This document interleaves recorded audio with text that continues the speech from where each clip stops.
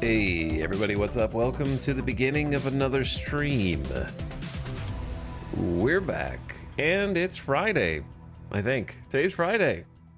Definitely. It's Friday. And you've made it to the weekend. Well done. Hope you're all having a nice start to the weekend. Back with some more Star Sector today after starting a nice little campaign yesterday, getting things going.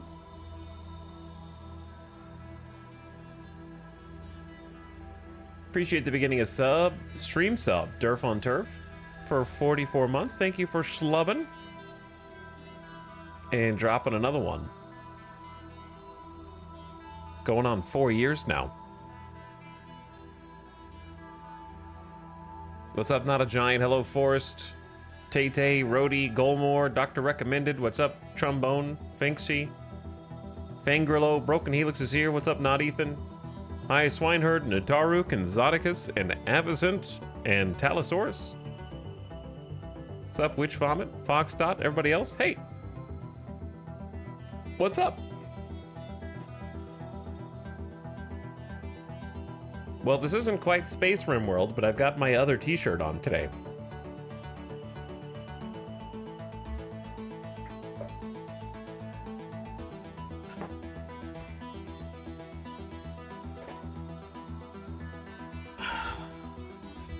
I had to stretch really far because it says RimWorld at the bottom. So I got the other shirt on. Some fresh clothes. It is a nice shirt. They're both comfy.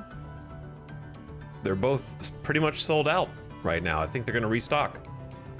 So have to wait for the next shipment. But it was off of Fangamer. They have official merch.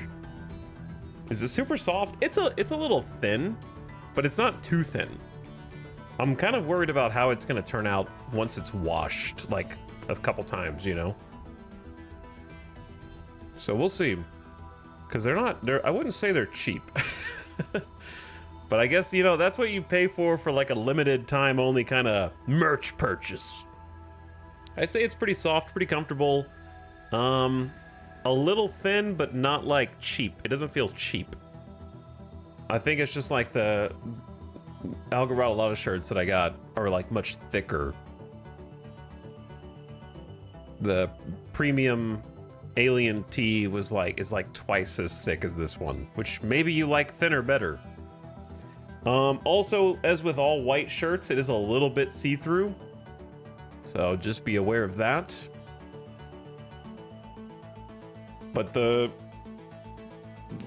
graphic seems to be covering the important areas for the most part, but you know, just FYI. That's the thing from the game. Dude, that's the thing from the game.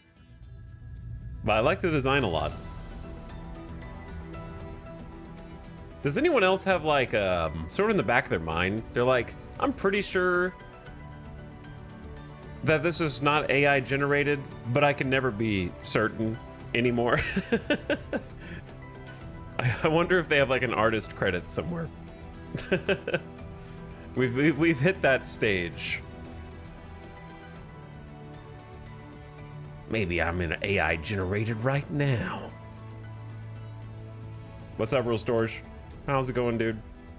Enjoyed catching you for your stream last night. Hope Farming Sim's been treating you well. But yes, this is the second RimWorld shirt, Cat at Kiwi. I got one of each because I had to. But if you just hopped in and you missed it, Thrumbo, majestic Thrumbo staring up into the sky. Here we go.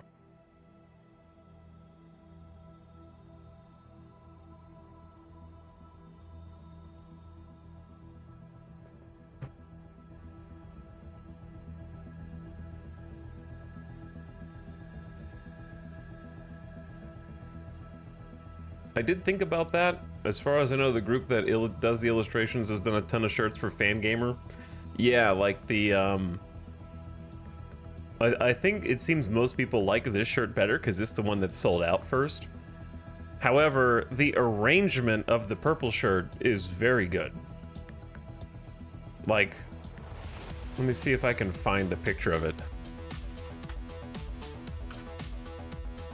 That way I can show you. They also have a cool mouse pad, but it's sold out and restock planned. And it's a WebP.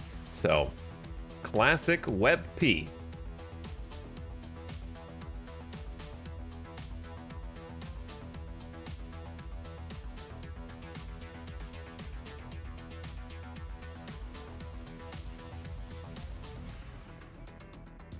Here we go.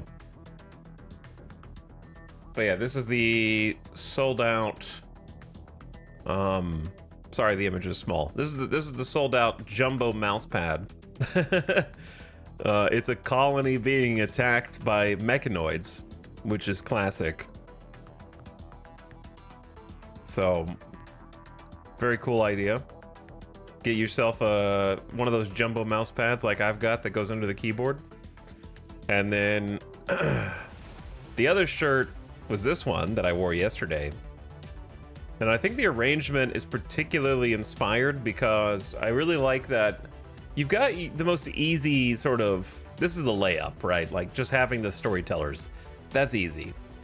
But I like having the pawns with kind of like one pawn leading over the RimWorld here and the like kind of logo RimWorld star at the top. I just think it's a nice composition is all.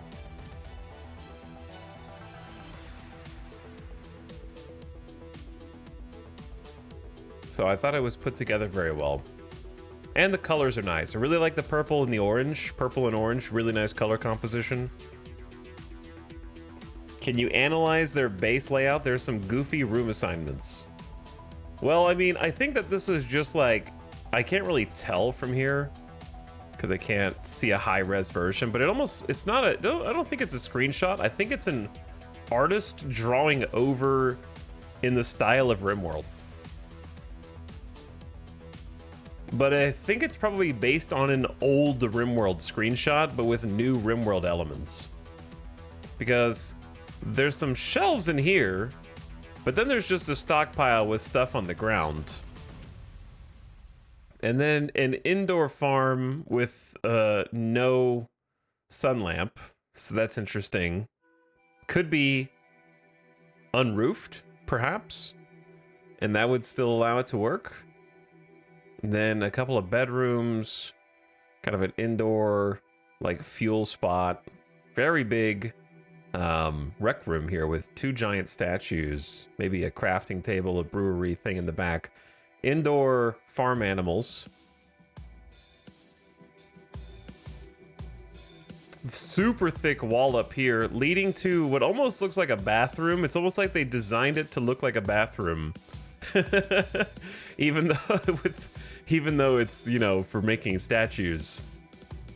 So I thought that was kind of funny.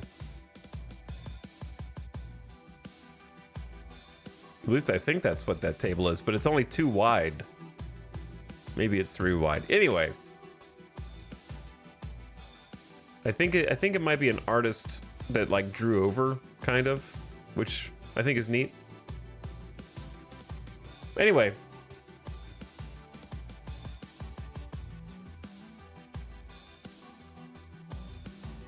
Rule Storage says, been making tangible progress, which is the best progress. Glad you've been having fun, and no problem. Keep doing your thing, Rule Storage. Thanks for popping and saying hi. What's up, Muppenheimer? Thank you for the 62 months. Appreciate it.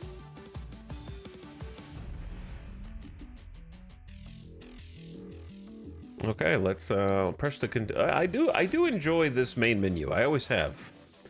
This is the kind of main menu that gets me to just slow down and take in the little details instead of like sometimes you just get in a hurry. And seeing a gliding spaceship just powering into view and then possibly ramming into an asteroid.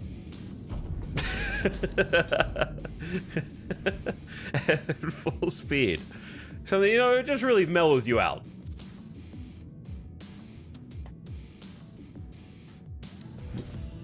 Why you have to ruin that for me, Hammerhead? But yeah, I love the seeing all the different little ship comps go by. Inspires me to think about what my fleet might look like given enough time. All the little planets orbiting around as well. Moppenheimer, thank you for the 62 months. Now that's a big one. We've had one of those before. We've had multiple of those before as the flagship of the fleet. They're powerhouses. And quite fun to fly.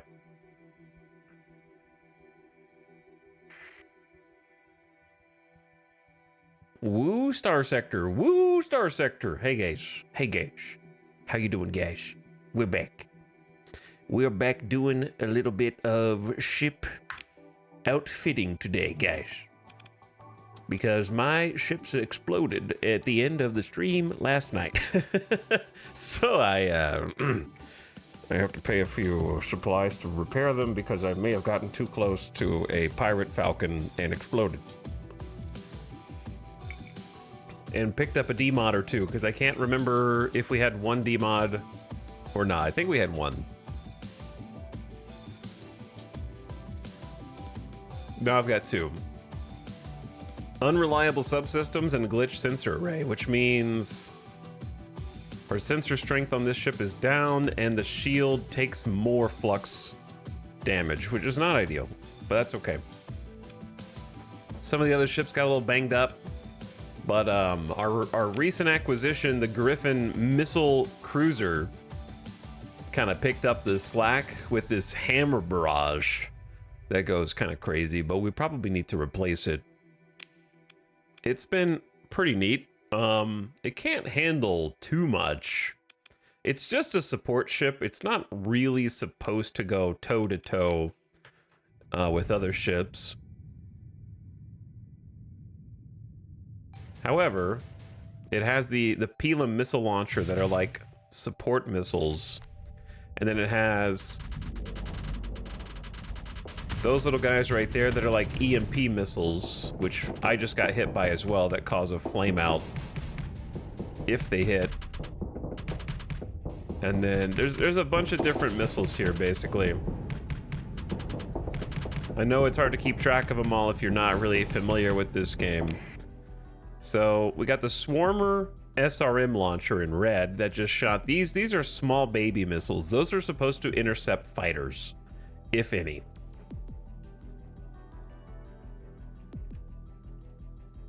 And then we've got the Pilum, which is a long distance sort of barrage that travels very slowly, but if it connects, it does a lot of damage, but usually gets intercepted. If it gets through a shield, then it does big damage. And then we've got the hammer, which I haven't used yet. I'm just happy it ain't baseball that has way too many statistics for me. All right, well, we don't want to start today off with negativity in the chat. We want to start with positivity. So I will go ahead and see you in 4 hours, and we'll see if you're feeling more positive then. That way we can stay positive now without bringing the stream or the streamer down. What's up, New Fire Rim? Thank you for 43 months. I appreciate the sub. And also a Flower Boy who says howdy. Howdy yourself. And thanks for highlighting your message, Fangrillo. What's up? But yes, chatters and comments like that are why I don't really like playing these games usually on stream, because they bring out those kinds of comments that I think are downers for any streamer who reads them. So if you're thinking those thoughts, you can think them. You're allowed to. I would just suggest, for the sake of other streams you might be watching, other content creators you might be watching who maybe don't handle the chat as sort of straightforward as I do, and they keep those thoughts to themselves. When they're reading your chat messages, I encourage you to do the same and just keep your thoughts to yourself. In fact, now that we've made it a whole thing, why don't we just make it like it'd just be probably better for everybody if we just said let's see you tomorrow instead. You can keep watching, of course. You're not banned. Just watch silently now.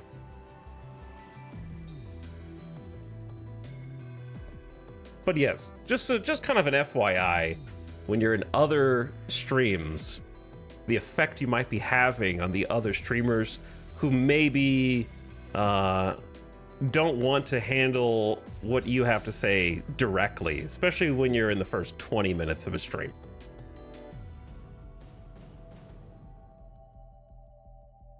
So just a heads up.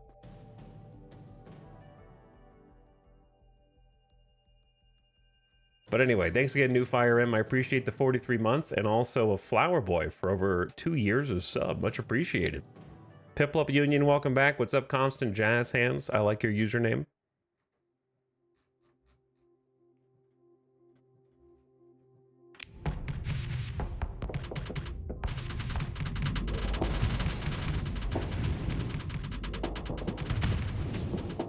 I wish my engines could simply stay on.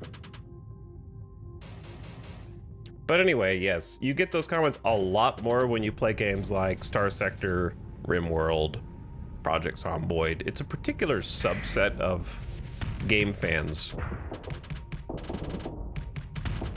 And I would say that it does actively discourage playing those games, but I'm trying to just fight through it and have my own fun, because I think the games are incredibly fun. But I do think that sometimes... Oh, yeah. Oh, the hammers. Sometimes the people who click through the directory or what have you get in the way of that fun. So I'm just gonna try and like make sure that I don't allow that to get in the way of the fun of these games, because they are incredibly fun, though sometimes ruined by their own fan base.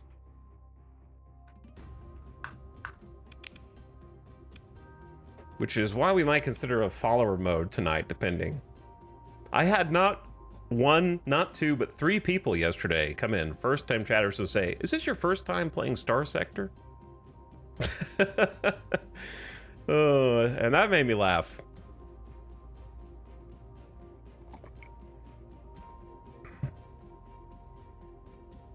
Is this your first time playing? No, actually. I was there when the courage of man failed. I was there before it was even called Star Sector.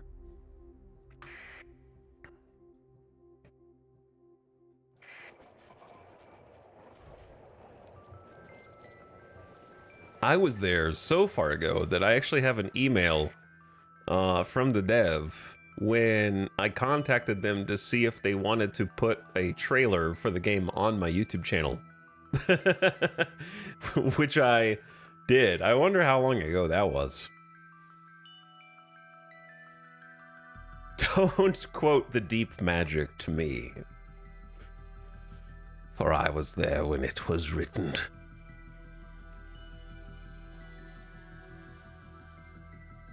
What's up, Apatos? How you doing? Is this even the same soundtrack? I think it is. Yeah, we're listening to There Came an Echo.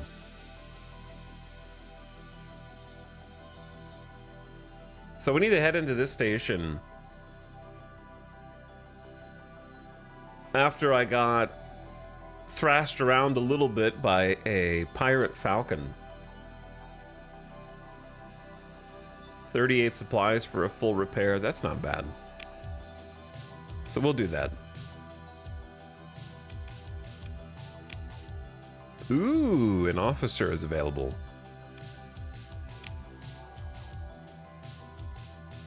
After a short wait, your connection request is accepted. Chow Lindsay looks you over appraisingly. Heard you might be looking to take on some help. Depends, what can you do? Personality, aggressive. Level 1. In combat, this officer will prefer to engage at a range that allows the use of all their ship's weapons, and will pilot civilian ships as if they were combat ships. They have gunnery implants, plus 100% target leading accuracy for auto-firing weapons, 15% bonus to ballistic and energy weapon range, and minus 25% weapon recoil. They want 900 credits per month. Doesn't sound like a lot now, but it's gonna add up. We do need some officers. I don't know what I would have them pilot. If I throw him in the brawler, he's probably gonna just explode, which, you know, not that much better than me. I just exploded.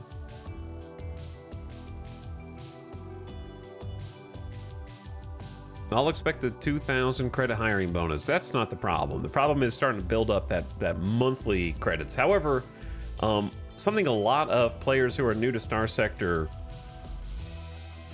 kind of get wrong. They hear so much about how the AI is really good and really strong, and they go, man, why do all my ships just get exploded? Why am I dying? My ships are so dumb. And one of the things that I think does grab a lot of those new players is they don't know you can hire a pilot, which increases the aptitude of that ship by a significant amount, and they can be leveled up and given a lot more perks to make those ships even stronger. So the difference in having a piloted versus an unpiloted ship in terms of performance in combat is staggering. But there are different types of personalities, and those different types of personalities will behave differently in different ships. So typically,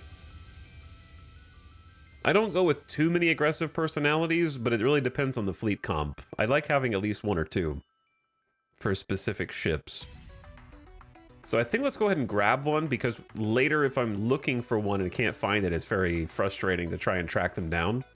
So we'll just have to budget an extra 900 credits a month, which again doesn't sound like much, but it starts to add up. But let's hire them. Lieutenant Shao Lindsay has joined the fleet. Let's take a visit to the dockside bar. Approach the man smoking in the dark corner.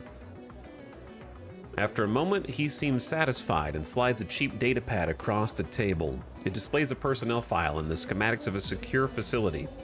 In a quiet voice, he explains, I need an extract of the subject from unjust confinement on Blacka's 5 light years away.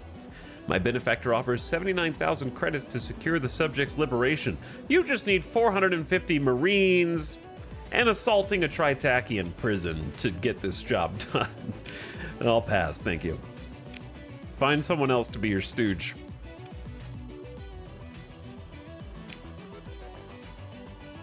$450 Marines. Always cracks me up. That's more Marines than are in this entire station, sir. It would cost me more than you're paying to hire the Marines. And then I have to piss off the entire faction of Tritakian.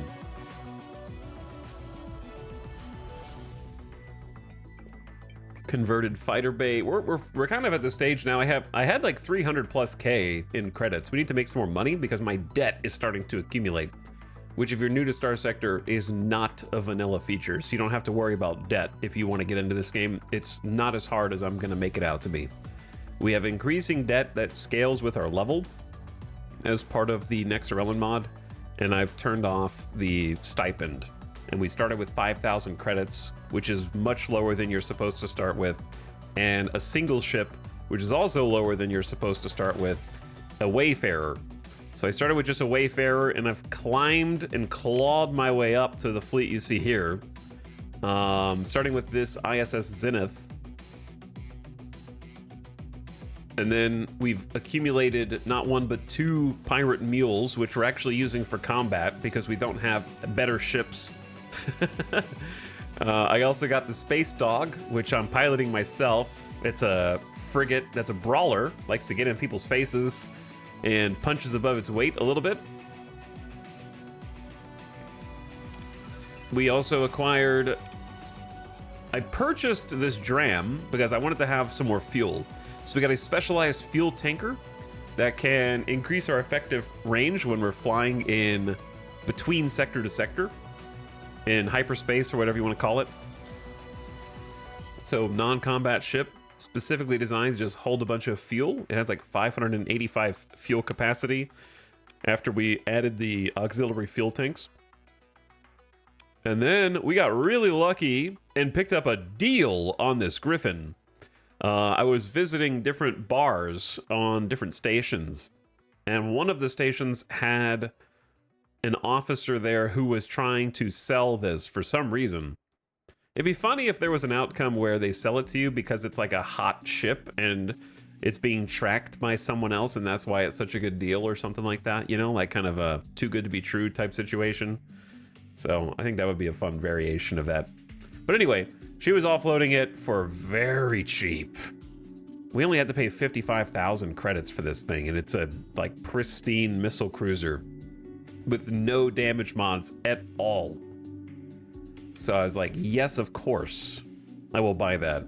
Fantastic investment, and I like the Griffin anyway. It's not really configured the way I want it to be yet, but really nice to have found.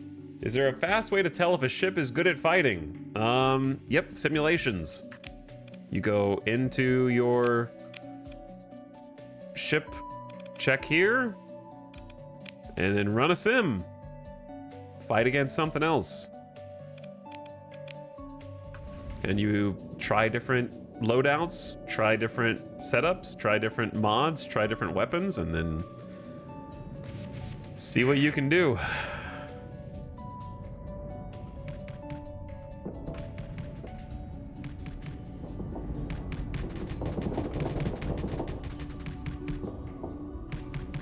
It's too fast.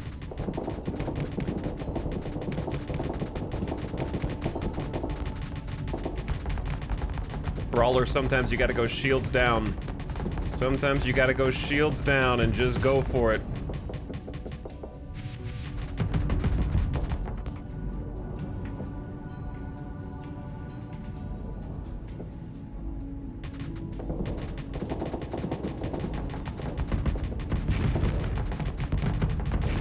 But yeah, the Brawler can get in your face and do some damage. The hard part is I'm actually just at maximum. Oh, my engines. Bastard. Good time to vent, but yeah, my flux is in issue, so I won't be able to shield if I'm just holding the trigger down, basically. But we're punched through the armor in the nose.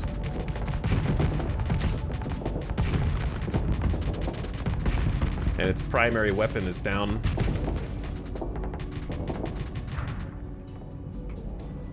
Pilot around those little missiles there. You get used to that after a while. Use the maneuvering jets.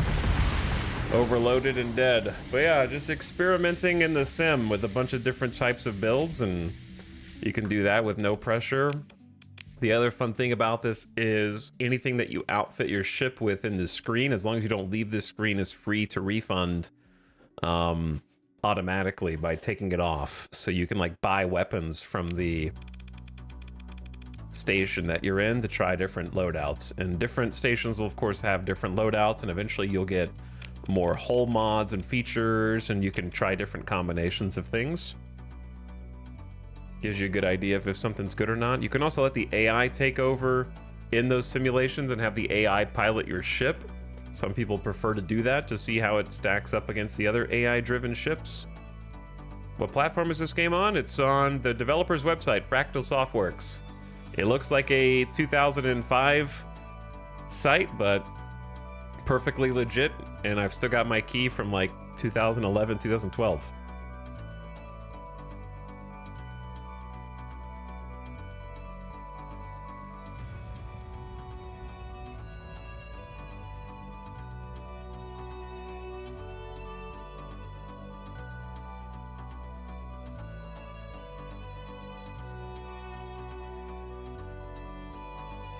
Which, if you do lose your key, you can actually get it from support. They'll give it to you again. Just a FYI.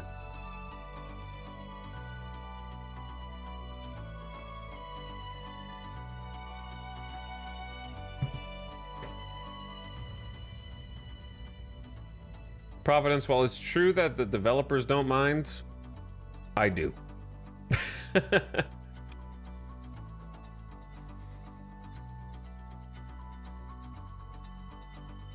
Hello chat, hello streamer.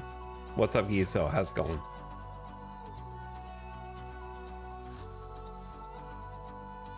They gave me the key that I lost years ago. Yeah, it's been very, very friendly experience the whole way through. Okay, now what? Now I need to try and refit some ships because I want to see what this place has. They've got overly expensive supplies.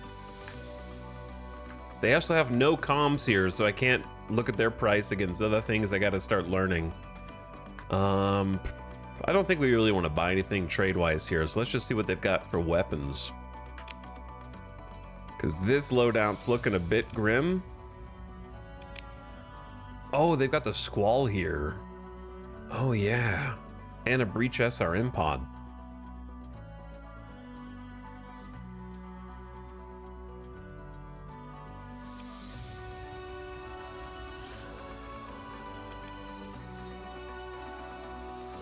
They have a lot of good stuff here, actually.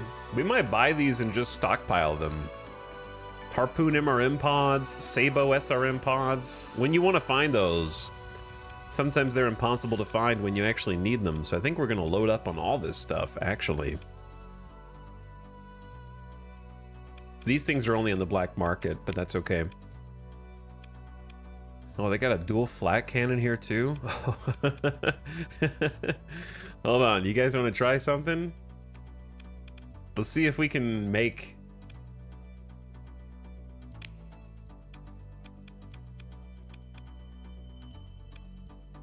Okay, this will be interesting.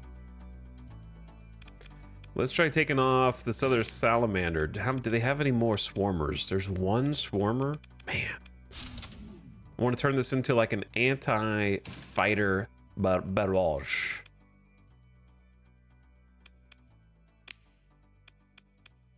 Throw a dual flat cannon on here for point defense. 2 swarmer SRM launchers. Do they have a light dual machine gun here? They do. 2 light dual machine guns on the back for extra point defense on the rear.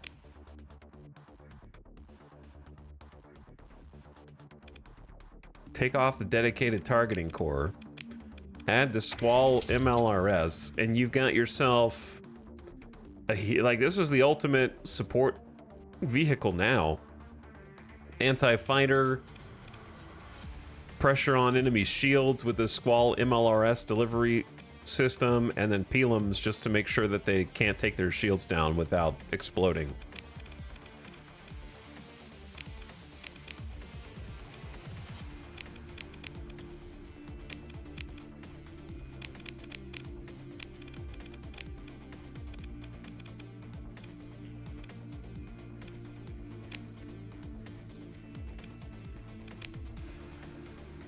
I don't know if the salamander needs to be on a different weapon group, maybe. All right, now check this out. I have 6 extra points.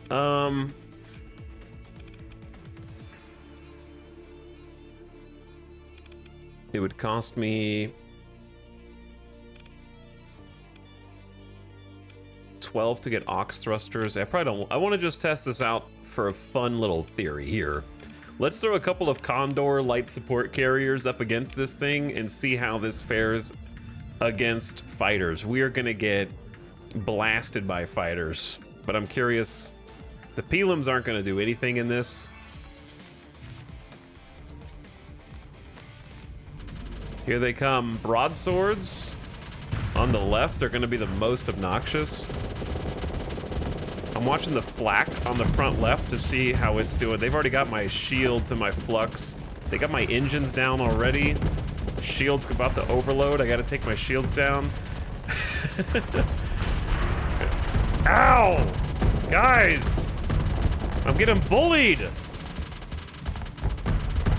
I think once we get through the first barrage, we'll be okay. Because they're starting to thin out a little bit, but the missiles up the tailpipe are a problem. Point defense is doing its thing slowly. They haven't really gotten through my armor yet. But they're gonna start taking down the actual weapons. Now I can put my shields back up. You can hear that thump. If you listen for it, I know it's hard to hear because there's so much, like, noise. But if you listen for the thump, thump, thump, thump, thump, that's the dual flak cannon, which is like the thing that's probably taken out most of them right there. Oh. It's disabled. Did it get EMP'd? We need repairs. I'm overloaded. Not a good time to get overloaded. Incoming missiles. Actually, it might be an okay time to get overloaded.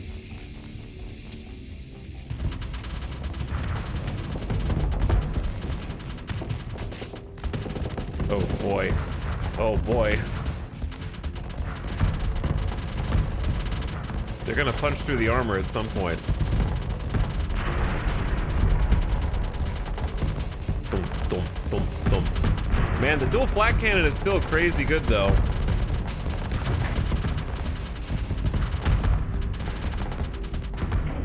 Get a quick vent in there.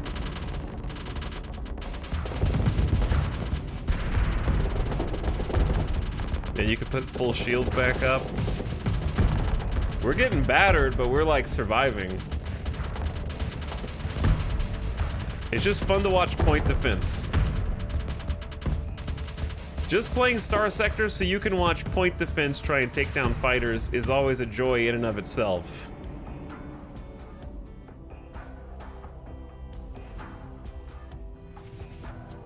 Chat, is he manually flying the ship or is it flying by itself? I'm flying it, but you can set any weapons you want to auto fire. So my point defense cannons, missiles, and other things are automatically targeting and tracking down incoming missiles and fighters. Now, they're not doing a great job of keeping those off my tailpipe. So I did put better point defense there, but it doesn't seem like it's good enough to stop from the salamanders.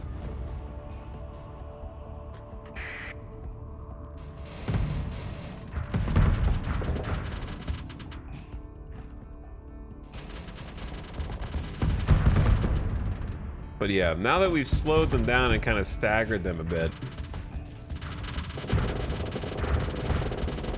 we have a bit better control.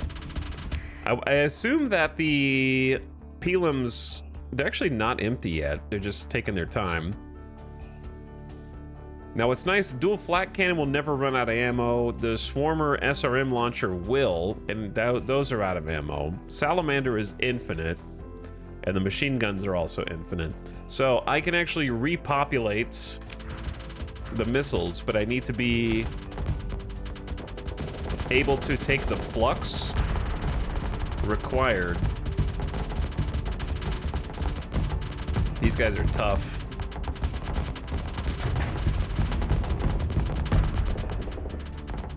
This is just a simulation, but I was just curious how it would go. The broadswords are crazy. They've gotten through the armor now. They recalled them, so I'm gonna try venting before the other guys show up.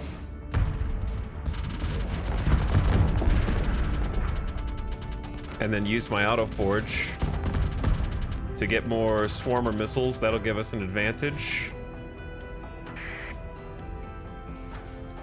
And then start firing some Squall MLRS, which is nice shield pressure.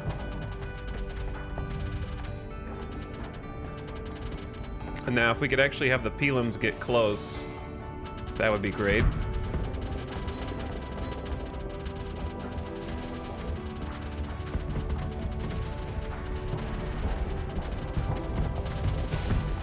And they've overloaded.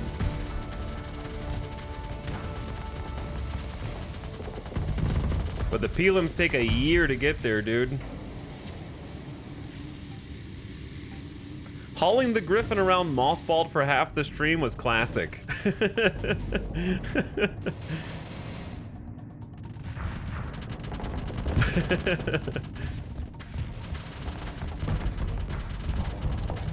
All right, Pelums, get in there, buddy.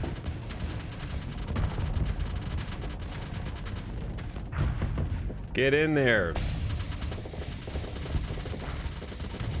He's overloaded. They're gonna hit the rocks. Okay, well, I've proven that I can survive against 2 light condors. If nothing else. There's some Pelums.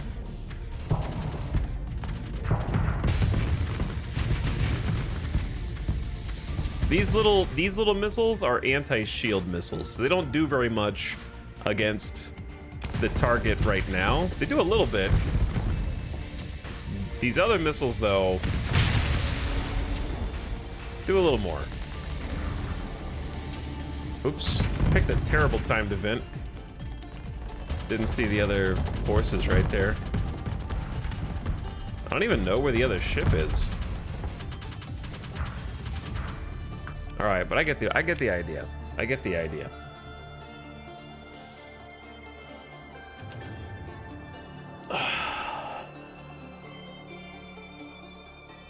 My favorite is when you fight with allies and you're weaving your ship through a massive battle. And then you're crying because all of your allies keep exploding. And you're like, I told you to hold that point. What are you doing? You're chasing him.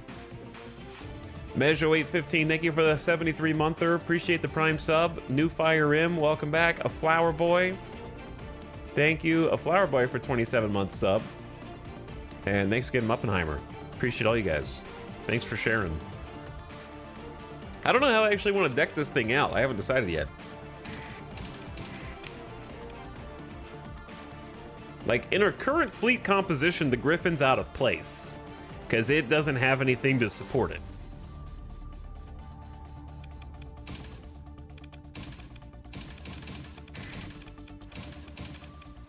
It's the biggest ship we've got.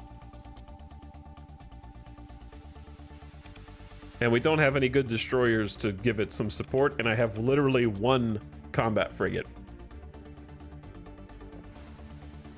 So, I actually still don't hate the Hammer Barrage, but I think I love the Squall MLRS.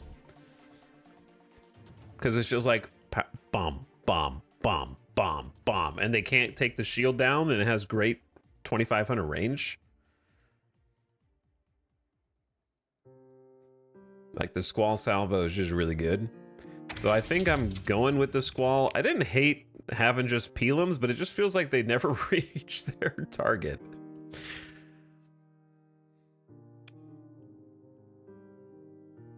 Like, I could just chuck on some Breach SRM pods to go with the Squall. They're 1500 range, which is smaller. That way we get through 200% armor. Those some thick boys, though. They take a lot of ordnance points. Might be fun to just test out real quick in a simulation. And then I didn't hate just having a couple swarmers, because if we do run into fighters, the Brawler's not going to kill them. The Wayfarer's not going to kill them. You know what I mean? Like, so I don't hate having a couple swarmers. I wouldn't even mind having like 3 swarmers, but they don't have a 3rd one. So the single salamander, I guess, was fine. And then for the ballistic turret, I do prefer the dual flak cannon, because I think it's just sick. But I think I'm gonna, just to save a couple ordnance points, I might just use what we already have and just buy that. Buy the flak cannon to put in storage. Heavy machine gun is 120 flux per second. This is 150. All right, so it's not going to be.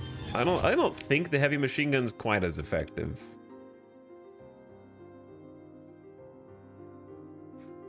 It's like 400 range, 450 damage per second.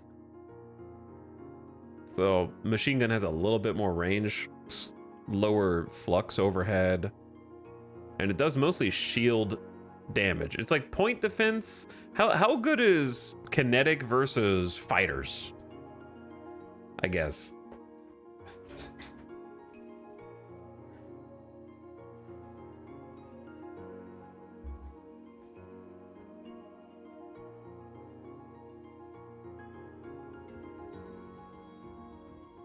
Most fighters have low armor, so it's not too bad.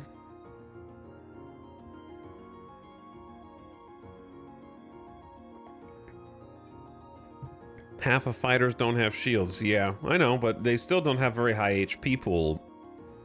So it just does 50% of its damage versus armor, but it's still, like, damage. They don't have much armor, either.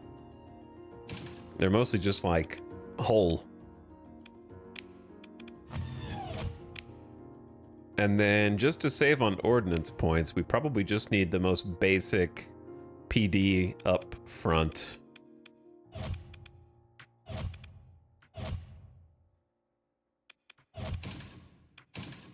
Are we out? So I have 6 left over, and I don't have any hull features or mods. I'm gonna need to build some hull features into this using story points, but I don't think that I have anything that I'm ready to commit to right now.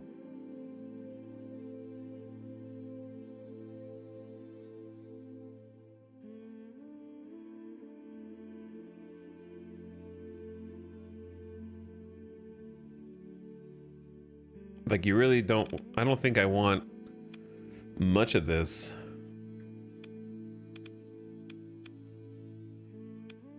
Like, dedicated targeting core is not that helpful on this ship, I don't think. And if I take flux coil, I have to lower the vents like crazy, but I have 6 extra points. All right, if you have 6 extra points, then just upgrade the light machine guns to light dual machine guns then.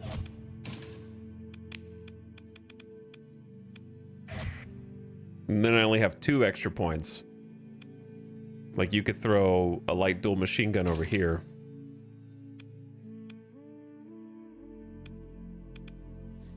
Are the Vulcans PD or just meant for kinetic? They're point defense, but they're not my favorite point defense for a ship like this because they have very short range.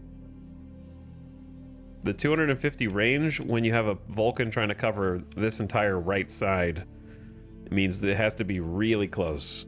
I prefer Vulcans when you have like a smaller ship, like a destroyer or something like that.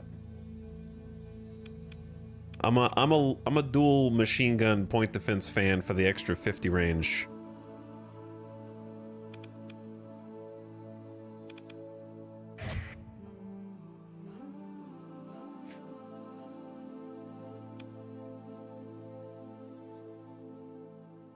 And then that fills out the 140 perfectly. Then we just have 2 light machine guns on the front side, kind of in tandem with the heavy machine gun. So I think this actually looks kind of interesting. So we probably do Squall, then Breach, then Swarmers, then Salamander, then heavy machine gun, then all the light machine guns. Automated, automated. Definitely automated, automated. And then control the 2 missiles.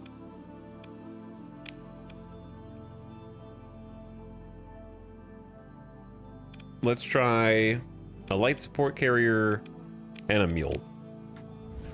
And see what that looks like being harassed by some fighters while trying to attack like a smaller target.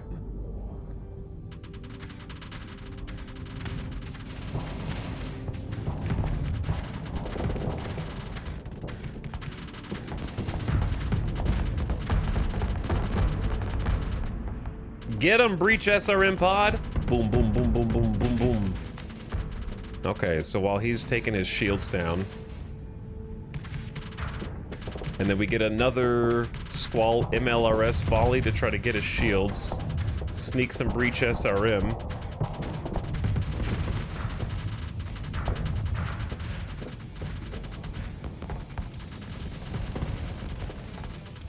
Yeah, he's not too happy with that.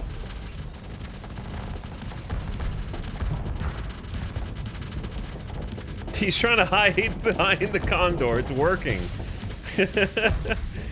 He's working. The Condor is intercepting my other missiles. Get him! And the Condor is using the fighters to intercept my missiles. All right.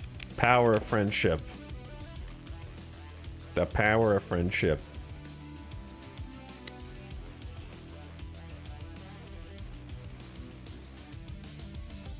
I think this is a reasonable setup. I've never really been 100% sold on the breach pods, but I think that it's better than Pelham right now. So we'll take these.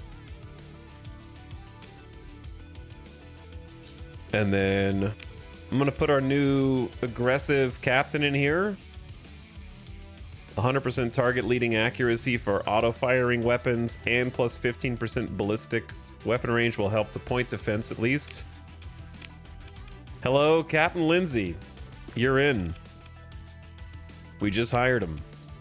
Now this piece of junk, I want to see what we can get on the missile hard points.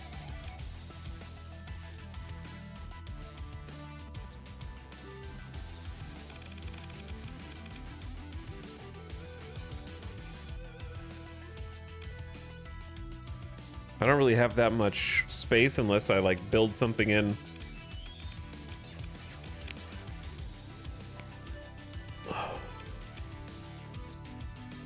I do feel like the Brawler needs some kind of speed boost with unstable injector. If I did build it in,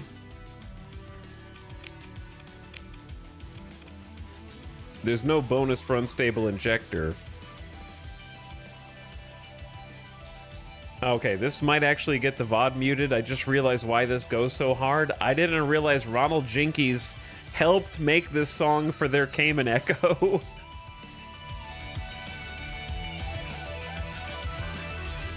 I was like, it's almost like a different soundtrack.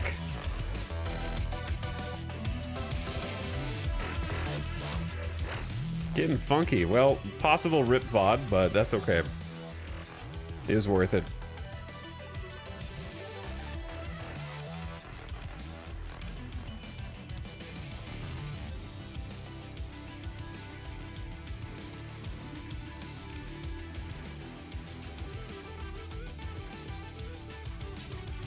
I think armored weapon mounts on a Brawler is a pretty decent build-in. Hey, YouTubes. I miss Ronald Jinkies.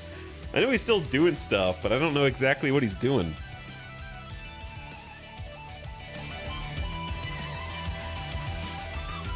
Okay. I hear you.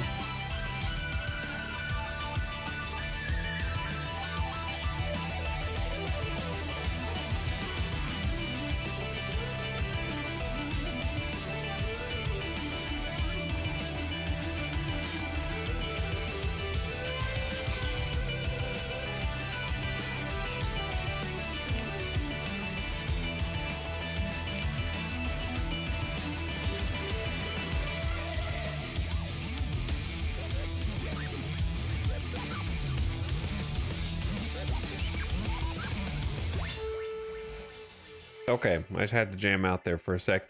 What do you guys think about armored weapon mounts as a build-in? If you build it in, you can spend a story point to make it a permanent addition to the ship.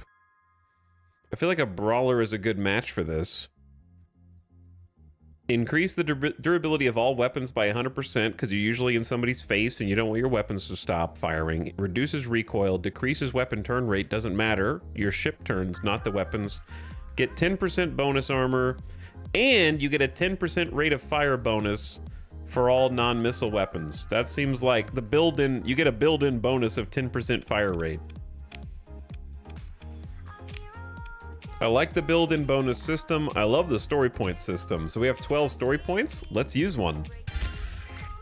Bam. Now it's a permanent addition, and it doesn't detract. It does not detract from the ordnance points. What soundtrack was that? It was There Came an Echo. And now the soundtrack is over. So let's listen to...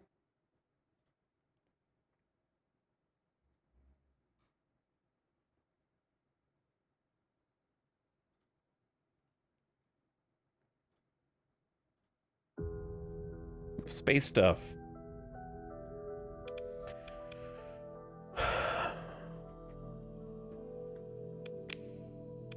Okay, missile-wise, I think I just want to stay pretty low on this.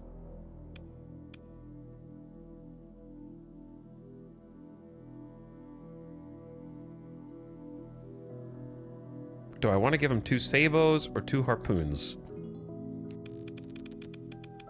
Those are the choices.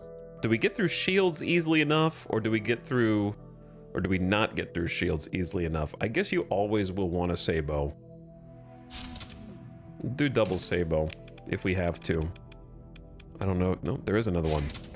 Okay, sure.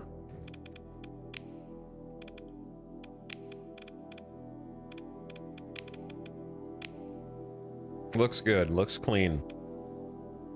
All right. Then, now that we have the Griffin outfitted with the Squall, which is a nice shield suppression system, I think I want to undo what I did here. And, man, what a mess these guys are, huh? What a mess. I think I'm gonna go double Mining Blaster. They got a Pulse Laser too here. Man, they got a lot of good stuff here. We're just gonna have to buy stuff just to hold on to it. Pulse Laser is the same price, but it's so not good, I don't think, for this particular weapons platform, if you even call this a weapons platform. But yeah, let's go Mining Blaster, which is kind of funny to me.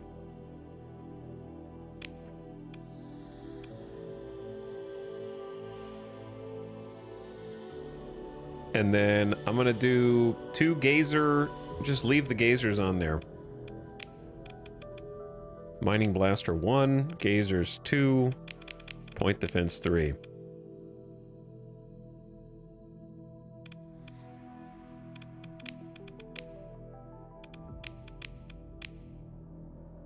You stay as you are. Okay.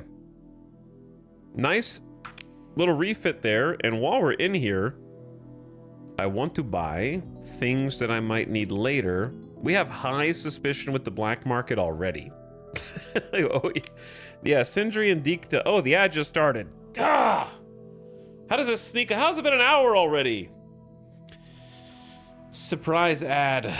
I don't have any snoozes. I used all the snoozes last night, and I gotta rebuild them. I gotta build them back up. You build snoozes up with each ad break. Stealth ads. How does it keep happening?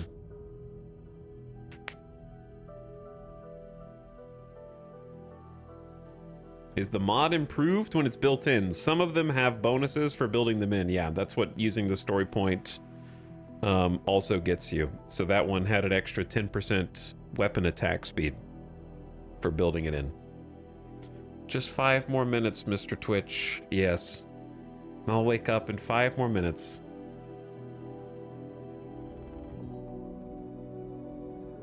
So I guess if we already have high suspicion, I'm gonna go ahead and buy here. But before that, we're just gonna chat. This is the X4 soundtrack. I've been thinking about X4 lately. I haven't played in a while. I'm trying to think of when the last time I played was. Steam says September 2023. Oh, that stings. We're going on 2 years this year since I last played it? Man.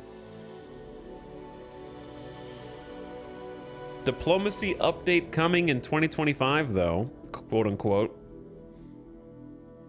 At the heart of this update is the Embassy, a new facility where diplomats can be brought together to represent their various factions. Players will gain access to agents who can be deployed on independent assignments to achieve diplomatic objectives in the X universe. With these tools, you can influence alliances and rivalries, shaping the political and economic balance of the galaxy. Like, that sounds amazing. That will definitely bring me in. Plus the flight model. But it feels like a lot less time than that, yeah.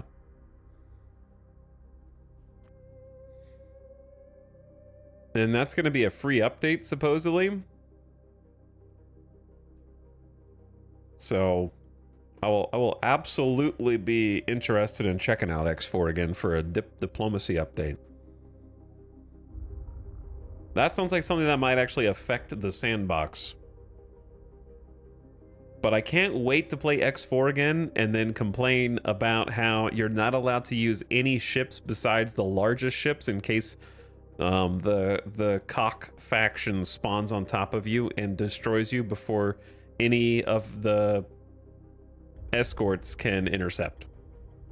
Can't wait to complain about that exact same criticism as years ago.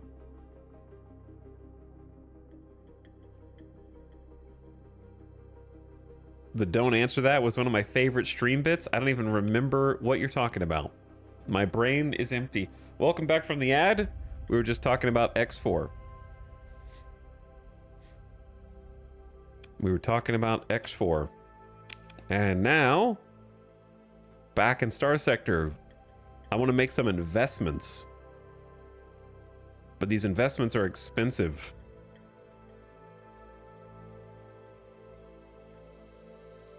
I think they're worth buying just to have, though. It's gonna raise my suspicion level a lot, but the black market here has got some really good weapons. Or at least like weapons I want to be able to build with in the future. So I'm gonna buy both the auto pulses, both the devastators because they're just fun, both the high intensity lasers because they're just fun, both the squalls. Oh my god, it's 40,000 credits. How does it go so fast?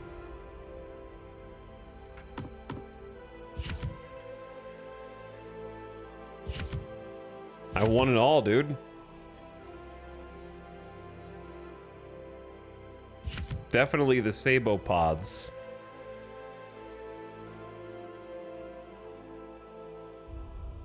That's gonna be 60k just to get all these weapons?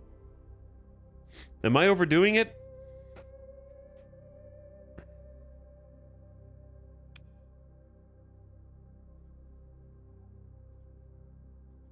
All right, chat's talking about this clip.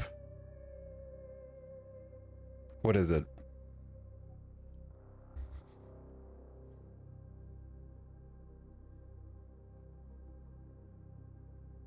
Okay, let me see.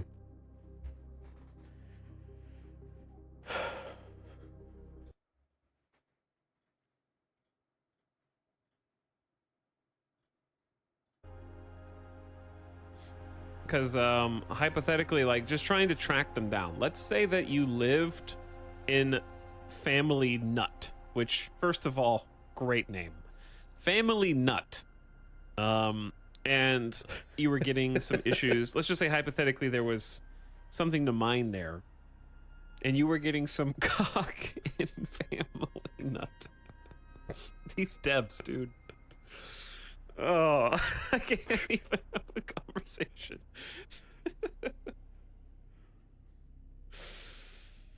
For context, chat, there's a faction called the Cock. All right, anyway. There's a whole faction in the game that is a huge thorn called the Cock. And that's how it's pronounced. But it's spelled differently.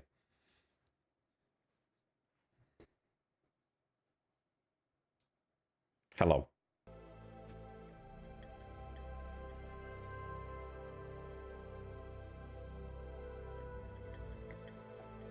I love that it's also a clip me complaining about how that the cock mechanic works. Basically, it's a faction of pirates that just spawn in on top of your ships while you're trying to manage them. And even if you had 3 escort fighters guarding that ship, they would spawn directly on top of the ship they wanted to kill and kill it before your escorts arrived. And it was driving me crazy. And it's ultimately why I stopped playing.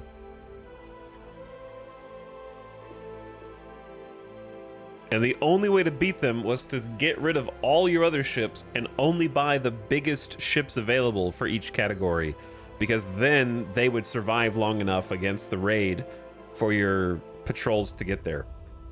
All the clips are cock mechanic complaints. I'm not surprised. It's a real problem with the fun of the game. And I don't know why they haven't fixed it. because it's the one big detractor from like me wanting to go back and play it again. I don't think anybody thinks it's fun. Nobody, I don't think there's anybody defending it. It's just sort of like a stopgap because they don't know how else to implement a similar mechanic without them just like spawning out of nowhere. Do I want to pay 60 grand just to hold these weapons for an indeterminate amount of time?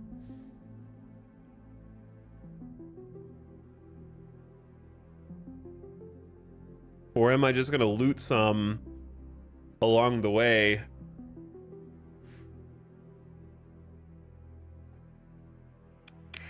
All right, I'm broke now. Extreme suspicion, let's get out of here.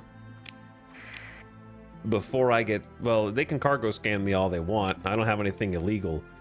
But I'm gonna go back to my little hub in Wormunadok. Oh, they already are scanning me. Your fleet matches the profile of a suspected smuggler. You're hereby ordered to submit to a cargo scan. After a brief wait,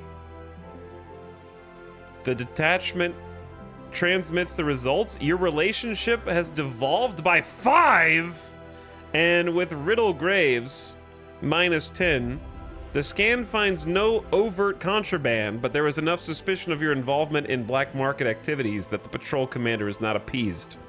Prepare to receive a boarding party. We'll be conducting a very thorough, very hands-on inspection.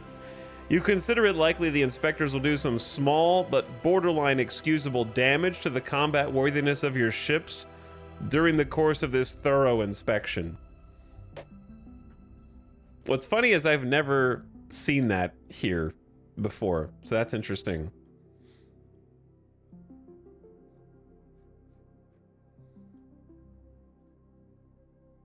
Hello, the Flying Attack Dog, with your first ever message. Glad to see you still play games I really vibe with. Used to watch you on YouTube when you played RimWorld and Planet Maze. Hello, Flying Attack Dog. You'll be glad to know I barely ever play those games anymore if I can help it. So you showed up 10 years too late, buddy. Okay, you just happened to catch me on an off day.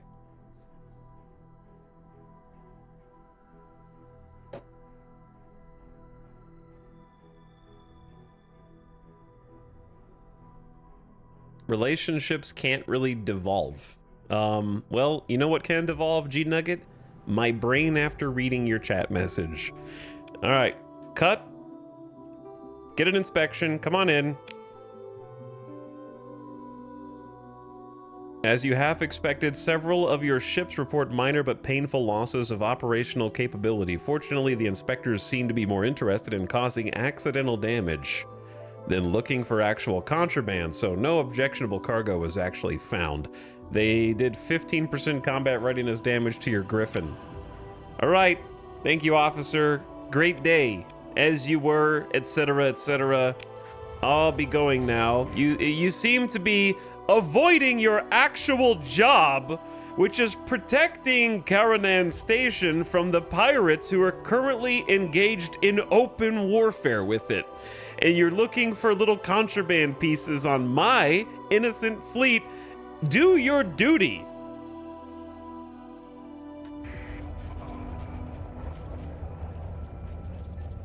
All right, I'm out of here. $14,000 in monthly expenses. Holy. Chat, the obligation from my past turned into 10 grand. I'm gonna go broke. My crew payroll's 31 hundo. 10 grand, brother. We're gonna go broke with this debt.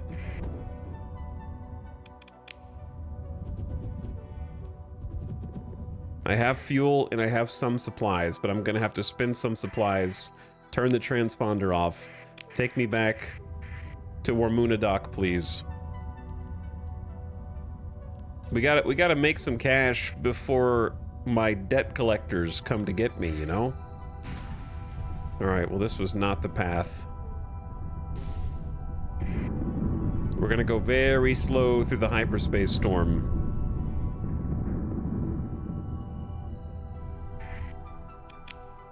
Transponder back on. Oh no, Sindri and Dikta are here too.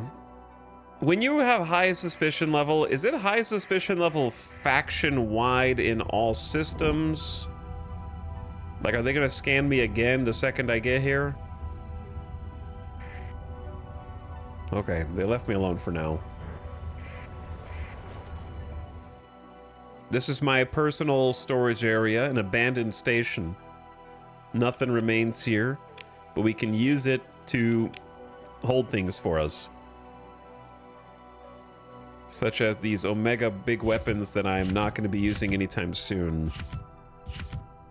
That are taking up quite a bit of space. In fact, I'm going to leave most of these weapons here.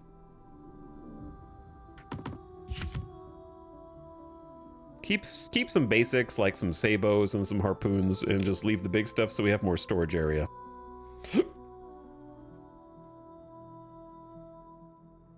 Yeah, this isn't too much.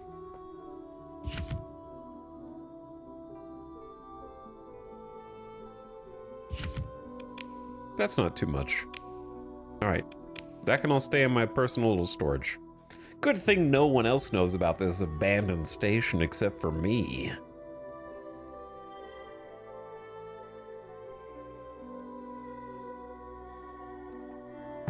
By the way, what's up, Iron Core? Thank you for the subscription. Welcome back. Howdy. Trombone Ninja pumping it. Good to see you, Trombone. I saw New Fire said, yo. Measure 15. Saw you. Thank you. Again, and again, and again. Many times over. Okay. Now that we're here, let's go to the independent station here.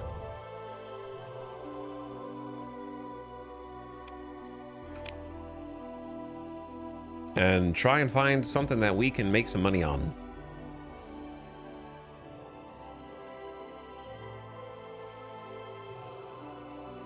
I'm looking to buy high and sell low, baby.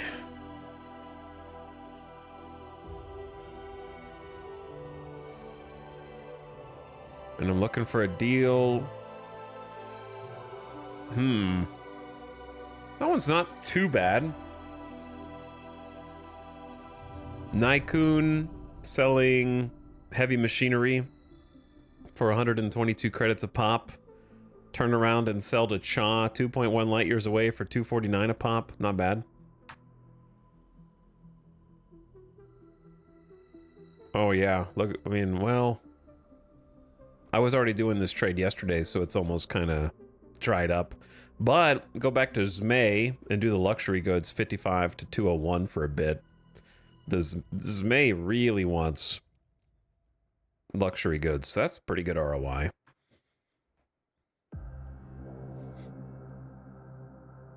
Could take some heavy armaments.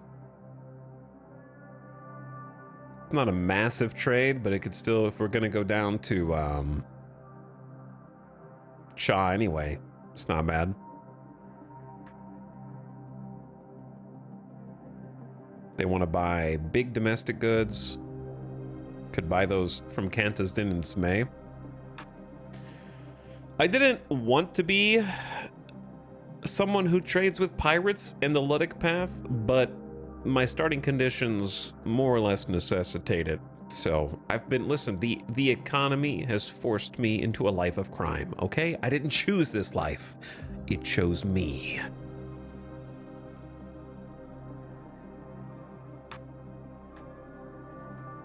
We haven't done any volatile trading. Volatiles have been kind of far away in this particular map gen. If we had enough space for organics, whew, man, if we had some bigger haulers, that's a big return on investment, but you'd have to sell like 6,000 of them to turn a profit. We can't hold that much. All right, I think the best trade then is the heavy machinery one first, and if we're gonna go to Cha, then bring them some heavy armaments to the Independence. Okay, so we're just gonna go to Nikon then. Go to Nykun. Don't think I really want to buy any ships right now. Where's Nykun?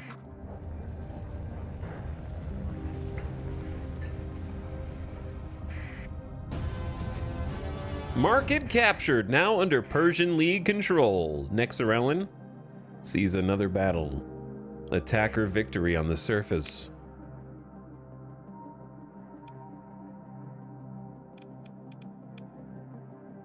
Oh man.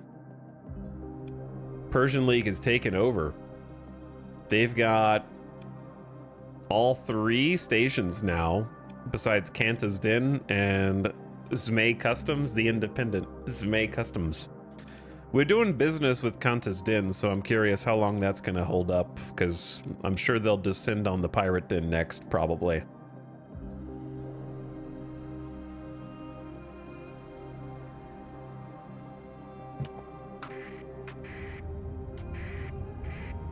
So even though we're doing some illicit activities, I'm largely trading by the books because I'm tired of losing Omega reputation, and I don't think these are places I can sneak in easily.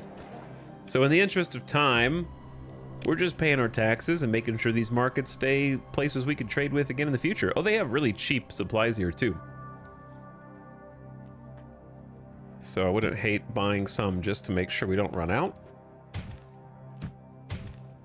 We're using like 1.5 a day. We got plenty of fuel since we stocked up, and then I think we're grabbing heavy machinery. 118 a unit. That goes up to 149 a unit. So I don't think I want all of them. Though I assume it's only, not all of them are 149 a unit, just like...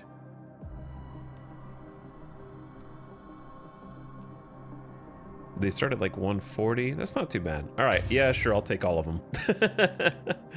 And then... Didn't I want heavy armaments? Where'd they... Oh, they're on the black market, probably.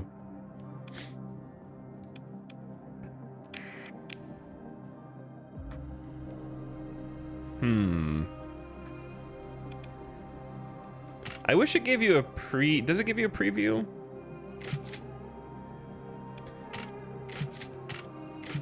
I mean, I haven't bought nearly enough off of the good open market to cover over that arms purchase. There's no way. I could probably buy like a few off of the black market. I just spent like 80K, so I should be able to spend like 20 to 30K and not have too much suspicion. Let's try buying... Let's just do an experiment, right? I'll buy 43,000 after having just spent like 80 something K, and let's see how much my suspicion level goes up.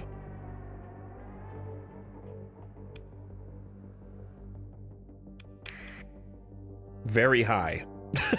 Okay, so mission not really accomplished. And now I'm sort of broke.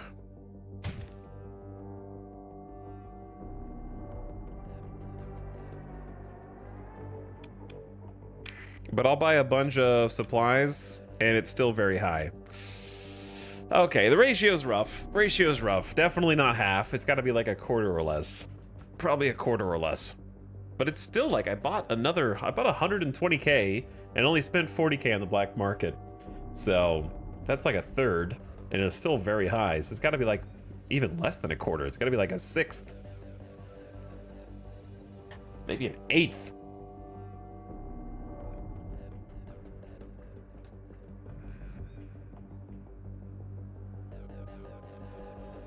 So we made a little bit of an oopsie. Maybe I went too hard. I could have bought just a few heavy armaments instead and seen how that hurt or helped. Instead, now I have to run.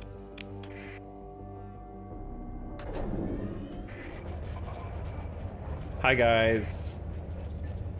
Volume being tracked by... Oh, yep, nope, they know. They know. Good luck catching me. I'm just burning fast out of the station, brother. I don't... Another one? Rebellion. Yaw port over. Tritakian market captured. Now under Ludic Church control. A Ludic Church uprising in the Yaw system, which we haven't even been to. There was a Tritakian base here. Now they're both Ludic Church with a hegemony. They're starting to infiltrate the other governments.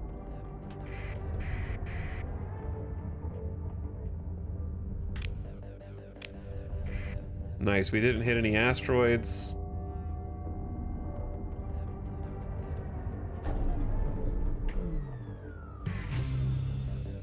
We're gonna chill here for a minute. Can I help you? Relationship with Sindri and Dikta improved by 1. Trading with faction. Hey, that's nice.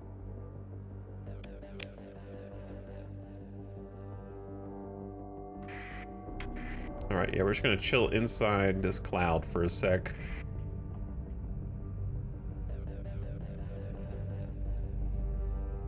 I don't think that is a Sindri and Dikta fleet that was looking for us.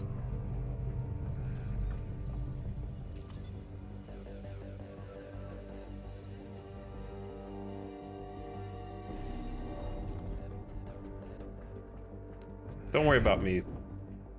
I'll be on my way to hyperspace now. Okay, so I think we were going to Cha. We are indeed going to Cha. Really close. Literally right here. But I need to figure out which actual station. Vlandum. Vlandum. This one. Ludic pilgrims heading in. In most of my games, Tritakian gets wiped out quickly. They can, yeah. They can, but then it's more fun to like find a ship schematic from the now extinct Tritakian and rebuild them. I will reforge them.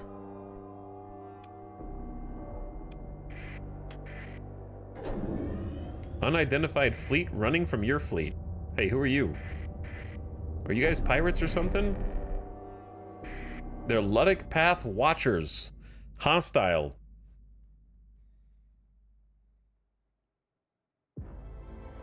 Don't tempt me with a good time.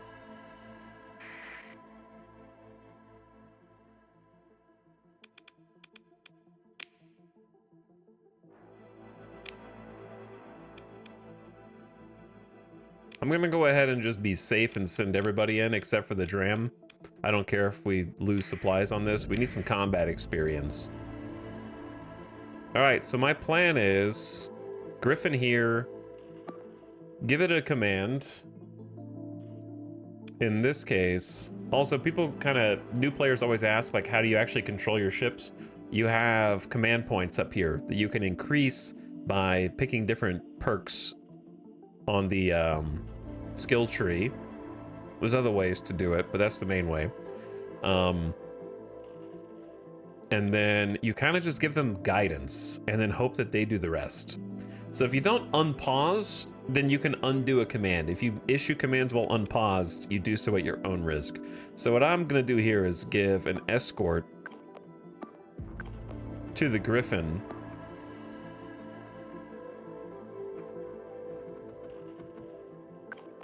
Just kind of have them all hover around the Griffin, and then I support them, and that's pretty much it.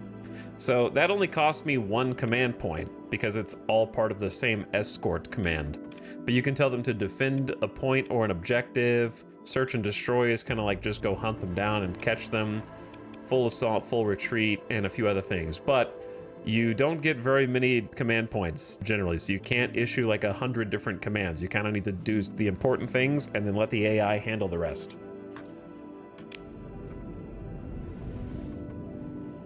But I want them to all kind of stick together here so nobody gets in too much danger. And then I'll kind of handle the flank. Like, I need to help probably just watch out for the Sunder. Maybe I can... I don't want to get picked on too much here, so I'm trying to back up.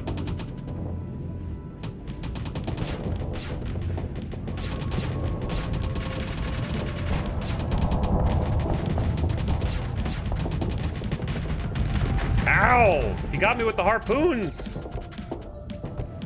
I'm getting beat up by a wayfarer.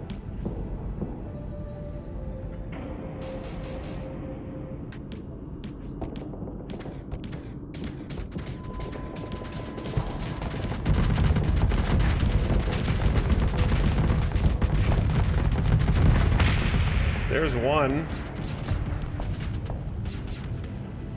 Now I'm gonna go for two.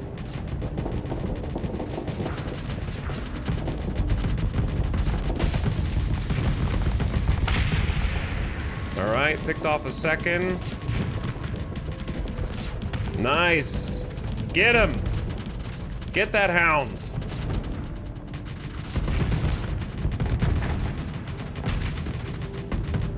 He's almost dead. Bro. You guys are dicks. I don't have any point defense at all. I have 0 point defense.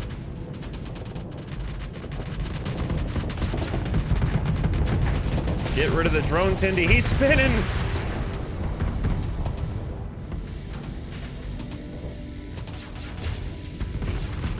Nice job overloading the Sunder.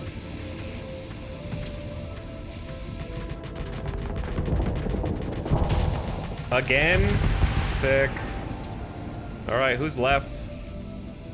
Just the Hound? Did the Hound get away? Yeah, of course the Hound got away. Classic. We didn't lose anybody. I took some damage, but we're okay. Had to actually try a little bit.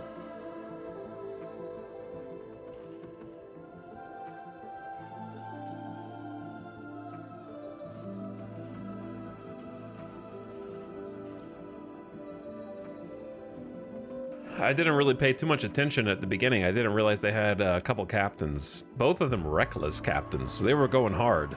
That explains why they were going so hard, because they almost caught me off guard there. I should have looked to see what kind of captains they had first. Either way, GG. We lost 20 crew, though. Oh. We will mourn their losses. Was that off my ship?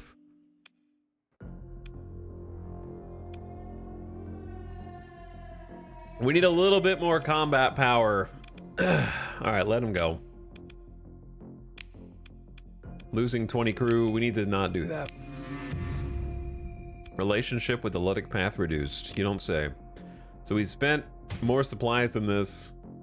I think it's perfectly fine in this situation to overload on supplies, because you'll use supplies very quickly anyways. We actually don't have enough crew now. All right, that's not good. Another story point unlocked. Your crew is not ready. Don't worry, we're about to get to the station, and then we will handle all of this.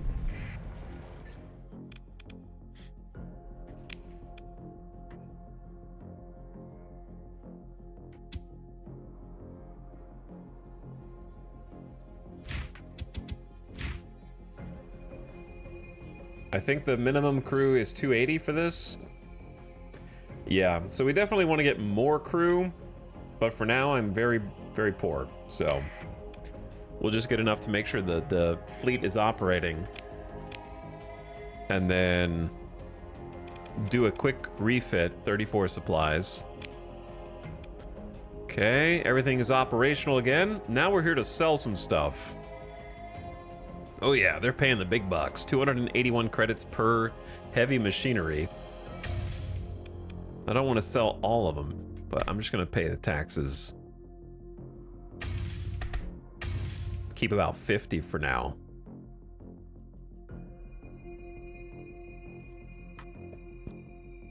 And then I forget, they did want some supplies.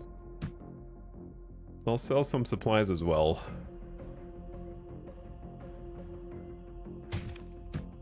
We always need more supplies. We'll keep 150.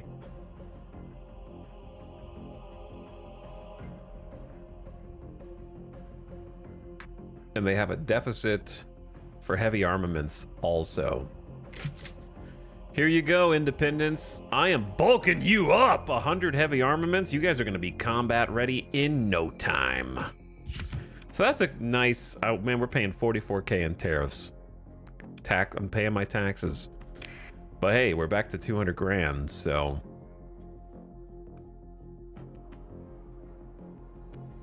some decent profit there. I need to use this mod spec, expanded magazines for ammo, energy weapons. We've learned that one. They have the heavy armor mod spec, augmented drive field mod spec, and insulated engine assembly mod spec. Are we in the buy all mod specs phase of the game now, or do I want more money first?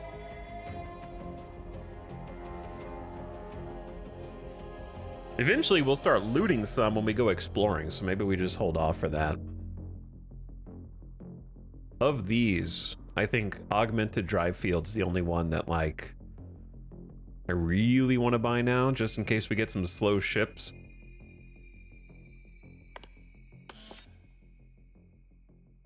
That need to have a boost. Because sometimes you do get those ships in your fleet that you just are holding the whole fleet back because of how slow they are. And it does get annoying.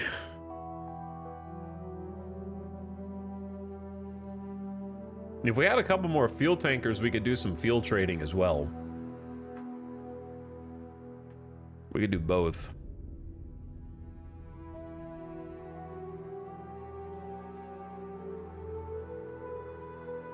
How much was this? Oh, this is 9,600. All right, I'm just gonna hold off then. We're a little poor right now.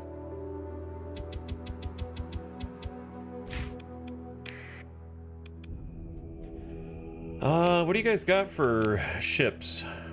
They do have another dram.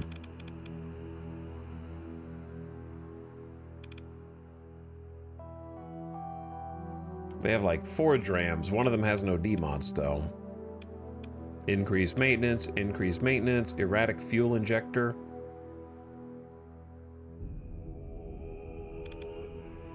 Just buy a Phaeton. Phaetons are pretty slow, and also your sensor profile goes way up.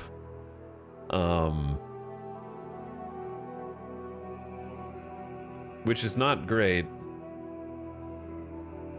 But if you wanted to do any kind of fuel trading, then a Phaeton would definitely be a choice. Because that would increase our fuel capacity by like close to what, 1600 after modifications.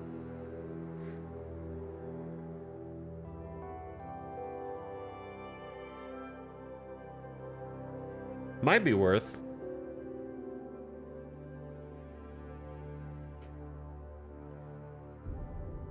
We'd have to make our money back, but 32K initial investment isn't the worst.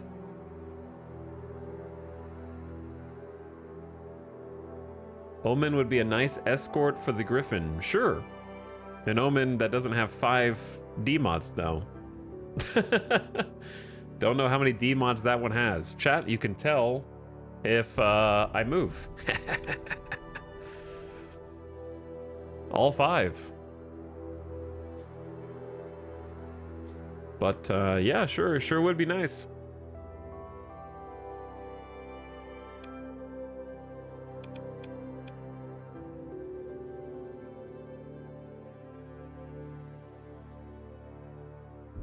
Are we gonna grab a Phaeton? I think we're gonna grab a Phaeton. Let's try some field trading. I don't know how long it's gonna take to make our money back though. I never really done this before.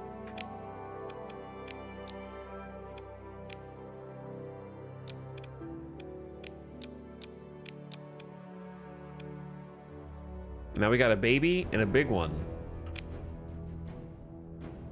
So the obvious hull mod, auxiliary fuel tanks, which will increase the fuel capacity. Is this a destroyer size? How do you, okay, like how do you even tell other than by looking? Yes, hull size destroyer, correct. It says it right there. So because it's a destroyer, It will get...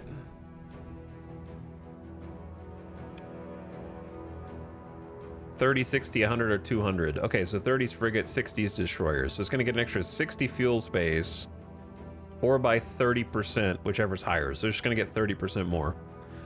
For civilian grade hulls, also increases maintenance supply.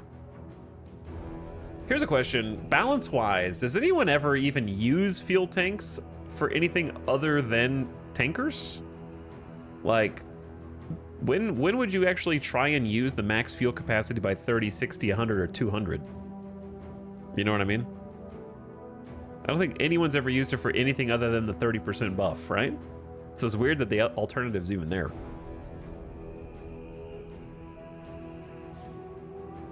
I think it's just there to stop players from putting a 30% fuel buff on a non-fuel carrying ship.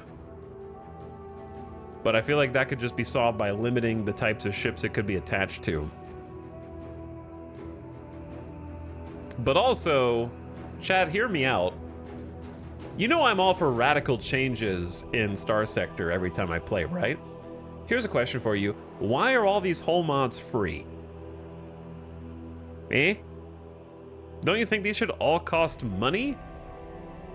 How do we just magic Ox fuel tanks on every single... tanker that we ever buy automatically?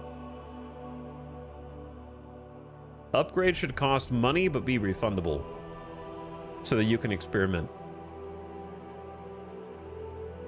But like how, like the fact that you automatically just throw fuel tanks on every tanker for nothing, you don't even have to unlock it, is kind of crazy. Like, why isn't it just like that by default, right? Why don't the fuel tankers just have Ox fuel tanks by default?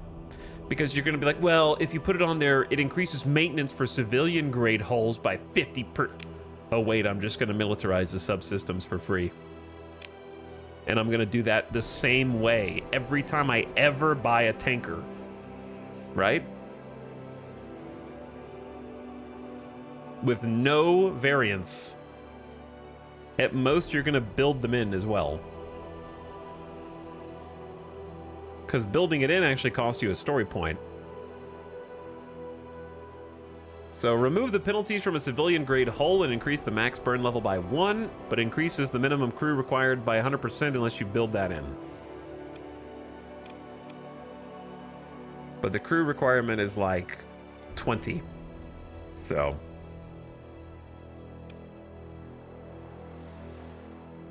why not just make the meta the default? That's what I'm saying. Like, why... I don't think you'll ever buy a fuel tanker like this and not pick Ox fuel tanks. Ever.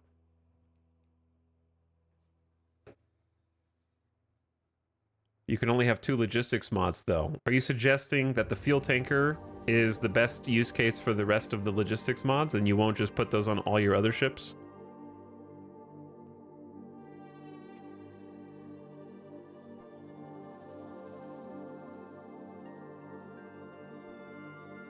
Militarized does not reduce cost by much. Militarized is not there to reduce costs.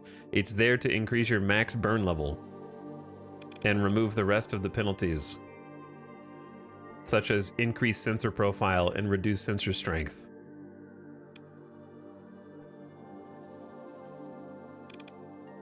Some chatters are coping hard. Coping hard. Paying for 10 extra crew versus paying 2 extra supplies per month. Plus all the other downsides. I'm just saying, just make a system where you actually have to pay to get these upgrades. I think that would make, like, iterating on your ships over time much more interesting and fun. But let's put it like this. Games are more fun when they have a good sense of progression. There is no sense of progression from buying a ship like this and it automatically being the best version of itself. It's more fun to be like, okay, well, this is still a huge upgrade over my Dram class tanker because it holds so much more fuel than even this does with mods. And then upgrading it through some kind of resources to hold even more fuel will feel like an upgrade as well, instead of it going from, you know, 800 to whatever 800 plus 30% is. Straight away. But yeah, it'll hold 1,560 fuel for us right now, which is massive. We also have a perk that's increasing that even further. But anyway, all I'm trying to say is I just don't like when meta is the default and it's basically the only choice, and it's not a choice. It's kind of like the illusion of a choice. I'd rather there be more of a system for like put another way, why are hull features and mods free but weapons are not? Wait a second, I already know the tech for this weapon. Why do I even have to pay for it?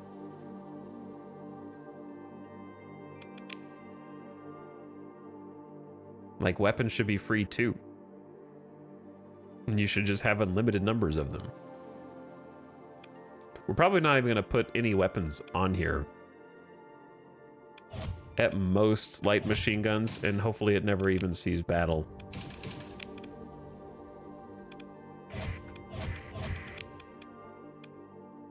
I need to get more light machine guns.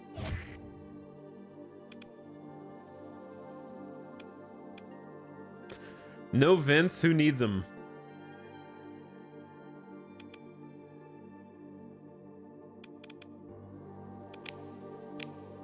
The ISS Space Raptor, but it's a tanker.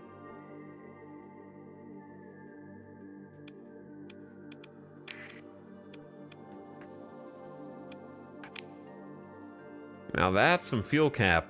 26 hundo.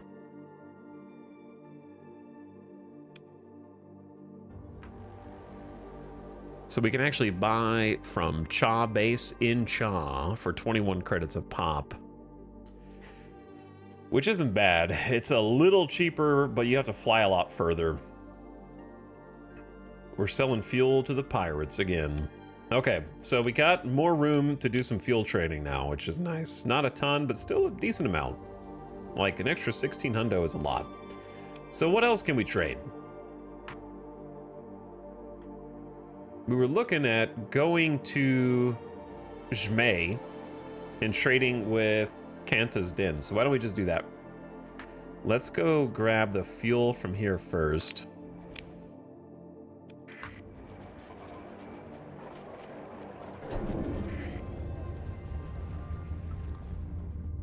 Load up on that.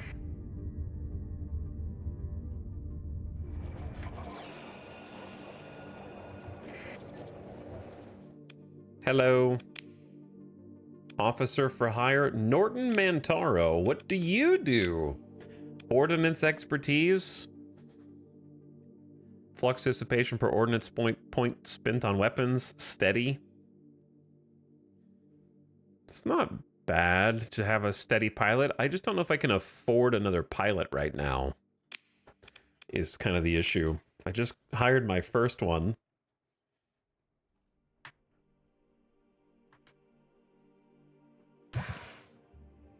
All right, filling up on fuel for 45K. Tankers are now juiced.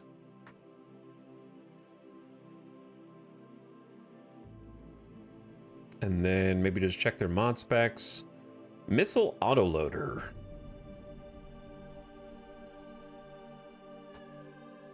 Not a bad one to just have.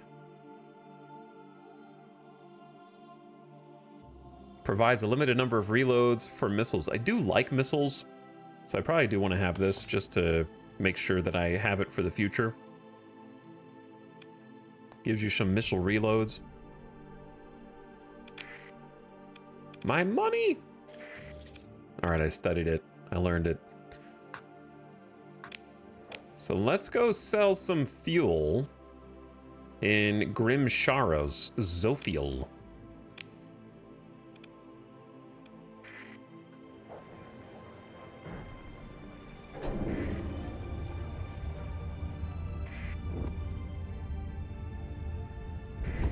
I eventually want to get to the point where we're exploring other distant systems, you know?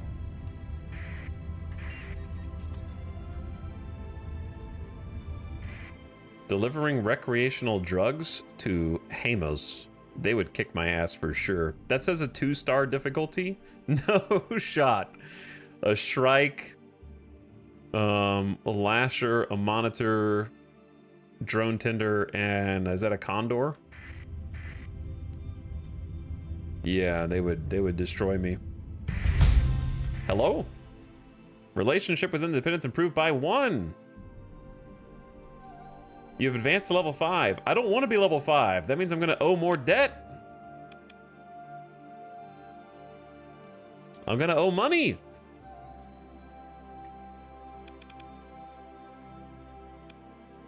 To be honest, I don't even know what I want to spend my next skill point on.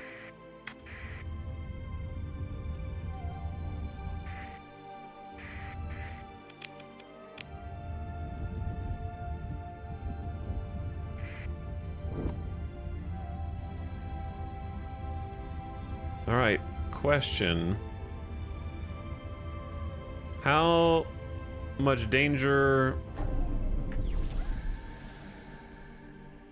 are we in up here? 17K monthly expenses. Oh no, the obligation's going up too fast. Oh no. Oh no. That's so much money. I am gonna have to start trading on the black market sooner rather than later here.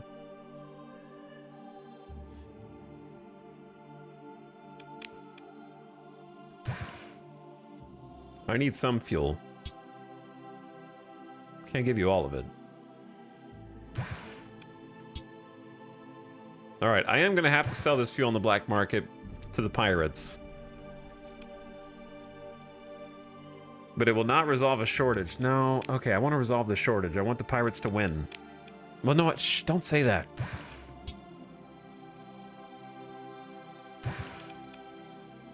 Honestly, it's only like 6K difference.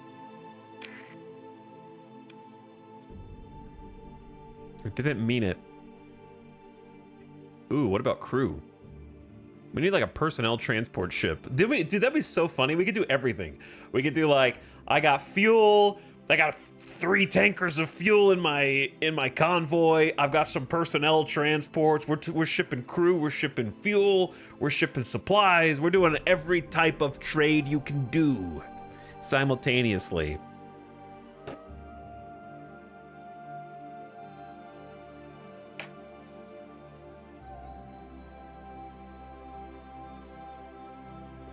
They want 1,000.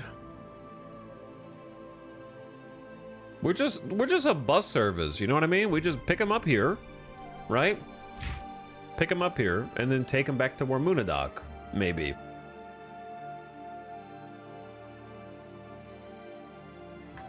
You guys got anything else? Some very expensive recreational drugs. And some very expensive harvested organs.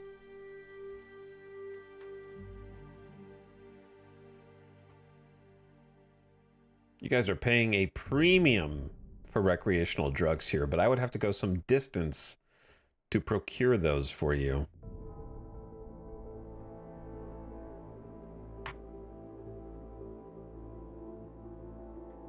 Transplutonics. They got a ton of concrete or metals. But metals, you have to really trade in big bulk. Otherwise, it ain't worth.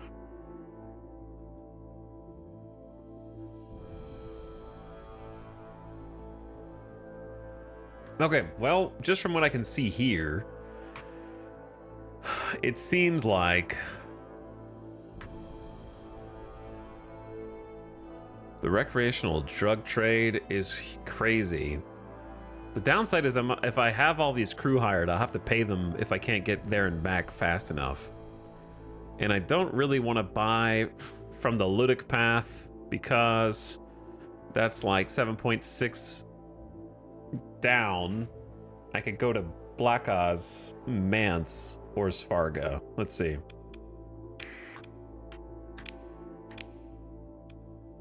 There's Mance.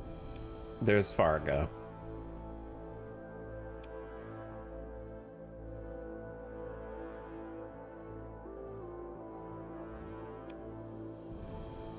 We could get to either. Fuel's going to be a little tight.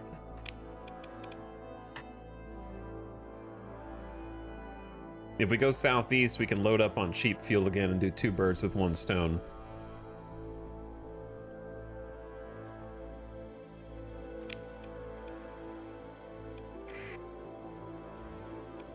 Okay, Mance, then Zmei, then Warmunadoc. That's a good route.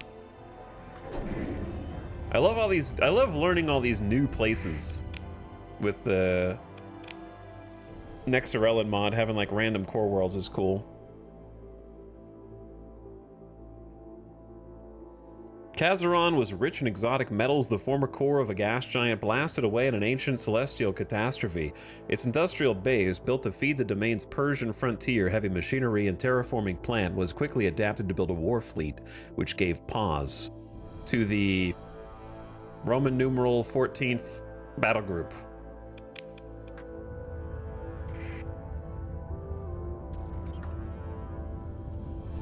Persian League are trying to blockade Warmunadoc. Maybe price is about to go back up in Warmunadoc.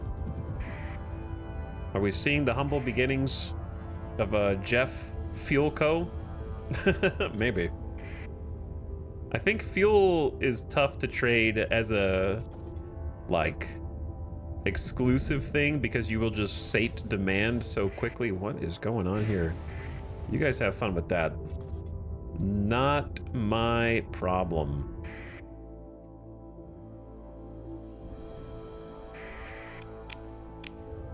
All right, transponder on, Tritachians. I am here because you guys believe that drugs are okay.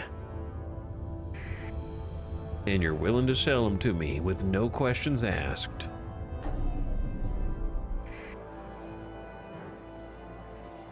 Which I very much appreciate.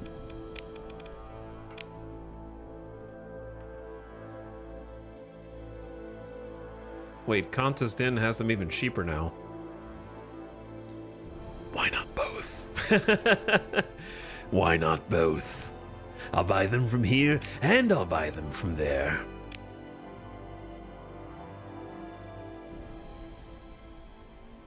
I might need to buy some fuel, though, just in case. No, we're about to go get fuel from Zmei. We definitely have enough fuel for Zmei. Okay, so give me all your drugs. Let's try this, actually. Let's try to buy, like... Let's try 50, right? Just a small amount. 50 black market drugs. Boom. Medium suspicion. Now let me buy 200 on the open market. Still medium suspicion. Okay, let me try buying the rest of them off the open market. Still medium suspicion. That's 1/8 ratio. Is it a 16th? Is it a 24th? The ratio should not be more than 1/8, in my opinion. Like 1/10? It should have gone down at least 1 tier from medium. That's crazy, man.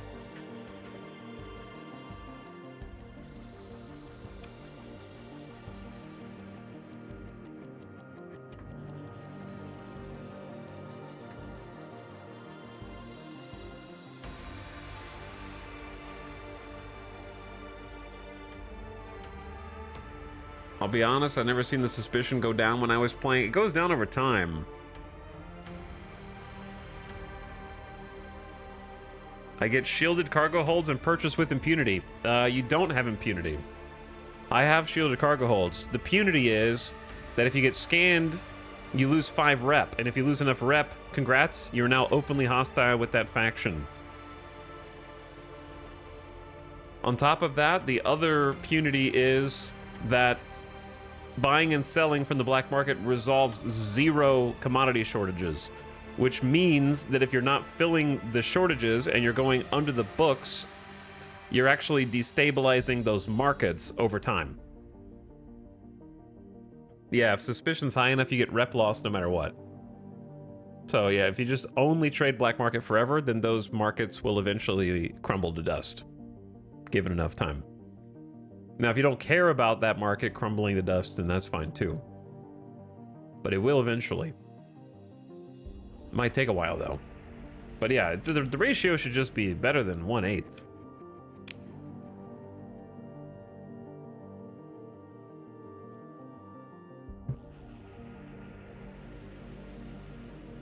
Does it work that way for pirate bases? Pirate bases have wants, needs, and supplies like anybody else. They have colony sizes, or rather station sizes.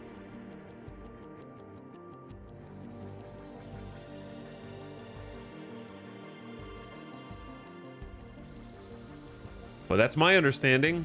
Maybe I'm wrong, but I'm pretty sure that's how it works. Also, the ad's going to start another 45, 50 seconds.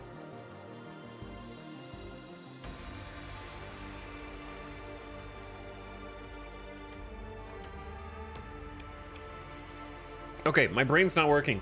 Because I'm looking at these domestic goods and I'm like, that's a pretty good trade too. We'll have to come back here. Once the ad starts, I'm gonna take a BRB, grab a drink, grab a snack. Oh, dude, they do have a Nebula civilian transport. I might buy this. I might buy it. Carry another 400 crew. And just be like the fuel, people, stuff transporter. The bus guy. I'm gonna be the bus guy. Get the Marines on there. I'm just gonna have to pay them like a fee while they're there. Also, the Tempest has 4 D-mods. FYI. All right, look. I'm gonna buy it when I come back. I'm gonna take a BRB while the ad's running though. And then we're just gonna be the bus guy. It's gonna be stupid. We got fuel. We got bodies.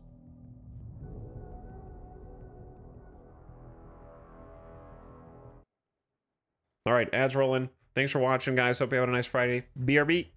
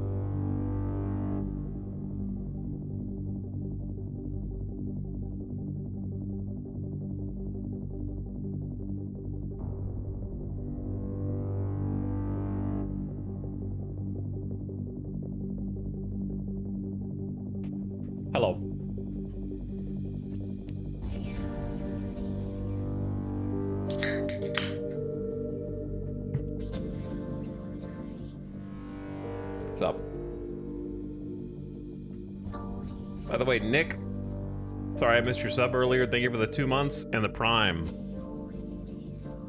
Do you have recommendation or on a goal for a newer player?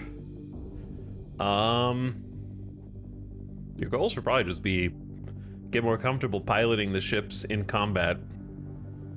It's kind of like, at first it feels like patting your head and rubbing your belly at the same time. So I would say just like, at the beginning, press F5 before every single encounter. And then just try and win, and if you don't, just reload. And then kind of figure out how your ship works and what you can handle and how to deal with the enemies. Just save scum it. Because I think the hardest part is just getting used to the combat.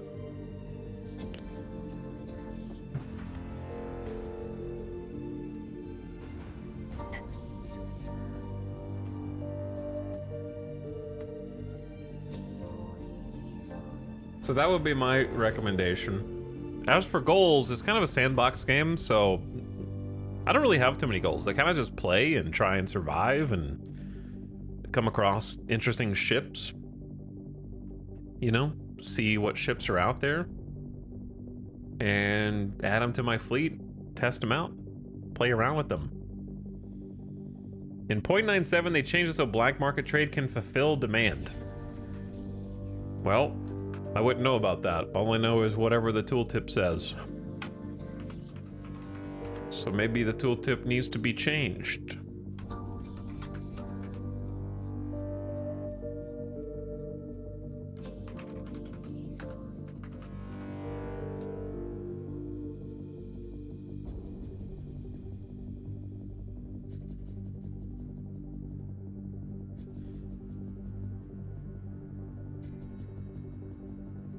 Because, yeah, that's a January 2024 patch note.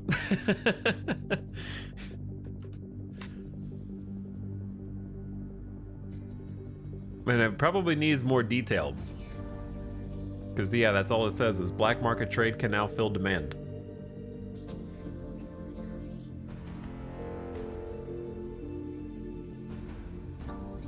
Demand filled through player trade stays filled longer, now up to 120 days. It was 30 days.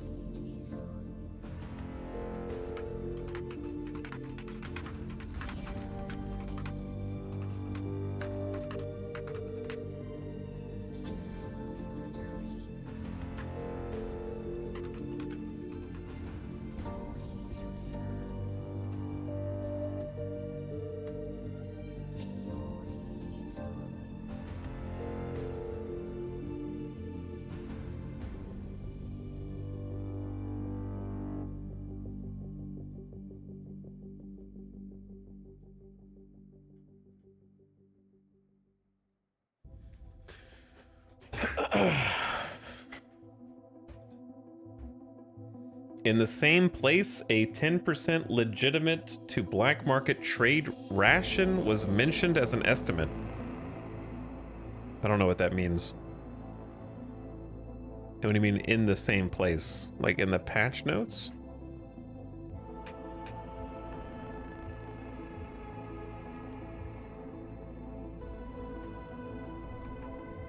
Because I don't really see anything about that in those patch notes.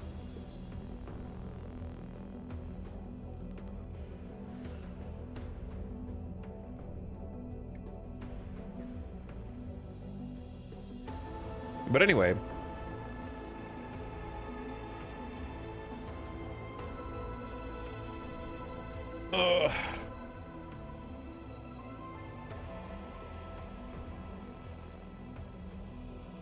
I'm looking at other stuff because I'm curious. Now I'm curious.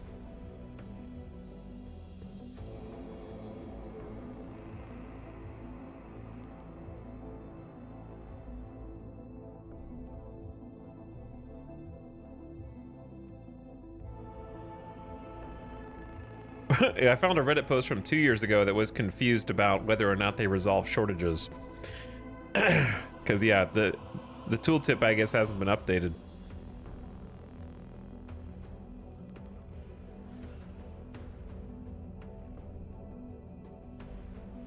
However,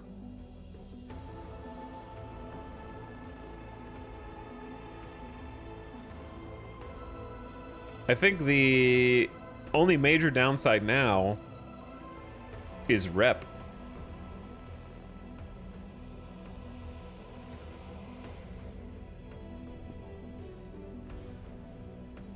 And whether or not you can get into that station with your transponder turned off.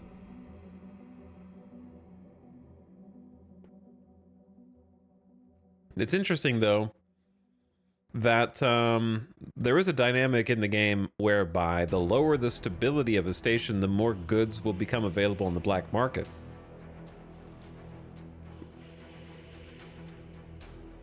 Yet, if shortages are filled via the black market, then trading with the black market does not cause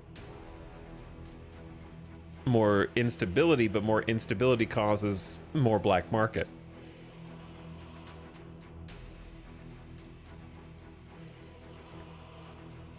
I've been trading black market at neutral, pirate, and Ludic bases exclusively. Well, the rep is you get rep for doing regular trades. So you can raise your rep with a faction by trading with them with legitimate trading. So you haven't noticed a rep issue, you're just not getting rep. And if, of course, you get caught or you're doing those trades with your transponder on, then you can arouse suspicion and then lose rep.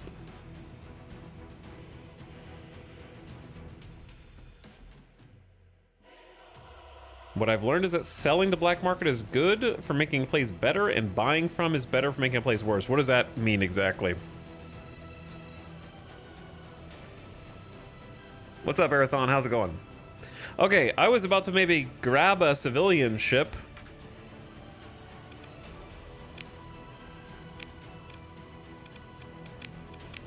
Curious. Oh, man, they got a Harbinger on the black market here and an Eradicator. With no D-mods and a Hyperion. This black market shipyard is crazy.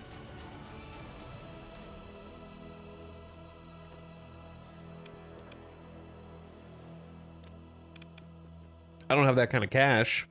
I don't want to get them anyways. I usually like finding ships better. Unless it's these kind of ships, like a civilian transport. The voluminous but ungainly hull of the Imbe Gogol 430 Nebula does little to enhance the romance of interstellar travel, but it does ensure a respectable passenger and cargo capacity for a ship of its class. Indeed, the Nebula has slowly come to dominate mid-tier passenger service since the muted reception of its first line of production.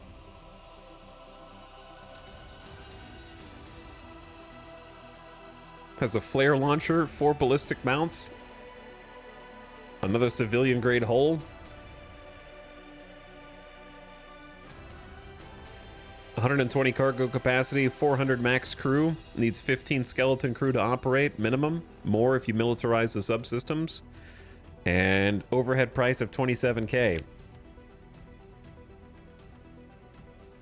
Finding OP ships that drain all your supplies is my favorite way to lose the game. True.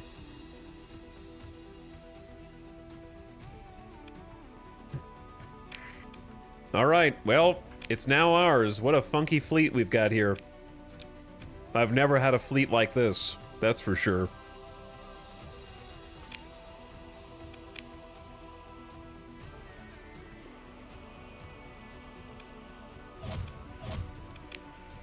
Well, good luck. I don't have any more. Well, I have Vulcans, I guess.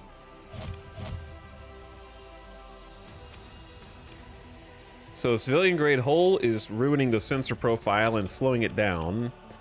So we definitely want militarized subsystems to remove that penalty and increase its burn up to a 9. It's a good place to aim for. Increases minimum required crew to 30. Yeah, it's a neat looking ship, I think. I think it's a cool looking ship. I like the little port side windows that you can see dotting the edges. For like the passengers who are all on here getting a nice little look out the window. It's got this like double decker with this almost iron-looking sort of front. You know what's it called when like a ship has a statue in the front? Looks like there should be like a mermaid hanging off the front of this thing. Hey, Raiders, what's up? Avec, welcome back with all of the Dapperlings in tow. You guys want to ride? We just bought a civilian transport.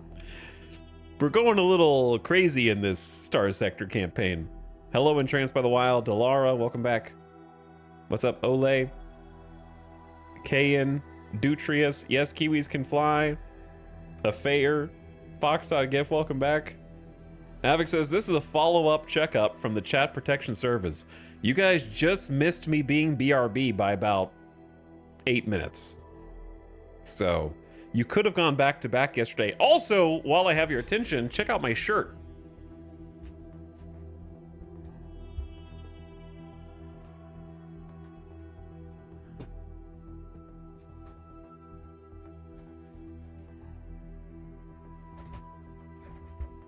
Rimwam. I got both of them. I was just about to order one. Well, they're out of stock, Avic. So they do have, however, a notification for when they restock, because they're planning on a restock imminently. So I would sign up for that. It's on Fangamer. For the person who said, Ole said, where get Fangamer, they have official merch. So they should be restocking soon because they sold out fast. They also have a cool mouse pad. Not sponsored, by the way. The advantages of being on social media, chat. I know that Twitter and all the other things suck nowadays, but if you follow the right people, I'm just sitting here and I look over and there's a new tweet and it's from the official RimWorld account. They're like, we got t-shirts. And I was like, I'm in. I am in. So I got in at the beginning. You know what else social media got for me? An alert when the pre-orders for the Switch 2 went live. So I got one of the Switch 2s. Was that a good idea? Debatable. Probably not. There's the only game I care about is Donkey Kong. I just want to play Donkey Kong. I don't really care about Mario Kart. Donkey Kong looks sick though.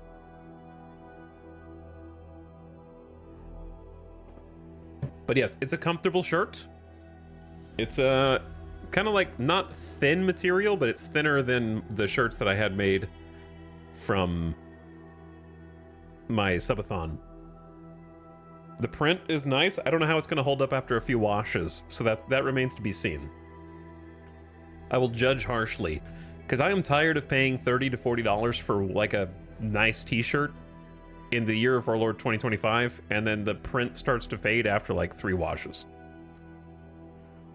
You shouldn't have to buy new t-shirts every 3 to 6 months just because the other ones are fading away. You know what I mean? Like, they can last for years if they're made right. I know because I have some, and it's always the ones from the shadier places is what I found. The shirts that I've gotten off of Redbubble that are like the premium shirts last forever. They haven't even started to fade for me yet.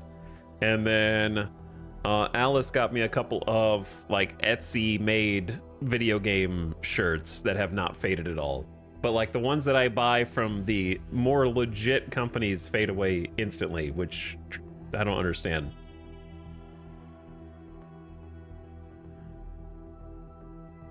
But anyways, thank you so much for the raid, Raiders. We're currently doing some silly things in Star Sector, and before I tell you about those things, if you're in my chat, first of all, why are you here unless you're a raider? Second of all, go check out my friend Avic. He's been playing some Caves of Cut today, and I was having a good time hanging out there while I was getting ready earlier and getting cleaned up, getting some lunch. Enjoyed watching the adventures of sometimes mutated, sometimes mutated via technological enhancement Caves of Cuttites trying to survive. Awesome game. And also Avic has been playing some Star Sector. And apparently recently some Spirit City. Oh, wait. Oh, were you just jamming to some lo-fi vibes while you were picking a game? Possibly. But either way, hit that follow button in chat. And go toss Havoc a follow. Glad to always catch you streaming. And thanks so much for sending your chat over here. Now, as to what we're doing right now, I'm doing a fleet comp that I have never done before. So it's going a little chaotic. Let me get a different soundtrack on to explain this. We've been listening to X4. We have a very, very curious fleet. I have a Brawler that I've been piloting myself, which is a combat frigate. We were able to acquire this Griffin missile platform via a very special deal from a bar patron who was trying to part with it for some reason. I don't know what the mysterious past they had with this ship was, but they were willing to part with it on the cheap. So we picked it up for 55,000 credits, which is a very good deal in this game. Normally this would easily be over 100k, I think. We acquired 2 separate mules, which are pirate mules, so they have shielded cargo holds for contraband and smuggling, which we've been doing a decent amount of. I started with this Wayfarer. This was my starter ship. I only had 1 ship and 5,000 credits to my name, and I have increasing debt. My debt has increased to like 13,000 credits a month, and it's starting to become a problem. So we're trying to make money. And it's been a difficult business. So I've been trading a lot with the mules. We got the mules, gave them some extra trading space, and then I bought a Dram so that we can kind of travel through the sector more. We're playing with the Nexarellan mod with randomized core worlds, so we have a different map, different systems, different planets, faction wars, all that good stuff, and they've already been going on, different planets and orbital stations changing hands already. Then I was like, you know what? We're trading with cargo via the cargo space in the mules and the Wayfarer. Why not trade fuel? So I found this Phaeton class tanker. I was like, let's just grab that. So I bought the Phaeton tanker and augmented it with auxiliary fuel tanks. And I also, of course, have a character perk that allows us to carry more fuel and more cargo. So I definitely picked bulk transport, so we get plus 50% cargo capacity and fuel capacity in our ships. We're just good at packing things in. And then we thought, well, why stop there? You're hauling regular goods in the mules, you're hauling fuel, why not haul people? So we're taking different workers and Marines now to and fro with this civilian transport. So this has got space for 600 maximum crew, and we're gonna be able to take various workers and those mercenaries from place to place and sell their contracts to other stations. So we're just gonna try trading everything simultaneously. And then what I'd like to get is another combat frigate or 2 and another combat destroyer, because right now, if we get engaged in a fight, it's my Brawler, my Griffin, and my 2 mules having to duke it out versus whoever we go up against. And I guess the Wayfarer when we're desperate, which we usually are. So that's kind of what we're working on at the moment. So I was just getting this thing decked out and kind of seeing what I might be able to put on it. We've militarized the subsystems to kind of mitigate the downsides of the civilian grade hull. And I don't believe at the moment we have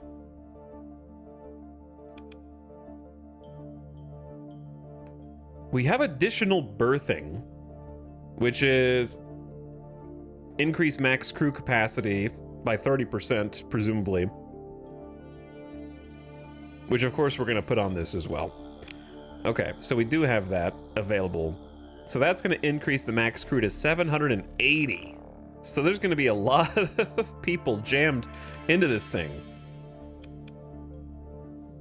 And if you build it in with a story mod, double the crew capacity increase.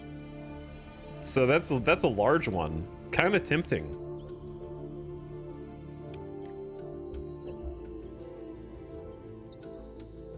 I wonder if I do have a lot of story points. Maybe I should be a little more generous with spending them. Because I've been kind of hoarding them. So there is a small increased crew requirement here, but otherwise, not so big a deal.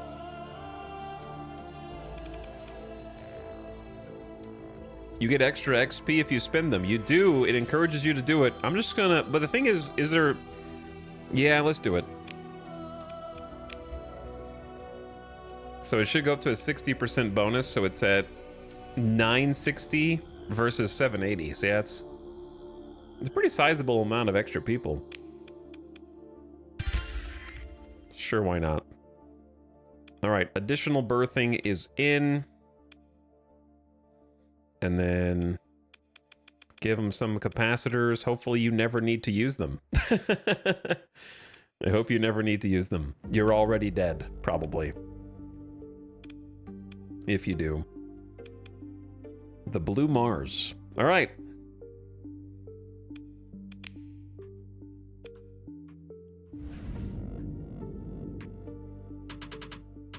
Pew, pew, pew, pew.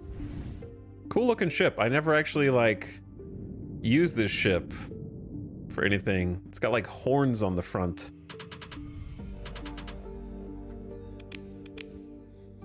We are crew maxing. We're crew maxing so that we can acquire crew contracts cheaply and take them elsewhere, or marine contracts cheaply and take them elsewhere for money. Now I forgot where I was gonna go though, because we just bought a bunch of recreational drugs. Presumably back to Warmunadoc, but I was gonna go to Zmei first and get fuel and the rest of the drugs. Yeah. I believe that was the idea. Are they suspicious of me? Minimal, because we bought the ship. So I bought the ship and that covered over the suspicion. Very nice. Anybody in the comms directory? Anybody in the bar? Try to land some investment credits from a Tritachian man. A young Tritachian factioneer in a perfect suit sips from some insubstantial drink as sophisticated as it is expensive. After introductions, he quickly cuts to the point and says, "I'm simply in the business of statistics, and I like your growth potential. I think you can take my 240,000 credits now and pay 360,000 back to me in, 400 days. If not," he mimics a stricken look, "I'll ruin your reputation across Tritachian space. What do you say? Negotiate a lower rate on the loan for a story point. More debt. 400 days. That's a $120,000 loan repayment. I have 14 story points. I kind of just want to see. The loan amount is 240. You'll be able to negotiate the repayment amount down to 200,000, or sorry, to 300,000. That's a pretty good deal. Repay 60K instead of the rest.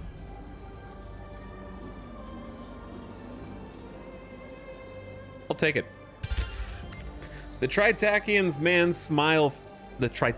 man's smile freezes in place as you launch into a sophisticated pitch to modify the terms. You notice his eyes tracking rapidly, navigating some ocular data interface as you speak. He seems thrown off balance by your savvy and never quite recovers that signature Megacorp implacability. Or is it implaceability? By the time it is agreed that a substantially lower repayment figure will benefit all parties, the dazed investor finds his drink has gone flat. He brusquely orders a replacement. You leave the lounge rich in credits, having exchanged secure comm keys with the shark and receiving the transfer immediately. Your head spins with plans for how to leverage your new assets, and a bit from the drink, you admit to yourself. Interesting. All right, now we got 308K, and we, I guess maybe Intel will tell me how much I owe. 300K owed. 240 original loan amount.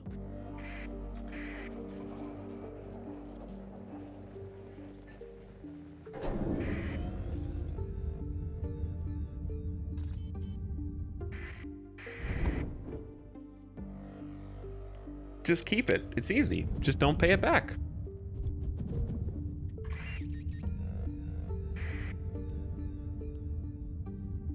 Don't worry about it. Tritakian's gonna go extinct anyways, with all the other factions trying to take them on. I think we want to be here. I think we want to go jump in to this point. Hello, everyone.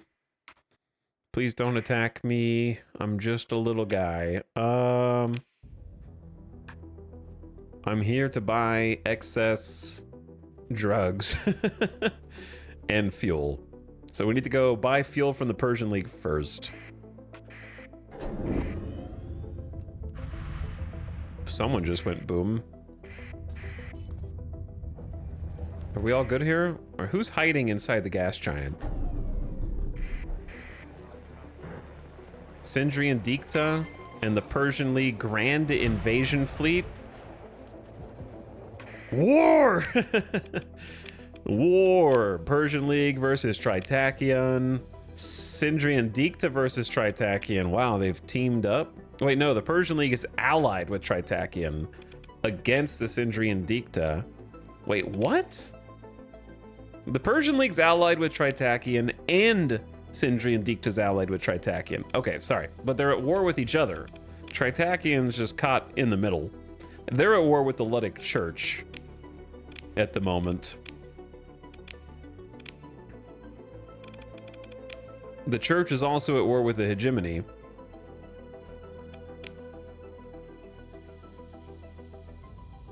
No, they're allies with the Hegemony. I don't know why I'm having trouble reading the top of this page.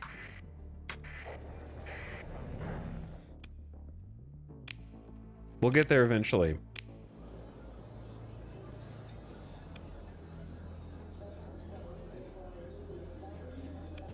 Hello, Port Authority official. You relent and sit with the port clerk who smiles and offers to buy you a drink. I'm familiar with your cargo manifest, of course, and thought you might be interested in an opportunity. She looks around and back at you with a sly smile. Strictly off the books, of course. This job doesn't allow me to, shall we say, exercise personal judgment.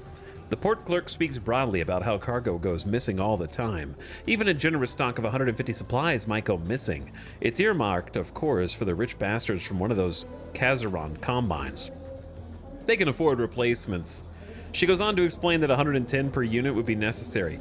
That's honestly not a good deal. I can buy them cheaper elsewhere.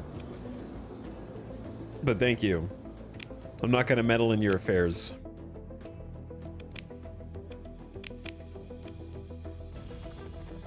I can go find them in this very system for cheaper. They're literally in this system at your other neighboring station for 78 credits a pop. So I'll just fly over there, brother. That's the Starbucks across the street.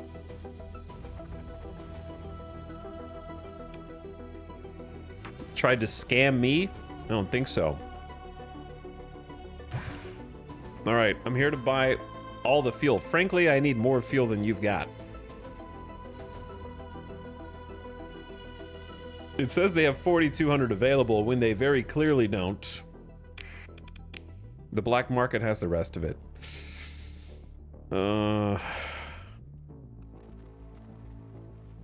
That does make things more challenging.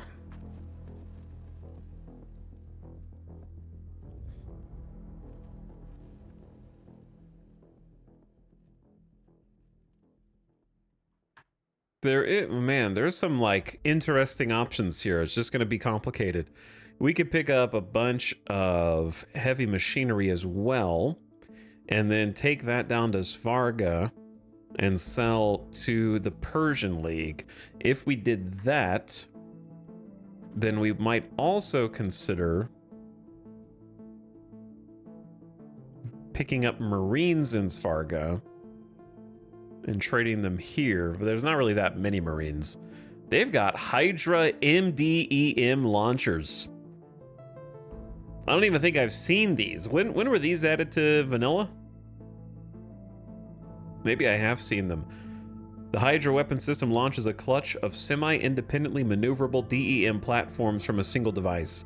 The submunitions maneuver to flank the primary shield of the target, assumed to be directed toward the threat of the attacker, and only then unleash beam fire. Splits into 6 missile submunitions which flank the target. Fires a high-powered laser. 6K per unit. IR Auto Lance. There's some fun weapons in here. Dragonfire torpedo launcher. Yeah, there's some fun stuff. We gotta chill on the money though.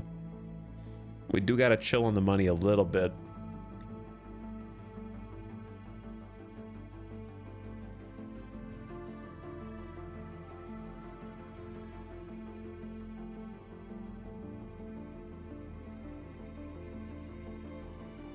We could do a little arbitrage trading while we're here.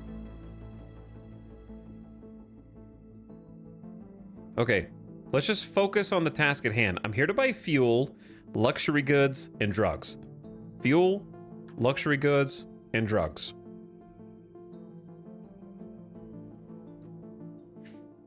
Fuel, luxury goods, and drugs. Here's the problem, though. To get the rest of the fuel from the black market, how am I gonna sneak into this port?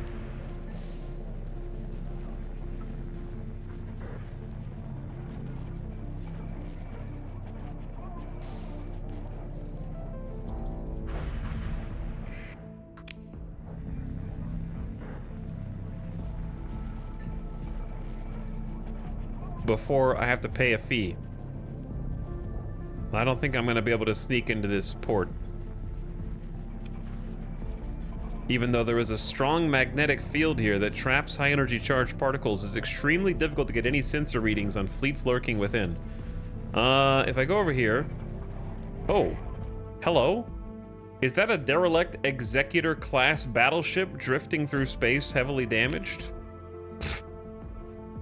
Salvage crews board the wreck to discover many essential systems are undamaged and the ship could be restored to basic functionality. If not recovered, the ship will be scuttled. 3D mods. Special modifications.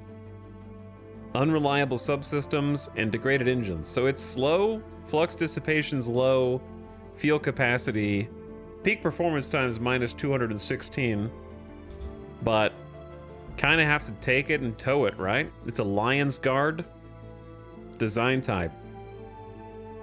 One for the attic. The Executor is a modification of Altair Exotech's Radical Cruiser School Capital Pegasus class hull. Modifying starships at the forge level is a feat only available to polities willing to invest in employing a highly trained specialist class of engineer technicians. After all, why invest in risky innovations when the bones of the domain provide ships to fill every role? Because the Lion of Asconia demands it, and through domination of the starship fuel economy, Supreme Executor Philip Andrada had the credits to pay for a capital ship specifically designed to outfit the products of his extravagant energy weapons program.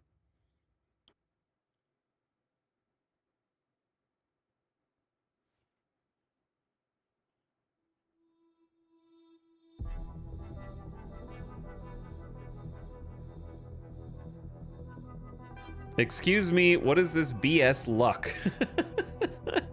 It's just floating here. I don't know why it's just floating here. I don't know where it came from.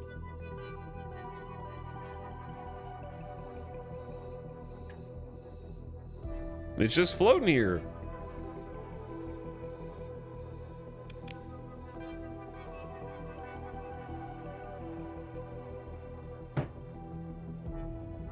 Sometimes you get lucky.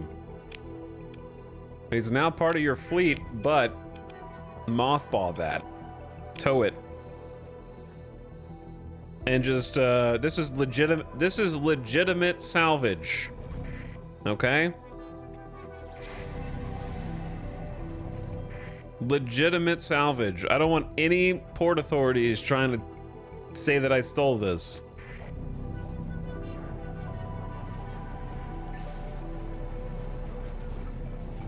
All right, I'm going dark here.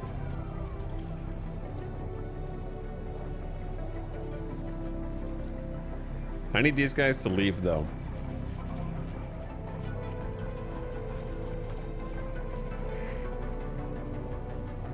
Holy, I come back and gift exec. Oh, scavenger, chill, brother. We're on the same team, dude.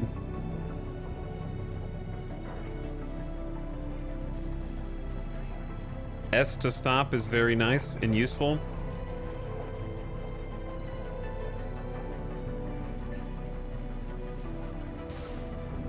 Don't do anything stupid, everybody, okay?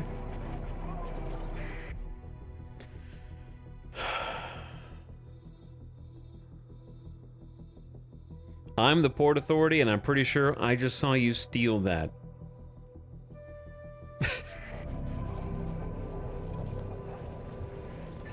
I'm going in. Your fleet approaches Ukobok Station. All right, transponders off. Black market time. I don't want the drugs. I want the fuel, brother. You got the cheapest fuel, and it's all in the black market. The marketeers are holding the fuel prices. All right, we're loading up on the juice. And then I guess while we're here, check and see if there's any other juice.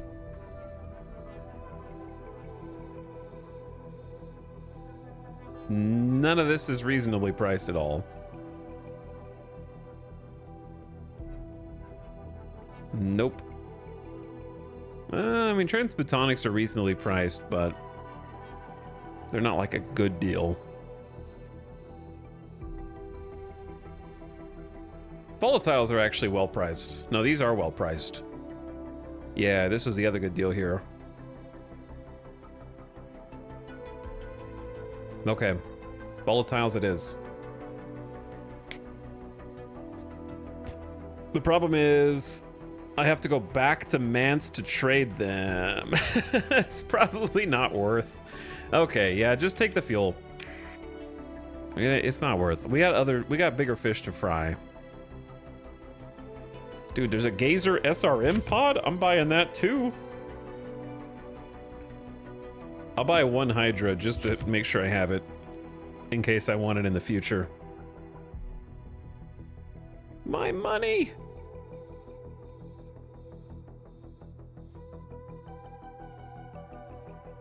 You know what?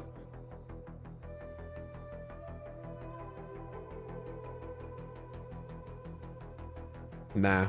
All right. Let's go. They saw nothing.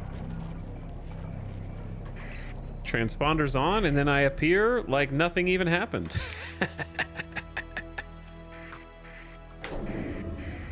Them none the wiser.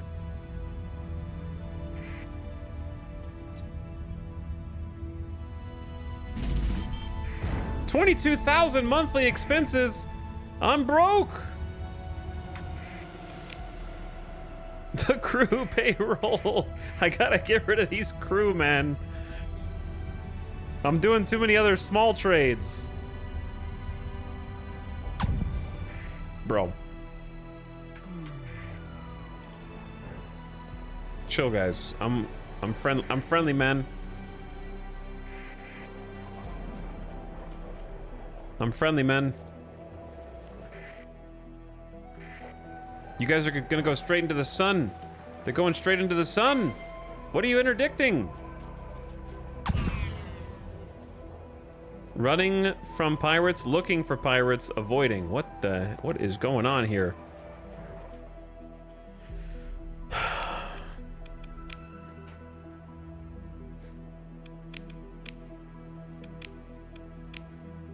Okay. We gather here because drugs.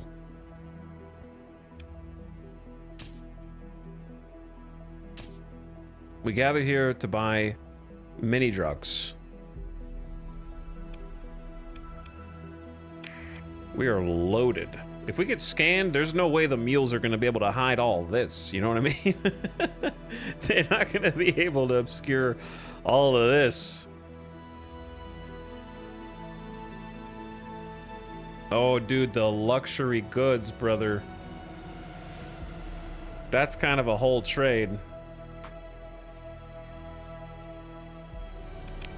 They got more drugs on the market here. I know that they only have a deficit of 1,200, but there's a second station that we could offload to.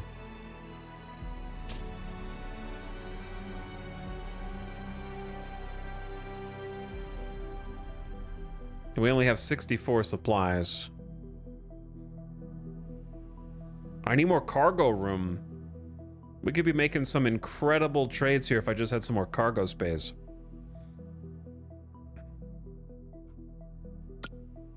You know what? Let's just go exact for now. The drugs will stay here. There's enough stuff here for a second trip back to this station. I'm gonna buy some supplies just to make sure we don't run out, because that's the most embarrassing thing to have happen. Okay, and now we need to get rid of this crew.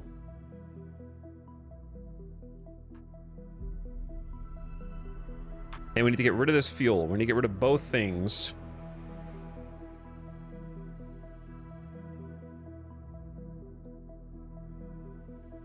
Crew first.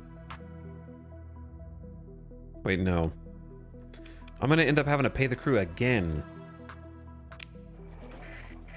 Yeah, we definitely need to be transverse jumping in this type of situation. It saves us a lot of time, and it saves us from getting detected. That's what it's gonna burn some supplies though. That's the downside. Consumes 24 fuel and reduces combat readiness, costing up to 8 supplies to recover. It's not bad. It's not bad. Okay. Trip-wise, fuel up to Samurott. People over to her or Warmandock. You could actually, yeah, we could do everything in Warmandock. So Samurott first, trade the fuel.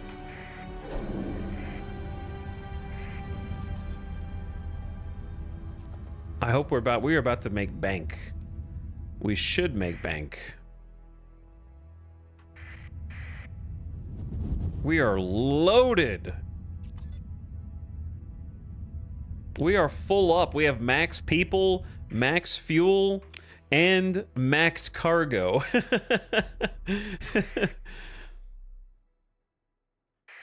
We need to go in the far gravity well to get closer to Castle. I like that Castle sounds like fossil, and we're selling fuel. That's kind of neat.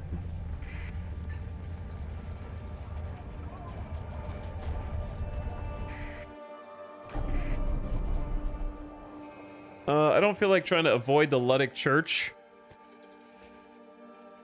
I'm allergic to avoiding the Luddic Church. So I think I'm just gonna pay my taxes so I can make this go faster, because time is money right now. Oh, they're paying 68 per unit, brother. I need to keep some though, because we gonna run out. So that's 86K just on gas.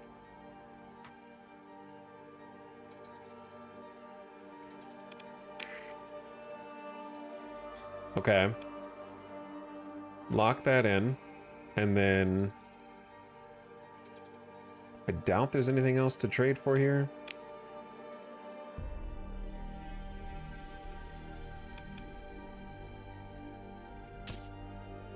Could just buy some extra drugs.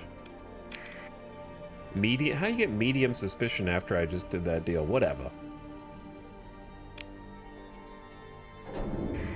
They'll never know. Medium's not that much.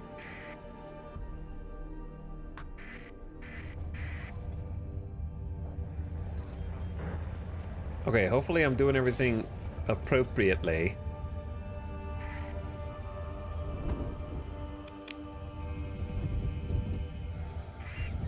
Transponder off. We got to go to Warmuna Dock, and then we'll have to buy some fuel there. Why did I get the story point? Great, 32,000 XP plus bonus XP used. 14 story points. What does turning off the transponder do? What do you think it does? Whatever you think it does is exactly what it does.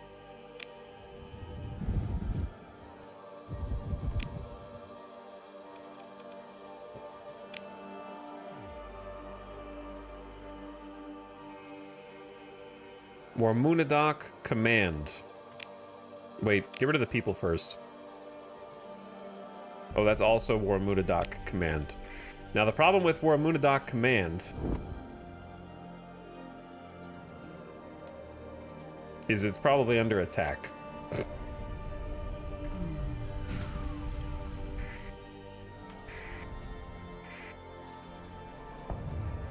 Bonk. So this is gonna be interesting. Hide who you are, but I don't understand the implications for trade. We're trading on the black market, so if you hide who you are, if you don't hide who you are, then you're brazenly dealing with the black market while identifying yourself. Additionally, if you identify yourself, you can't land at pirate outpost or hostile outpost, but if they don't know who you are, they don't know you're hostiles, so you can dock with them.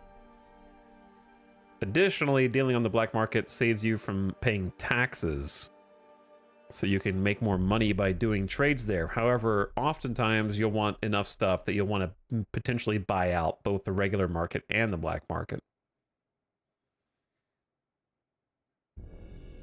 So if you buy a bunch of stuff from the black market with your ID turned on, then they know you're doing illegal things and you will arouse significant suspicion from them. They'll start scanning you and you'll lose rep. All right, they seem busy. Oh boy, this is about to get busier. It's about to get busier. Your fleet goes into orbit around Warmuna Dock Command. The Port Authority seems to take no issue with your explanation for why your transponder, regrettably, cannot be turned on.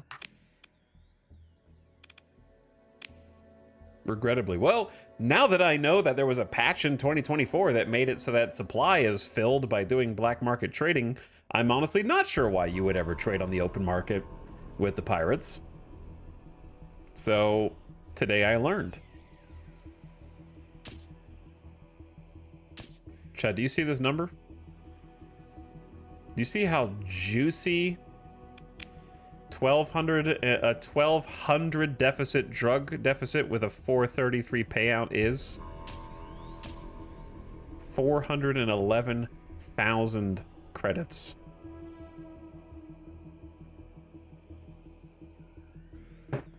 Schedule 1 in space. So that loan ended up working in our favor, that's for sure. I need to buy a little gas. I'm not sure if they have any other things here that are worth maybe like buying from here.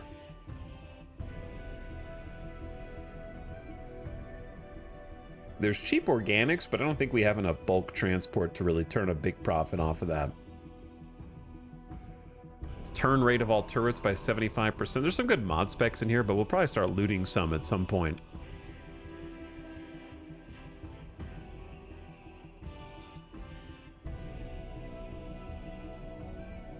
I don't know if you can ever have enough harpoon MRM pods, to be honest.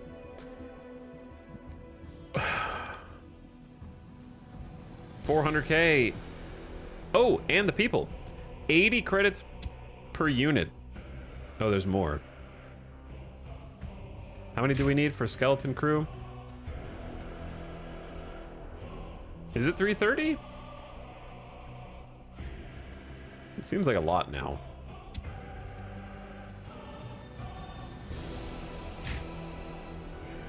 I'll keep an extra 60 crew on hand. Oh yeah, 430 grand. 647,000 credits now. Yeah, I think we just doubled our money. That's the deal of the day right there.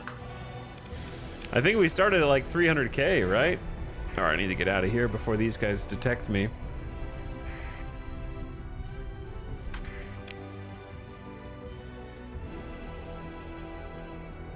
Well, I only have 350. We need 330, so I need to get more crew, but we can go get them from somewhere else.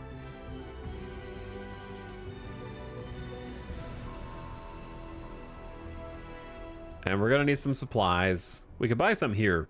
Let's go to Nikun, get some, just load up on supplies, and we could do a supply trade, to be honest. That'll take us back to Mance. I think that's a good place to start. I could also dump.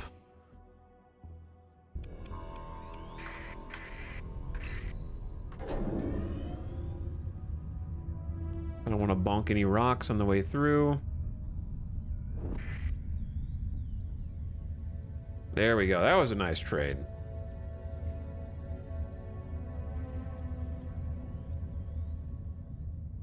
How do you remember all this after all these years? I can't remember what I did yesterday. I usually don't remember things, Bubansky. I just keep trucking until I eventually remember what I forgot. Till I remember what I forgot.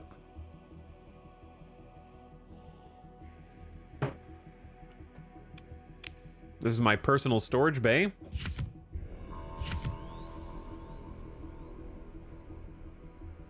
Keeping a couple of baby weapons here in case we pick up another ship.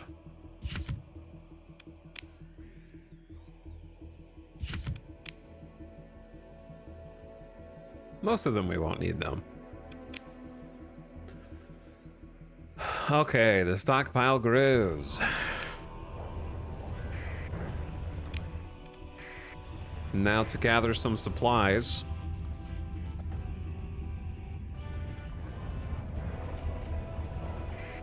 They seem to be under attack here. There's another officer. What do you do?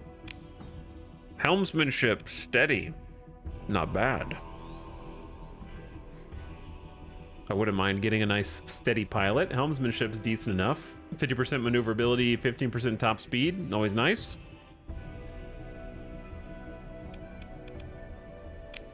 $2,000 credit hiring bonus, 900 credits per month. Sounds good. You're hired. Welcome, Ishtanu Ganymede. Great Ganymede last name, a classic. Hey, security officer. What are you so excited about? Why, just today an amazing opportunity fell into my lap, and yours as well. How wonderful. She sweeps her arm regally to encompass the scale of your shared luck, somehow managing not to spill the drinks of several patrons. You were told the story of tiresome property seizures from disloyal elements. It's not so much trouble to, you know, play along, but they insist on carrying on and on. Not that I mind the perks of the job, of course. What this amounts to, you're told, is the District 4 Gendarmerie evidence locker and maintenance bay and several interrogation rooms are fitted with cases of cryo-stabilized Volturnian lobster. Only 50? This is not even worth my time to go sell 50 units of lobster. You're gonna have to do a higher quantity than that.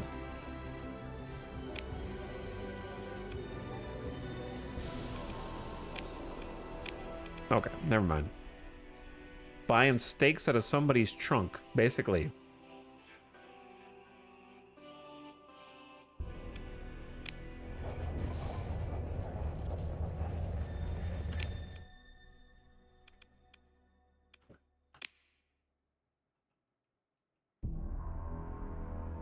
Oh yeah, I was here to buy supplies and then I forgot. See? Still forgetting stuff. 76 credits per unit. That goes up to 97 if I buy all of them. And I could either sell them to the pirates here or take them back to Mance. Taking them back to Mance probably makes more sense.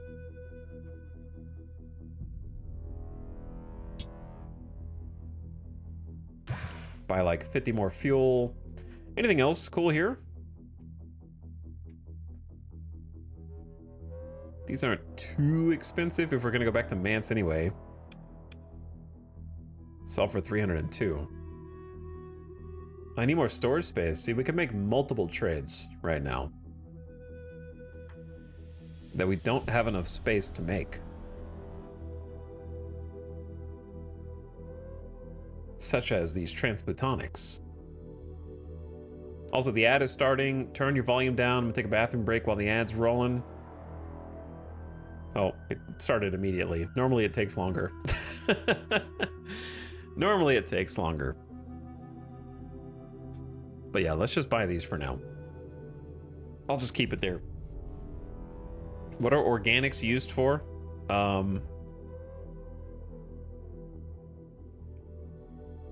Food, I thought, but it's plastics, fuel, solvents, polymers, food, biotech, life support, and necessities. All right. Here, beep.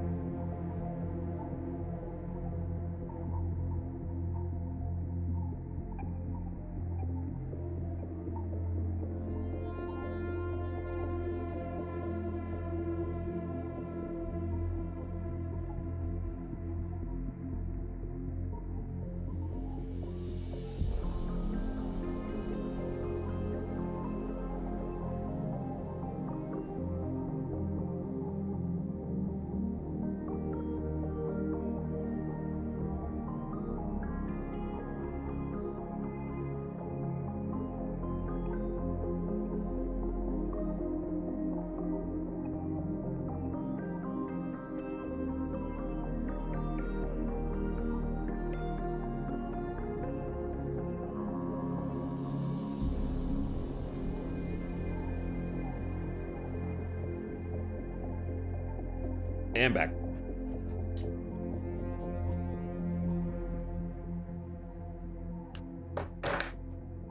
Thank you to the subs.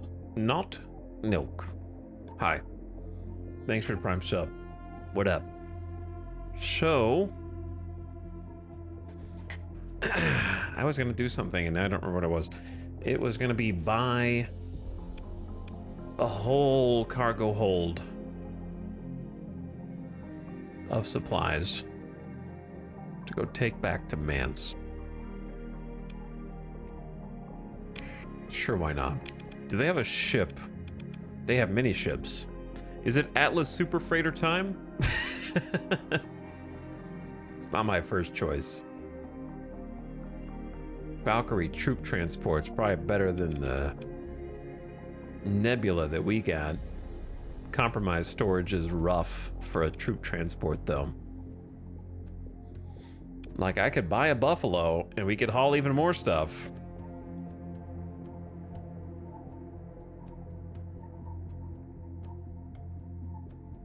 Load and pray. Well, that's a Starliner.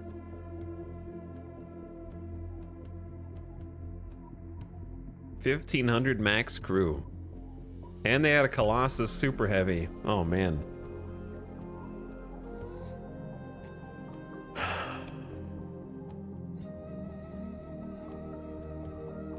$7 max burn.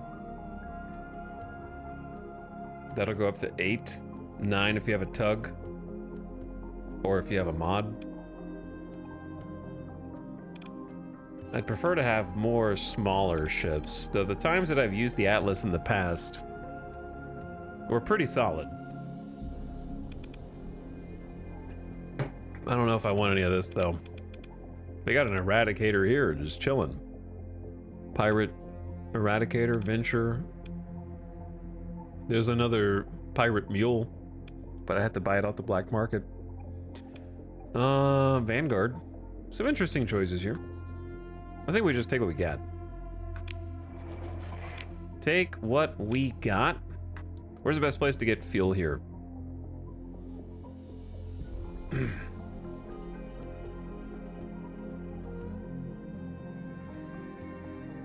think it's easier just to go to Sidor.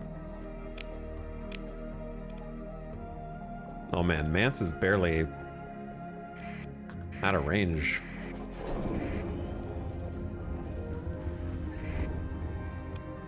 When do I have to pay back the... Can I just pay back the 300K early? Because we actually don't have as much money as it appears right now. We took out a loan. Oh no, 21K monthly expenses as well. Why is it so much? I guess I do have another officer on my payroll.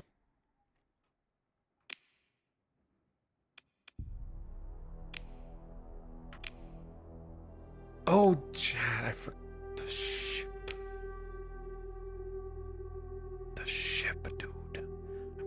I'm still towing the mothball.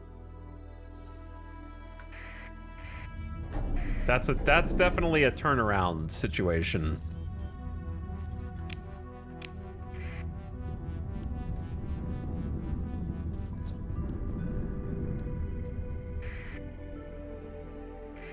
That is for sure a turnaround, and just buy more gas here real quick. It's kind of hard to forget that, but somehow I forgot it. We were carrying around a massive, massive ship that does not currently do anything. Hello, yes, this is indeed the Lions Guard Executor class elite battleship that I just found and am now storing. Goodbye.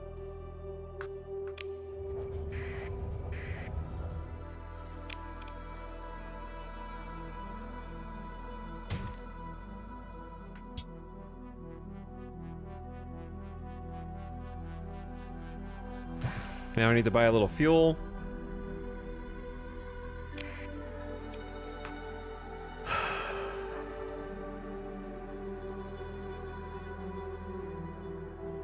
Where are the cheapest Marines? Svarga Escondido? One day, my sweet, you will be mine, and I will pilot you, riding the steed into battle. There's a threat extremely close to the exit. We're fine. We're fine, just chill.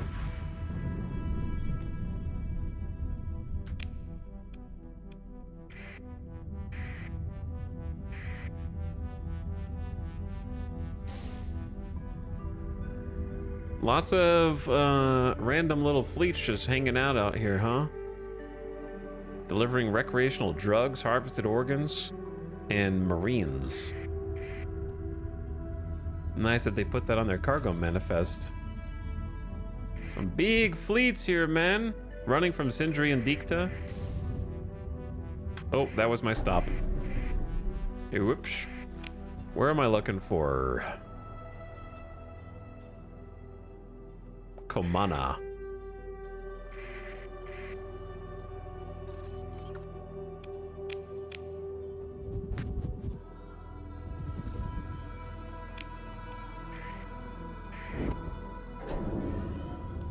Komana seems a little busy at the moment. There's a bit of a battle going on. I'm just here to buy some fuel, okay?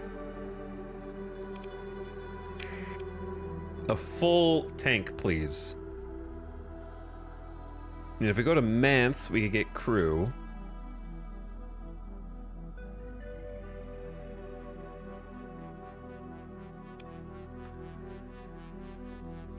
The other nice thing we could do in Mance, actually, is we could buy some machinery here and sell it in Mance. So we could do two things at once, because we got best place to sell. Mance is like, yeah, no, the Tritakian looking for 600 heavy machinery.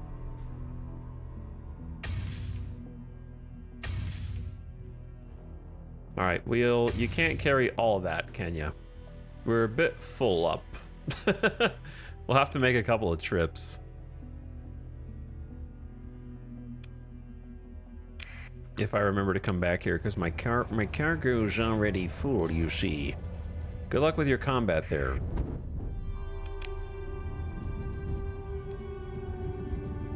But yeah, does anyone know if you can manually repay the loan? Or do you have to wait all 400 days?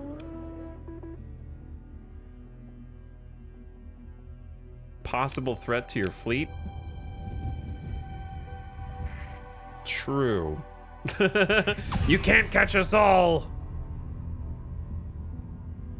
Or can you?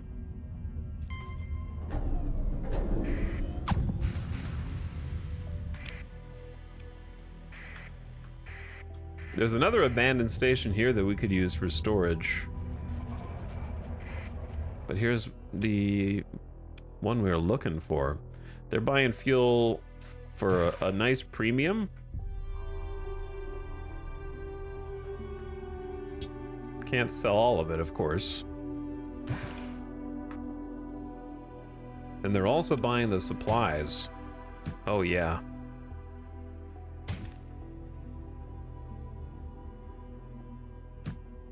To be honest, we could just go buy more supplies from Sidor.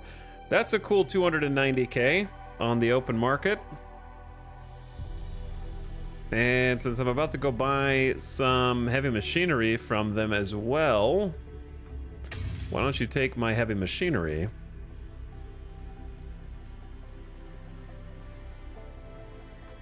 And I'm gonna hire some extra personnel.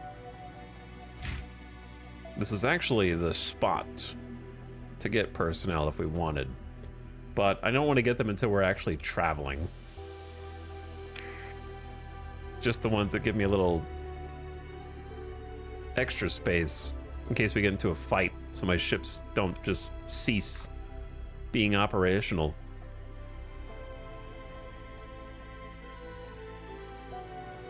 Honestly, the recreational drug trade right here is not too bad. Just take these over to Sorpin.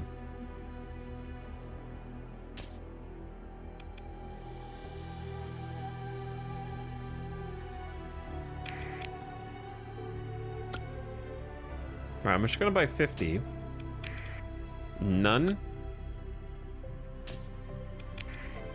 None. I don't know how many I can get away with. Minimal. 25. Minimal. Minimal. All right, that's good. So just take these over to Sorpin real quick for a quick little transaction. Sorpin's like a foot away. Hop, skip, and a jump.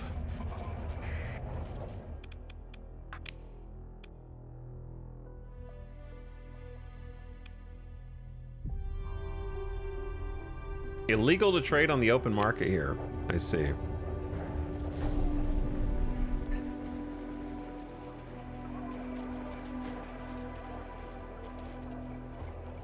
So you guys don't mind if I just wait for this trader? Can you go away?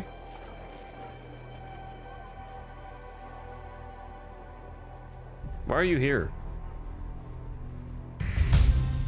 Oh no, what happened?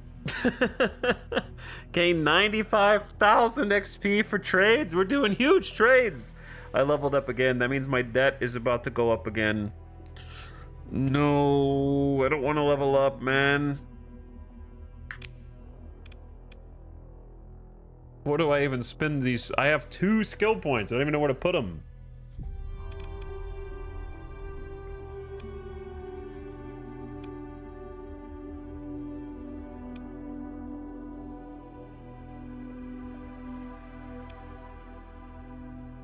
Makeshift equipment is pretty huge for just reducing supply consumption and then maybe fuel consumption also.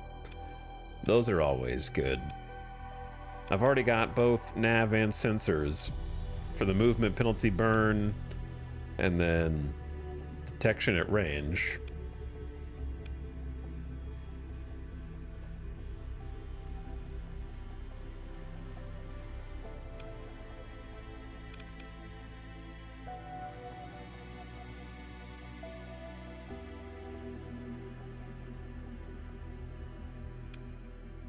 I don't think I'm gonna do like a wolf pack.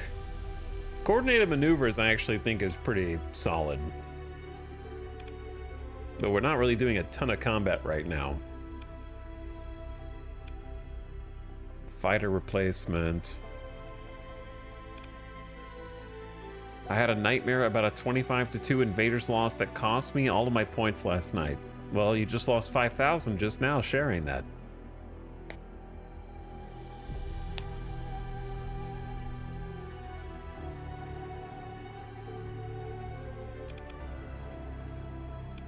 Free emergency burn? Which one is free emergency burn? This one? Containment procedures? Containment procedures and makeshift equipment are both very strong.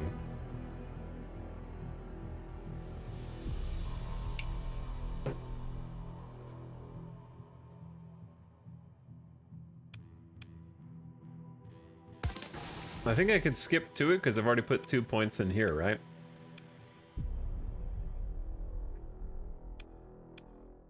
How do you tell how many points you need to have before? 4 lower tier skills for that one. But yeah, minus 50% crew loss due to hull damage I think is solid anyway. Reduce fuel consumption by 25% is solid, plus 25% fuel salvage is solid, and emergency burn is free is solid. Those are all pretty solid.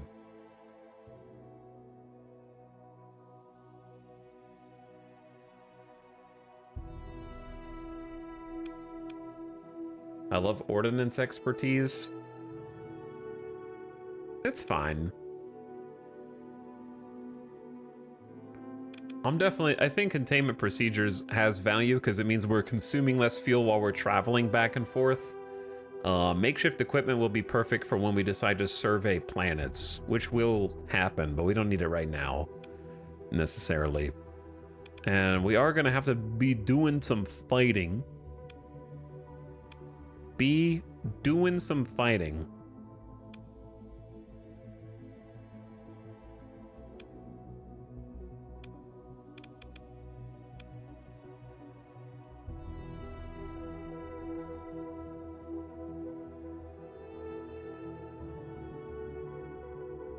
Coordinated maneuvers is actually like really good once we start getting fleet battles happening. Nav rating is really nice. Getting more command point recovery so you can do more orders, and also just like having the hull mods for nav relay. Also, crew training and having 15% bonus combat readiness is insane because your guys just fight better.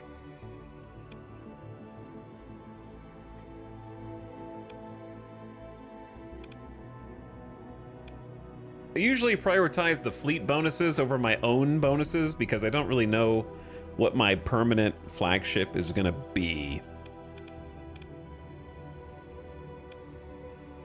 so to speak.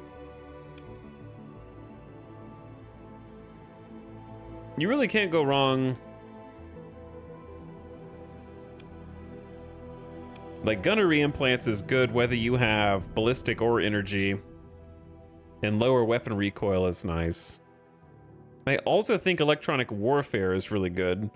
Every deployed combat ship contributes plus 1% to your electronic countermeasures rating of the fleet. So basically the way that ECM works is whichever team has higher ECM is reducing the enemy's weapon range by more.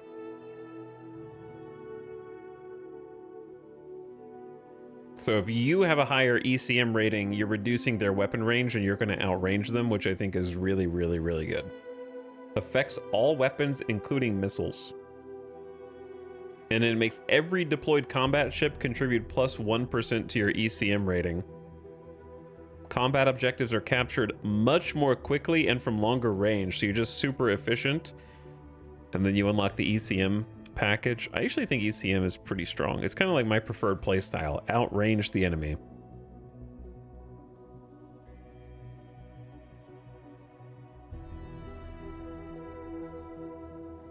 Flux regulation's fine. It's pretty good. Peak operating time for combat ships is pretty good. Allow 2 ships to benefit from your combat skills at the same time and rapidly switch between them. That's too advanced for me.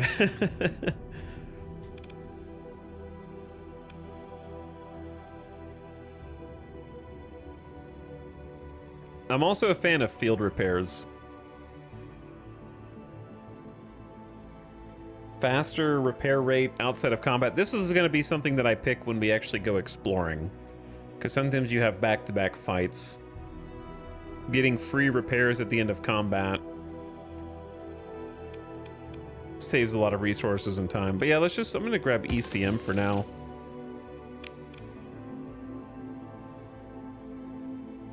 All combat ships, including carriers and militarized civilian ships, get ECM rating.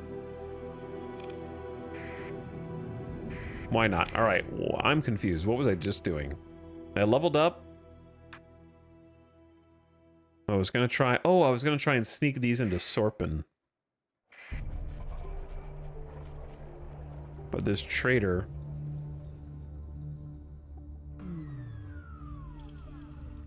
is hovering. Let me see how close I can get. Normally traders don't try and intercept you though. Let's see if I'm outside their range. I am outside their range. Hey, would you guys like some recreational drugs?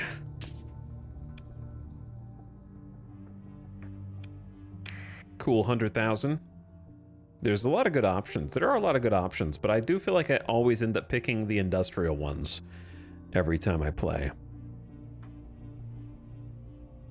For good or ill.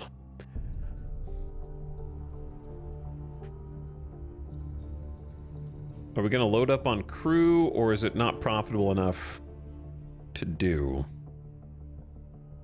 Depends on when you have to pay them. Here's a question. You pay your crew monthly, right? What happens if you hire 1,000 crew 2 days before the beginning of the new month? Do you pay them full price? Or do you get prorated?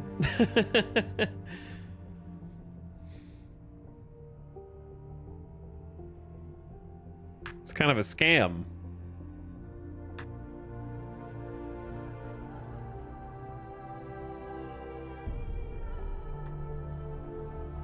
Bit of a scam for sure.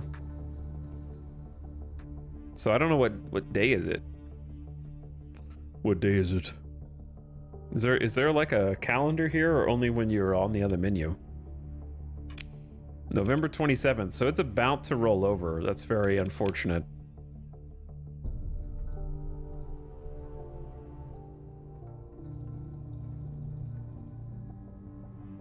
I got the civilian transport, but I'm not even really using it right now. All right, forget about these guys for a sec.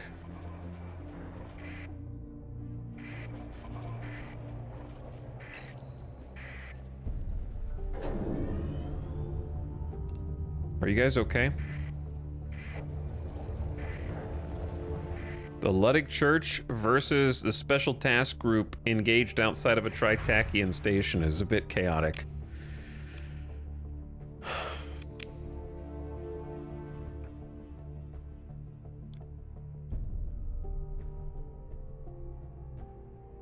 There was something that wasn't drugs. Oh yeah, it was the luxury goods.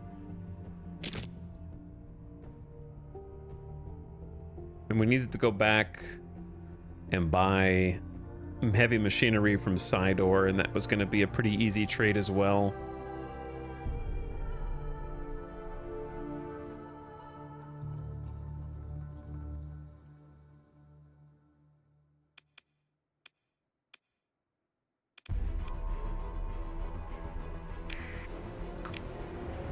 Could I somehow sneak in here?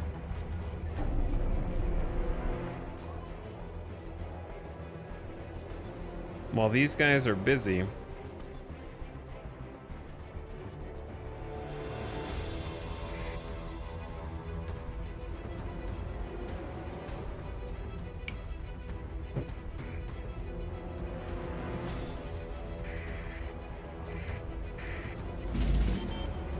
Well, there's your monthly expenses, so now's the time to hire some crew if you wanted to do that.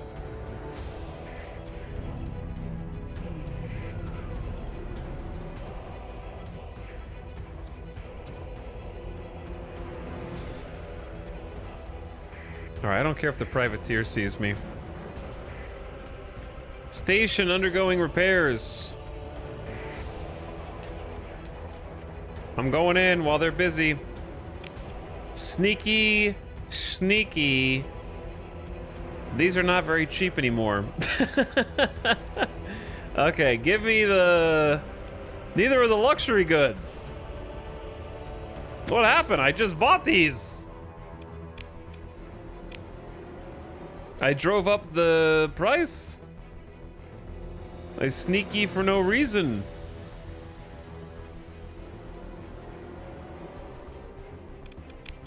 All right, crew, come with me instead, I suppose.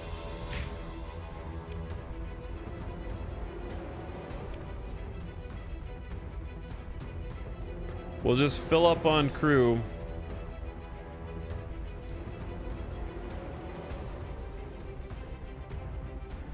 I'm gonna run out of supplies. Yeah, the drugs are way more expensive now. All right, chill music. Okay, just do what you came here to do.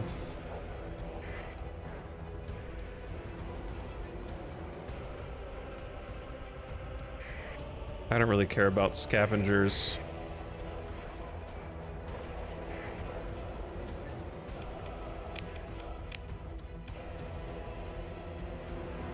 Yeah, they barely even want this now. It'd be better to go to Sidor. Bro. I'm getting scammed.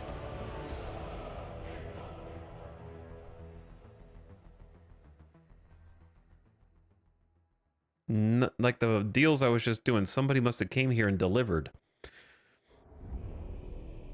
All right, I'm just gonna transverse jump out of here before they notice me.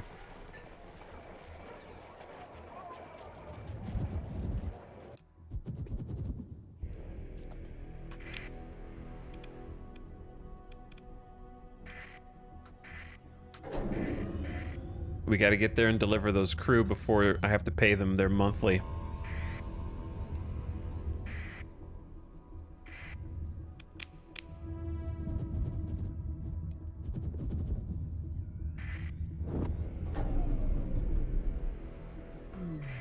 Going dark. I don't know why, but going dark is just like the thing that feels the coolest. You know what I mean? Delivering food, organics, domestic. Uh-oh. That's a trade caravan. Don't worry about it. Are they reporting my position? Persian League trader, don't mess with me right now, brother. All right. They don't want the crew anymore. Or they never did. I don't know which, but I'm struggling here. They do want the luxury goods. So at least we got that. 107K. Now I got all these crew that I need to figure out what to do with. Where am I taking them? I could take them to Warmunadoc, which is where I usually go. So let's look for anything we could take to Warmunadoc. Supplies, that'll work. They've got very cheap fuel here, which I'm just gonna go ahead and buy. They have extremely cheap heavy machinery.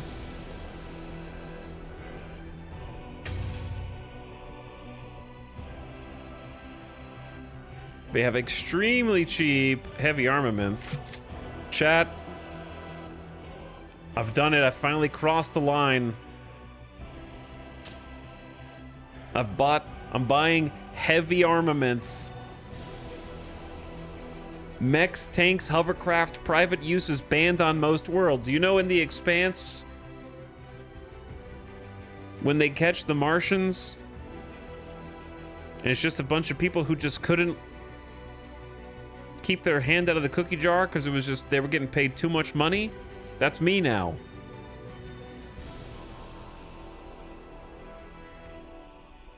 There's just too much potential money involved in this. My hand's in the cookie jar. This Martian marine armor and this heavy armaments right now, and I'm just like, I'm just getting paid, man. I guess the difference is I'm not a Martian. I'm just a guy. I am just a guy.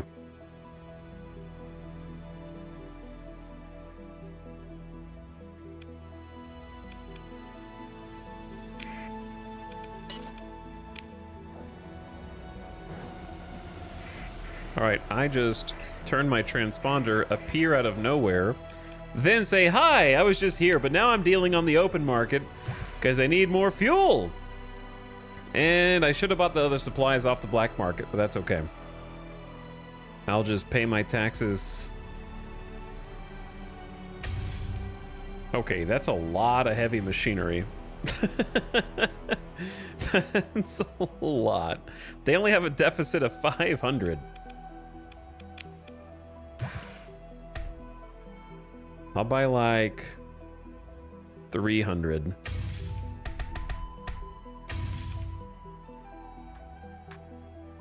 Gamble on whether I make a profit or not. I'm gonna make a profit. That's guaranteed.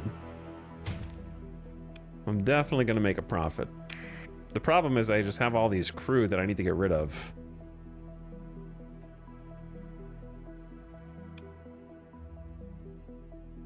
And they're gonna cost me. Because it's already December 11th. All right, transverse jump out of here. I don't even have time. Dude, it's right there. Just fly over to it, you dingus.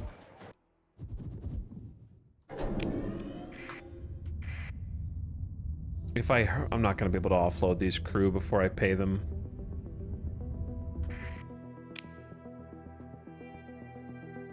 Black has...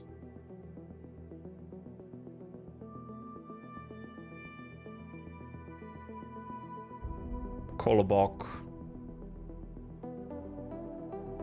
Or Munadoc. Okay, so we should go to Black Az.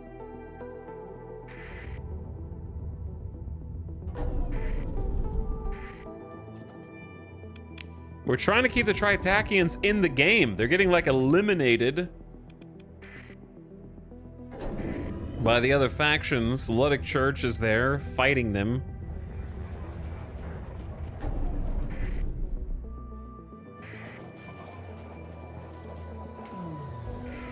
Undergoing repairs here at Black Az Station while I slip under the cover of night.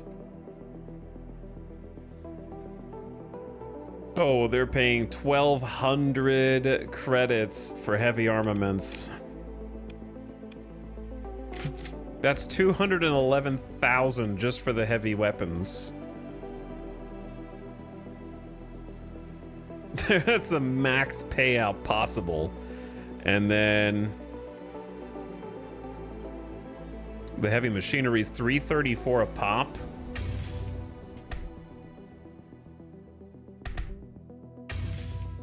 Okay, not bad. And then we just hold on to the drugs. We're approaching our first mill. The trick is I owe 300,000 in debt, so we don't actually have that much. We have some, but we don't have that much. Freaking plasma cannon here. Okay, I think I'm gonna invest in some of these for the future. A plasma cannon. I think Paladin PD's extremely cool. No, we have two different debts, Bubonsky, a different debt. And Tachyon Lances. All right, I realize that I'm paying a lot of money just to get weapons I may never use.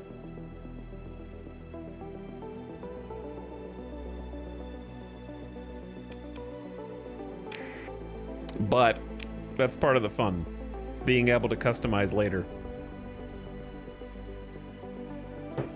We have different debts. One of the debts has to be paid off, which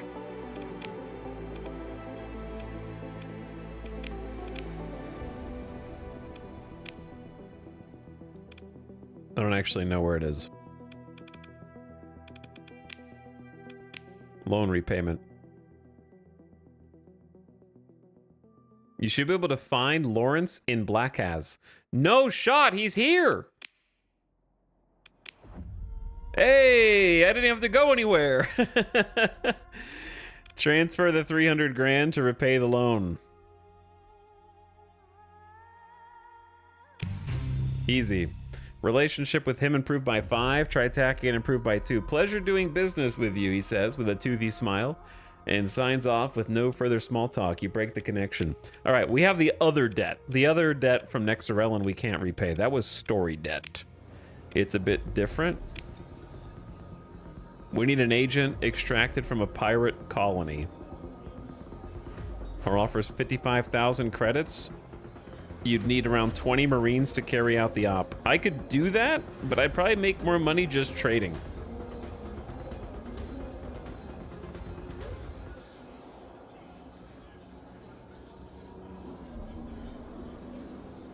In that amount of time that it would take me to travel over there and do it. I need an extract of the subject from Kanta's Den. Okay, two pirate extracts.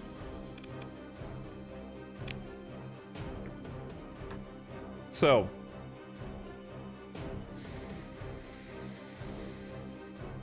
now what? Oh yeah, I could sell supplies.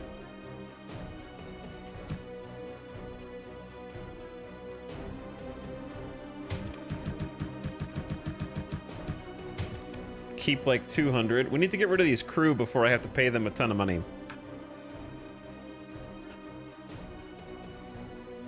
I could just offload them here instead of going all the way back to Warmuna Dock.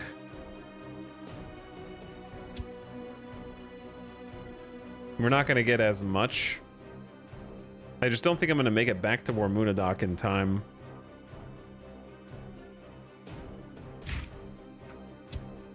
And this will save me from having to pay them.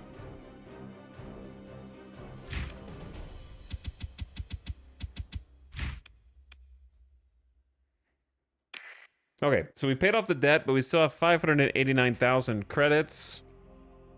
Not bad, you know? Not bad.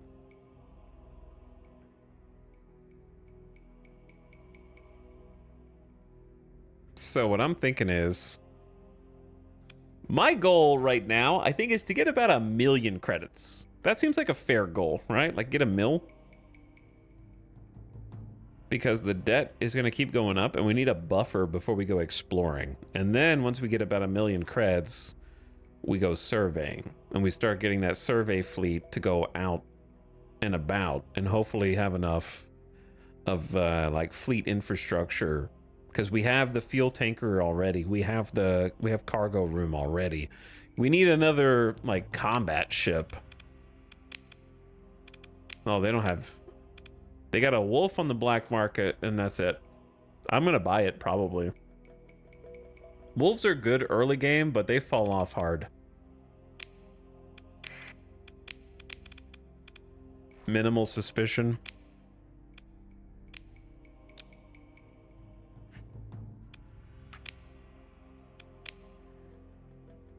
I did buy some weapons, so we can probably just like go over to Warmunadoc to get this thing outfitted. So maybe just mothball it for now.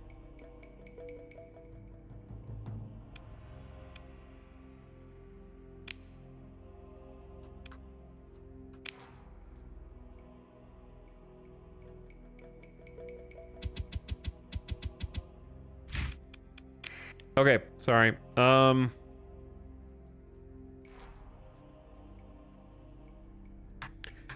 what?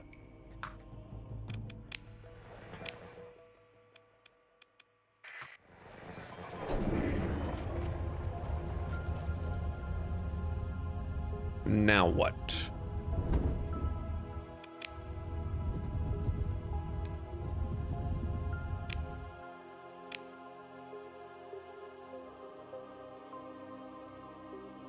I don't think it would be like a terrible thing to just go to Zmei.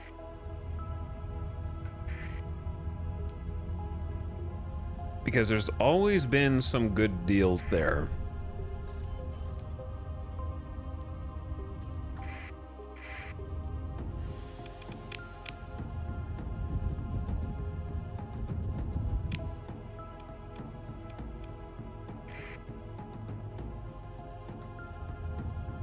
That being said, there may not be good deals there for long, because it kind of seems like they're starting to exterminate the pirates there. Market captured, previously Tritakian, now Ludic Church. The Ludic Church is presently trying to eliminate... Uh-oh. They took the orbital station from the Tritakian. They're gonna go for Blackas next. Ludic Church is going crazy in this particular campaign.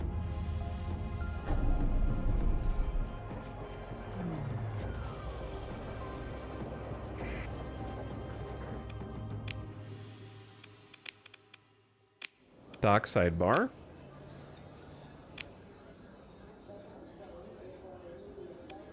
Seeing if there's anything worthwhile. I can't do these things for you. And I don't care. All right. Hello, I am here because you should know why. You usually have a bunch of drugs. You also happen to have extremely cheap domestic goods. I don't know how you manufacture so many. You have fairly cheap food, though not the cheapest.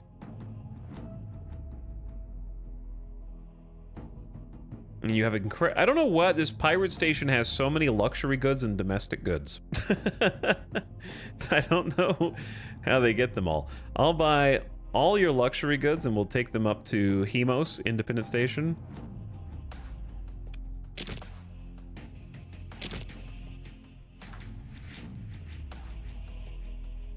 Or we could just take everything to Warmunadoc. Well, that's toward Warmunadoc. Yep. That's too much cargo.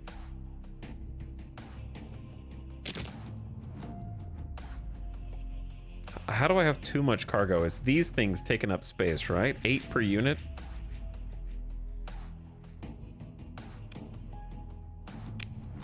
Do you guys have a transport ship I could buy, dude? They've got a pirate Shrike.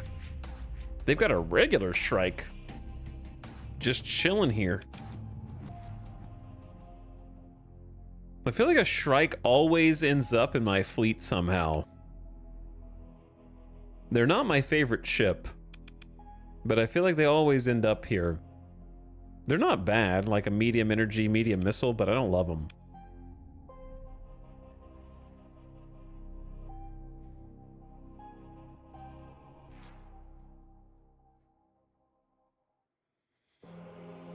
I wonder who helped them do that. What, take over? I was trading with a Tritakian, not the other dudes. Should I get a third mule? Asking the real questions. This one's a regular mule. It's not a pirate mule. Other than the shielded cargo bays, what's the big difference between the mule and the pirate mule?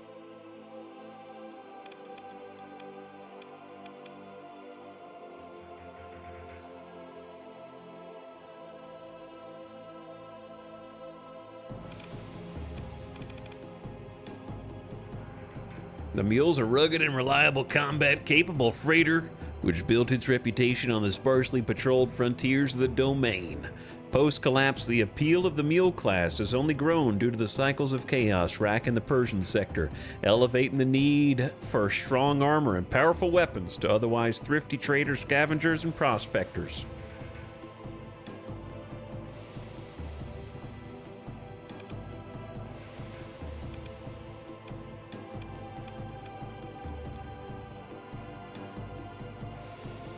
Got one D-mod, glitch sensors.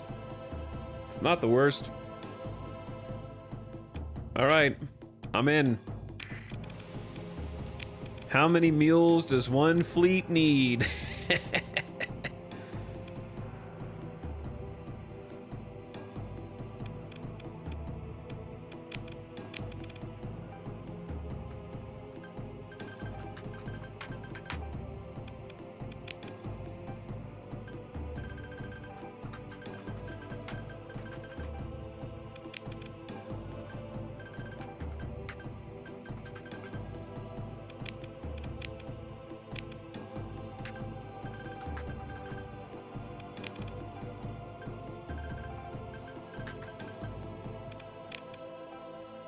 Renaming these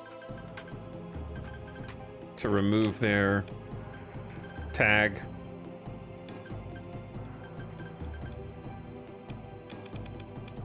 For fun. We kind of are a drug mule, to be honest, now that I think about it. You have a point.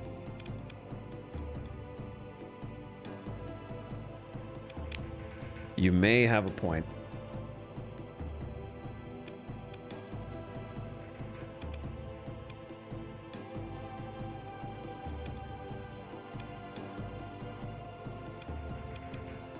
I need some other missiles.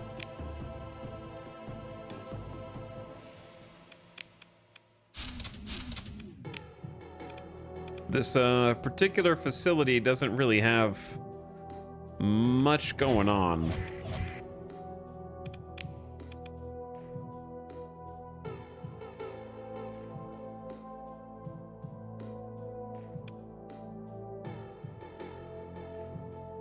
What I could do, throw on a, I mean, you could use a heavy mortar, I guess. It's just not very good.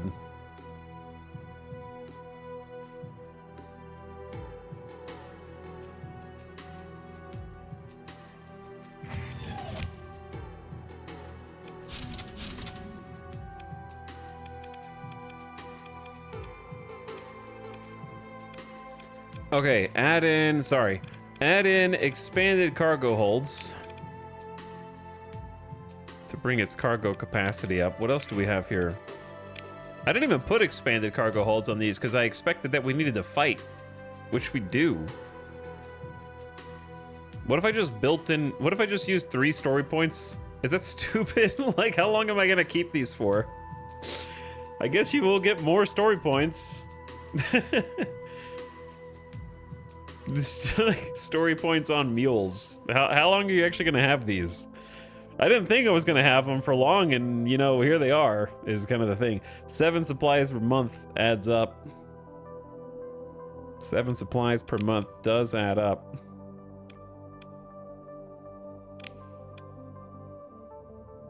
$7,700 hull integrity versus 5,500. So the regular mule has less armor and less hull. Wait, actually, we have armored weapon mounts here, I guess.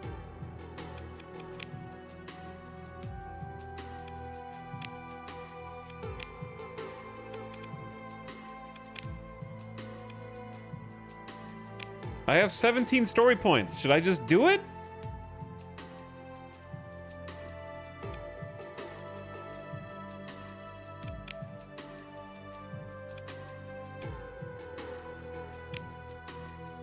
You can get more story points, but I feel like it's a waste. But I guess it does help you carry cargo, and that's what we're using them for. So why the hell not? All right, I'm gonna build it in then. My story points. The problem is they're gonna give me bonus XP. Man, now this thing can hold 6 hundo, where the other ones only hold 375. So it kind of like is worth it just for that.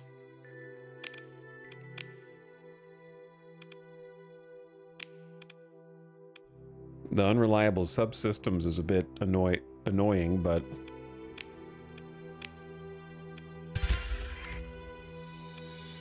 yeah, going up to like 600.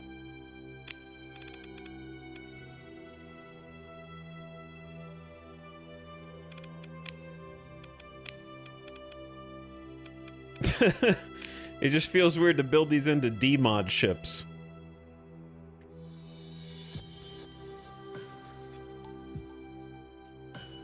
Compromised armor.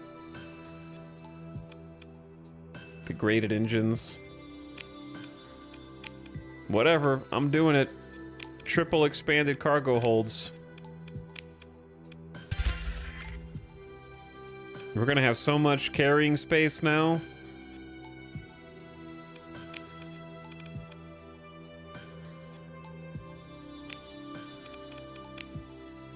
Man, yeah, we just increased our cargo capacity by a substantial amount. Bulkheads increase hull integrity by 40%. And then, sure, armored weapon mounts. Increase the durability of all weapons and reduce recoil, but decreases weapon turn rate.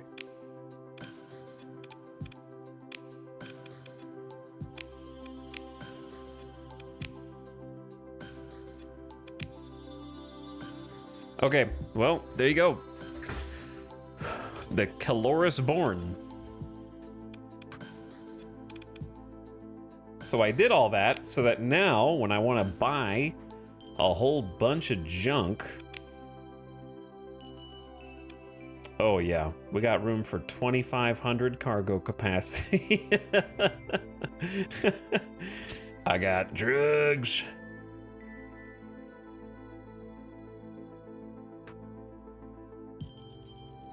What else do I got? Could get all these domestic goods. I like the story point system. No, I love the story point system. I agree. Though there's an integrated targeting unit. Well, I could wait for that to be looted, but this is an important mod that extends the range of weapons by a bunch. And it's good to have that as an option to choose over dedicated targeting core. I'll buy the drugs from here too.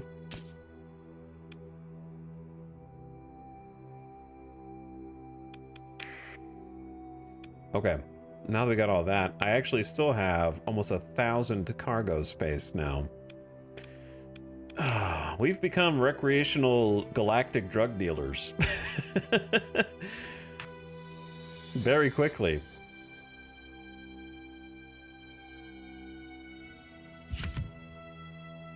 Where do we even want to sell these? Probably her. Seems like the best. If not there, then Grimsharos. Or we could just make a run to Blackaz. And then come back for the rest of these domestic goods.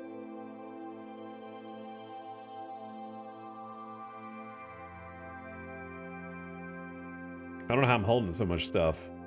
And I still need more room. Like, I just increased our possible storage capacity by a ton, and I still need more room.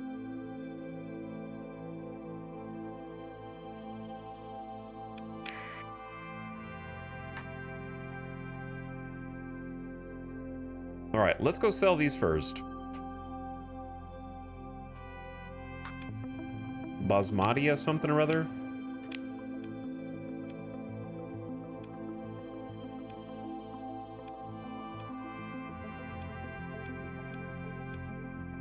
Am I stupid?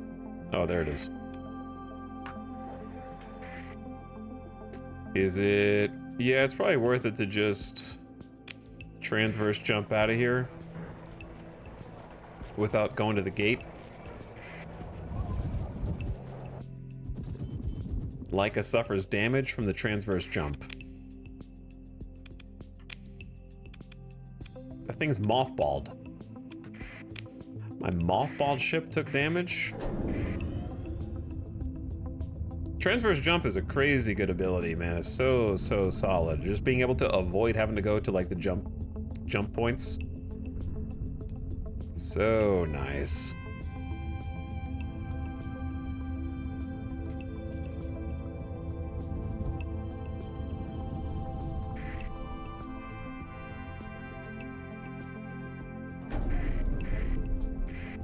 Timbler.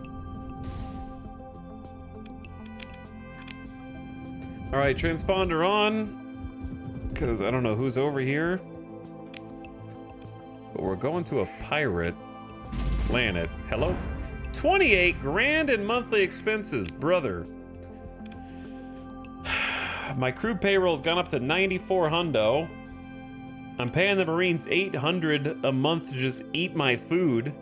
My officers are just chilling, and the debt from my past with Nexarellan's up to 16K a month.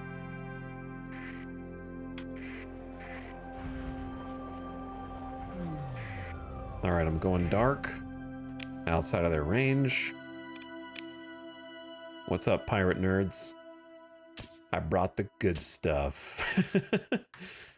Maybe we don't sell all of it, right? Because the first units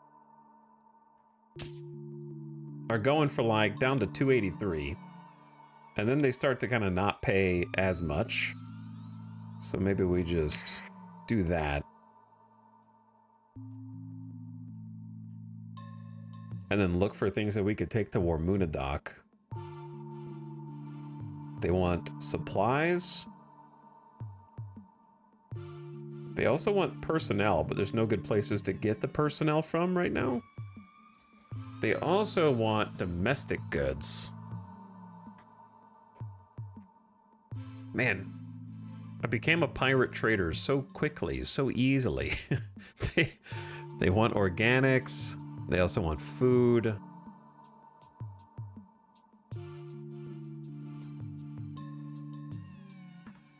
And they also want the domestic goods. So, we could just go... If I want to find some more stuff to haul up to Warmunadoc, gotta diversify your portfolio. Yeah, I didn't pick this life. It's just the most profitable, you know? I need to learn integrated targeting units so we can actually use that. It's just the most profitable by far. By far.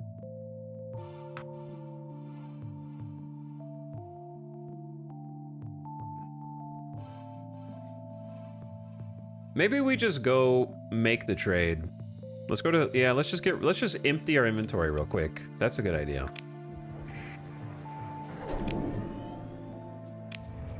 All right, we got a transverse jump again. Maybe I should have inspected things down there.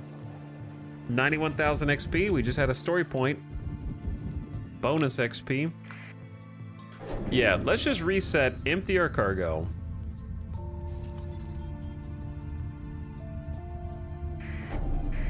That way it's easier to, I feel like I'm making trades that are just like half trades because I can't take everything because we're holding cargo for X or Y. The Zophiel pirates want this.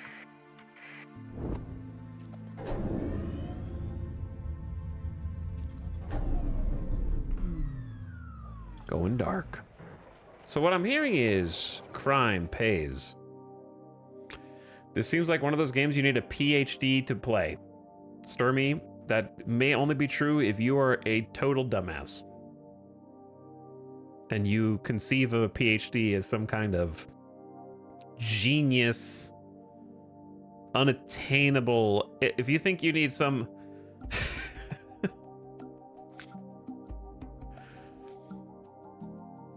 Star Sector's complexity is so overstated. Yeah.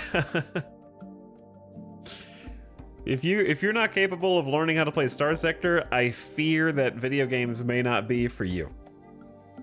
This game is I'm not to insult the dev here. This is not a dumb guy game, but it's just it's a video game amongst thousands of other video games in terms of complexity.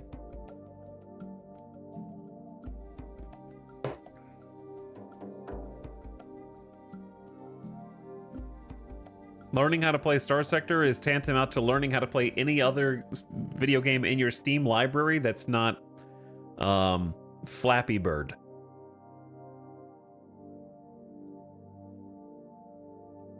So, like, if you think Flappy Bird or, like, Agar.io is kind of like the peak of what you can handle video game-wise, then this actually might require a degree comparatively.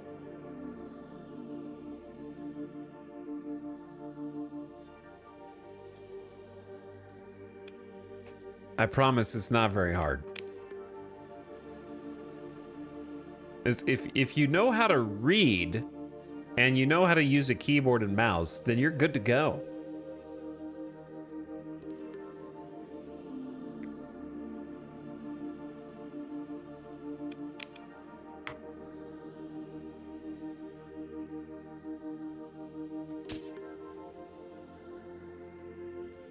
All right, let me get an idea. The last thing you said, Stormy, was this game looks like No Man's Sky.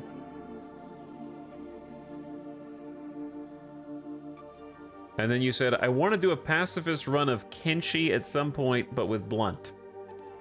If you know how to play Kenshi, you know how to play this game. It's the same thing. This game is Space Kenshi.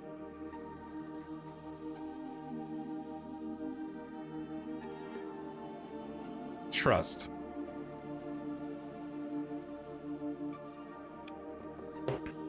Kenshi is way harder than this game in terms of obscurity.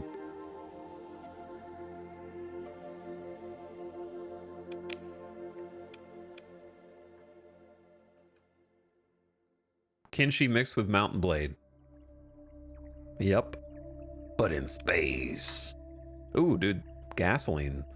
Fuel cells like crazy here, actually. I need to hold enough to be able to, like, travel.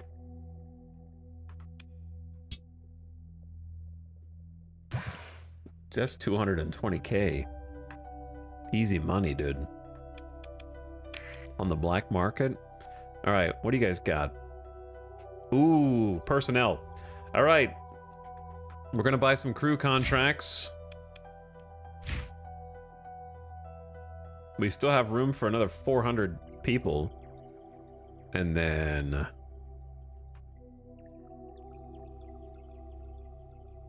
we're about to load up. Just trying to figure out what to load up on. Not any of this stuff. Organics is too expensive. Okay, let's load up on... maybe, no. Let's just take what we've got and send it up there. Okay.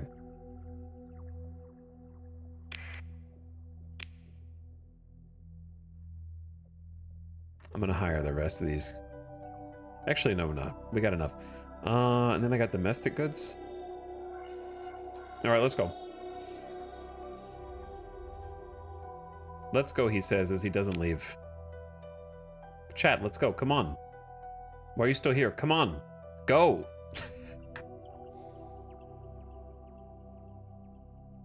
come on. All right, I'm going. I'm going. Oh no, I gained another story point. I'm gaining XP too fast from the bonus XP. We have too much bonus XP.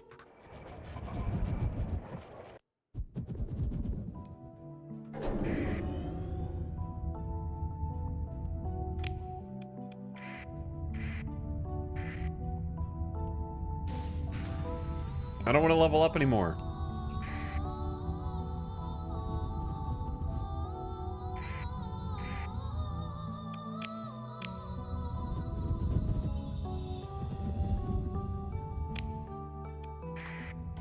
Okay. So, Warmuna Dock, the pirate outpost, is frequently under attack. So what I'm going to do is kind of sidle up next to this asteroid field, slow down, get inside it to obscure our signal, go dark, turn off the transponder, nobody's home, hit the black market, and send a bunch of these crew guys down there at 96 credits a pop. We're going to keep at least, yeah, 450 is good. And they're also buying the domestic goods, so that's a cool 180,000. And then on top of that, our fuel's empty, personnel's back to normal, and our cargo is mostly empty.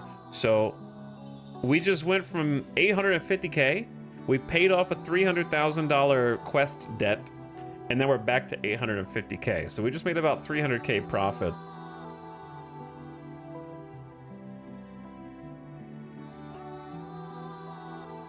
What's up, Shadowlight? How's it going?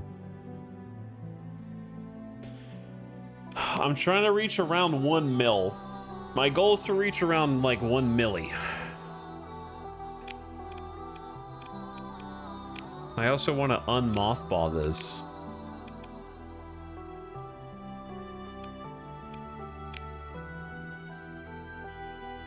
I might just buy...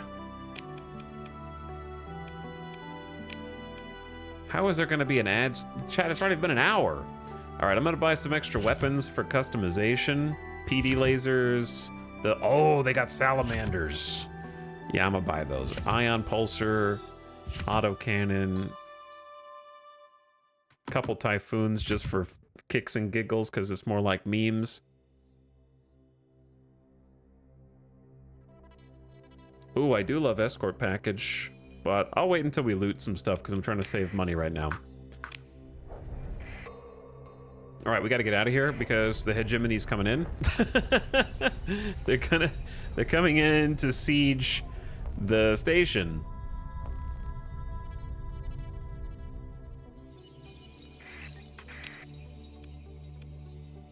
And then I need to go across to my home station here. We've kind of set up shop in this system. This is where we live. Yeah, you don't want to get caught by the hegemony fleet. But we've gotten rid of all the contraband, made some good money. Now we just got to keep our nose clean. Market captured was under Persian League control, now Sindrian Dikta control. Wait, which one? Quran? Oh yeah, it's now under Persian League control. Persian League versus Sindrian Dikta war continues to rage. Here's my little home abandoned station that we found. I'm thinking about leaving the Marines there for now.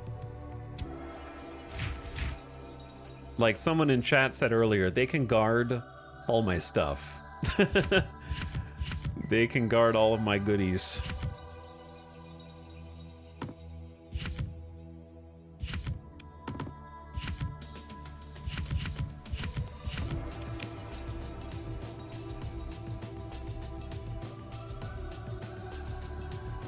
Which is not a thing, but for RP and saving money it is. Since we're not using them right now. Little arsenal, which is useful for Customizing ships. Let's do some repairs. Actually, we have to have a repair yard for that, I guess, but I forgot abandoned stations are free storage. They are. Also, ads starting in a few seconds. Turn your volume down. Ad watchers. I'm down with the, like, triple PD laser. Plus pulse is a classic, iconic combo. Okay, it started way quicker than I thought. And then probably just some regular old missiles on the side. Just a classic wolf composition.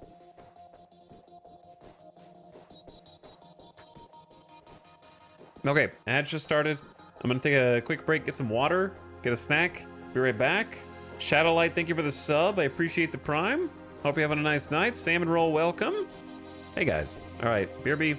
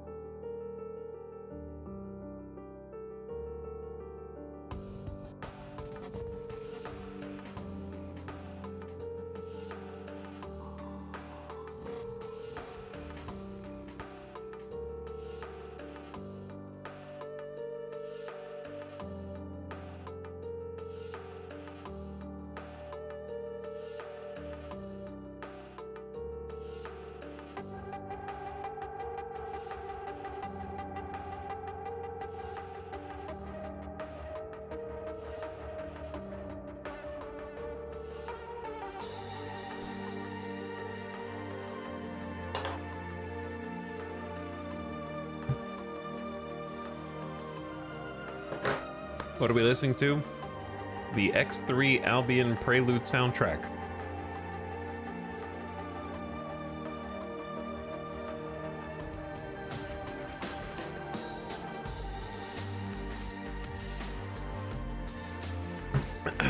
A classic.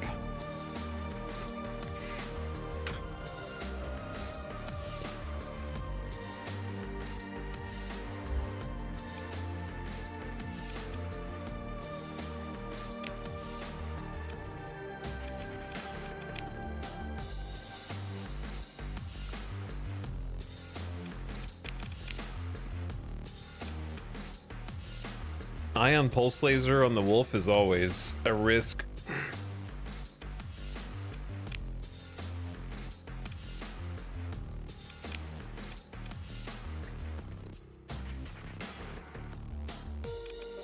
But I think this is fine. Just a classic wolf build. Nothing fancy. Give it a pulse laser. Do I not have sabos? Where are my sabos?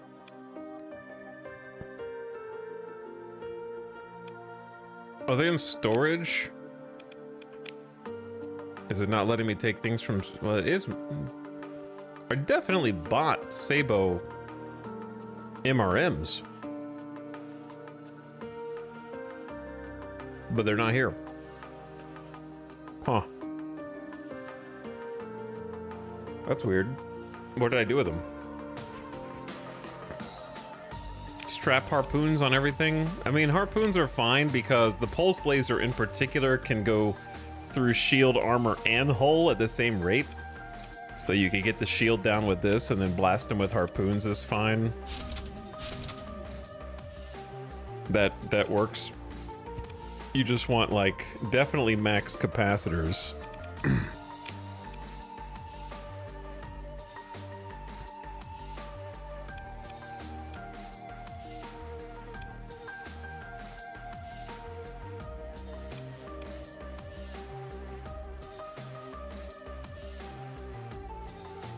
And then...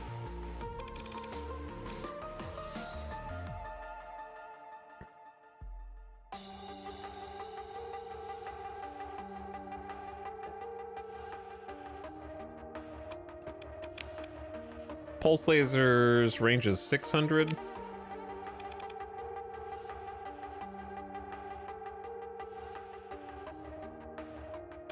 What's the wolf speed? 135?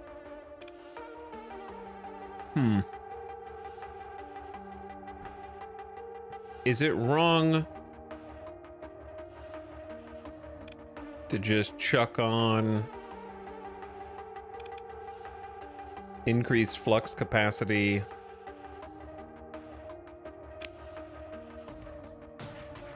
and flux distributor and call it a day? Is that too basic?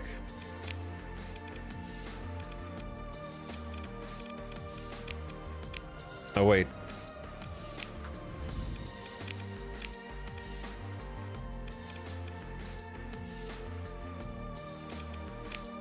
Test the combat readiness. I freaking love this Italics guy. Shut up, Snorble. Stop trying to get attention.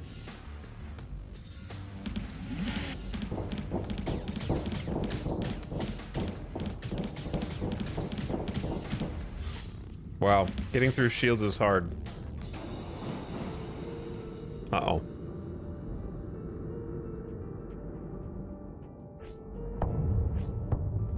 Nice block. So the the wolf can phase skip, which lets it do this. Pew! Pew! But it has a charge. And then it has a recharge. But yeah, I lose this fight because I can't get through bro's shields. And he can get through mine. That's what the sabos are usually for. That I don't have.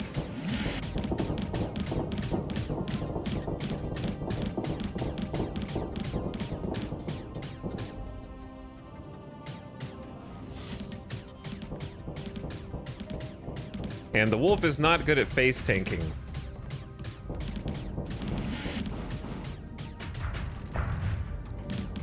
And it just shredded my missiles and I shredded its missiles. So yeah.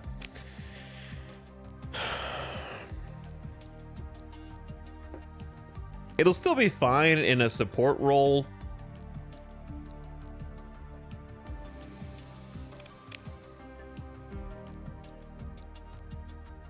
But I'd much rather have the Sabo MRMs. All right, the Leica. Like, I tried to increase its flux management as fast as I can with Flux Distributor and Max Fins. I need to repair it though.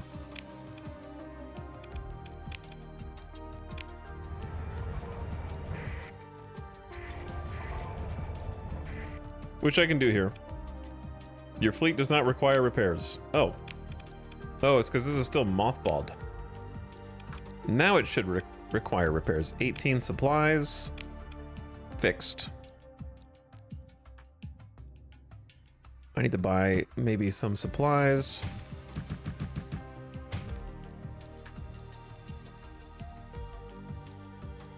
We have a few extra crew.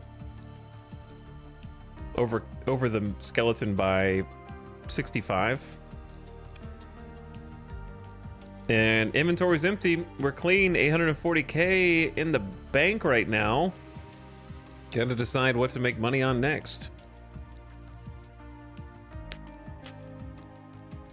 What to make money on next? The heavy armaments trade looks insane. We buy them from Nykun. We travel down to Escondido and sell them for 1,200 a pop. Is a very interesting deal.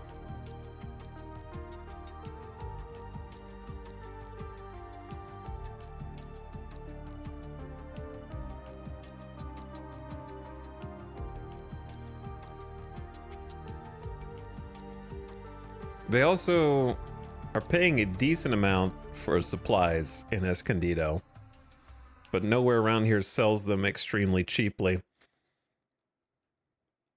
All right, sure. We'll try a little heavy armament trade. Let's go buy from Nykun.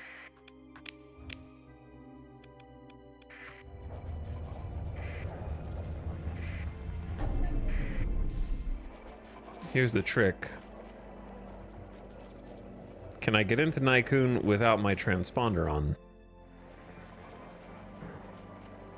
Probably not.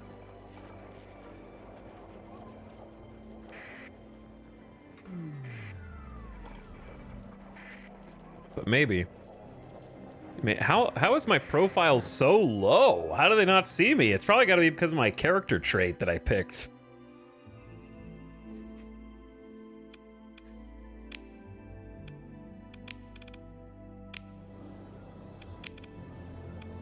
Oh, she's offering bounties. We can't handle a bounty. Hello, yes. I'm here to buy heavy weapons, please. As well as supplies. As many as you've got.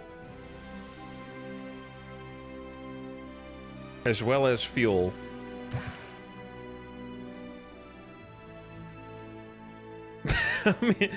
I'm here to buy everything. I actually have really cheap heavy machinery too. I'll buy that. It's all going to the same place. You guys got drugs? I'm not buying those. That's where I draw the line.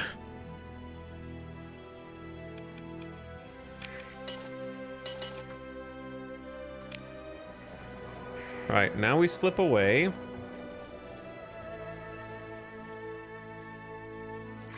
Turn the transponder on at a safe distance, come back in and buy the rest up from the regular market.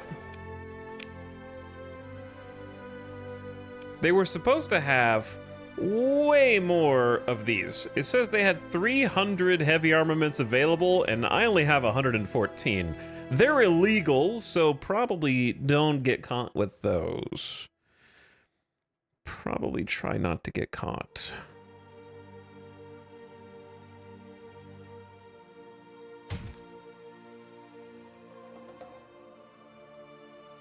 What was the other thing I just bought? Heavy machinery. It's a reasonable price. sell to Escondido. They want 600.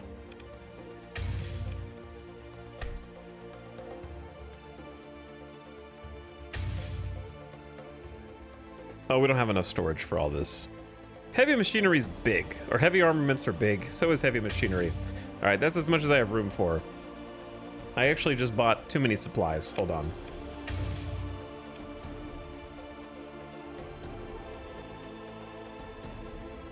I'll actually buy up to 900, just probably not at full price. All right, then load up with supplies, and then we're good to go. All right, I'm packed. We just spent 350K on goodies. I'm stuffed. So, oop. Once we get about a mil, I'm gonna get ready to go do some exploring in deep space. That's kind of what I'm building up to. I'm not just gonna trade forever. I could trade forever, but that's not really the plan.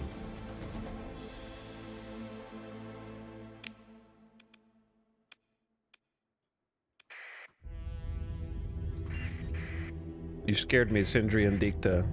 Don't sneak up on me like that.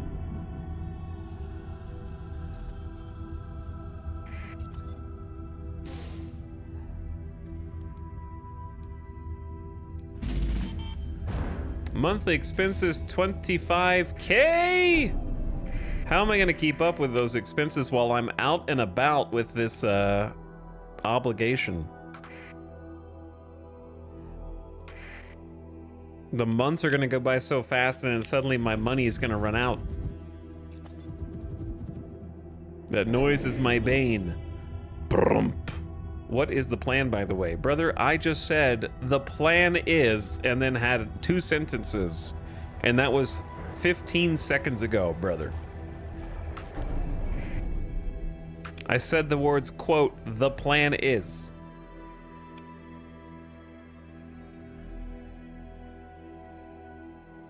Restless DK, thank you for the 20 months of Prime.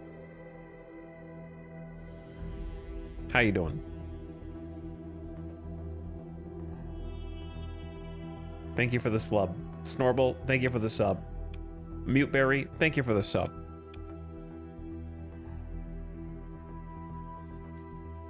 Yo.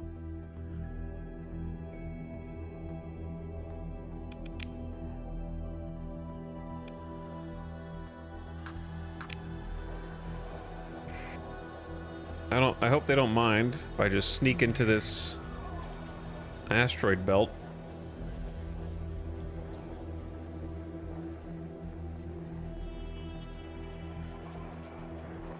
Where are you guys going? And then from the asteroid belt down into the black market, the belly of the beast, 1,300 per unit. Oh, 247 per unit.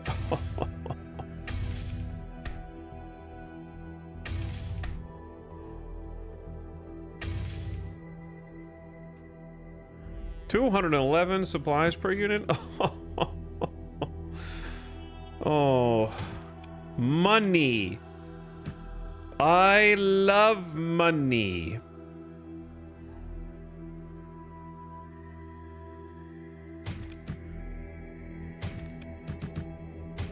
Oh, 574,000 in one transaction.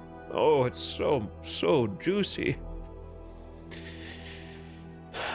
Well, the reason why I was trading on the open market before apparently doesn't exist in the game anymore, as chat pointed out earlier. So now if I can trade on the black market, then I am going to trade on the black market because we're already trading drugs and heavy armaments anyway. We may as well not pay taxes. I was paying my taxes because the black market tooltip says selling a commodity will not resolve a shortage, but that changed back in 2024. So, and the tooltip is lying, apparently. Either that or the patch note is lying. One of them is lying. I trust the patch note more. So I have been going off of the tooltip, assuming it was true. Wait, it still says that. It's on the screen right now, you dingus. Just look at it. My mouse is hovering over the tooltip right now. So I've been playing as if selling a commodity on the black market does not resolve shortages, but apparently it does. So the only downside is we're not gaining trade rep. That's the only downside I can come up with, is that we're not gaining trade rep by doing honorable trading. It's a good way to build reputation, to be honest. But right now we just need money. I can work on rep later. 574K going in. $1 million. 1 million credits. I'm a millionaire. I am a millionaire. We did it. Game over. I won. GG. It's been fun.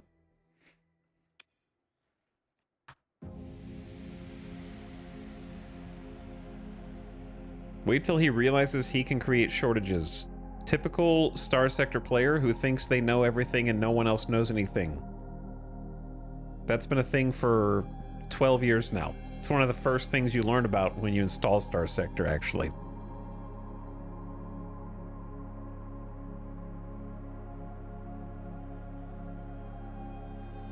Star Sector players are so haughty.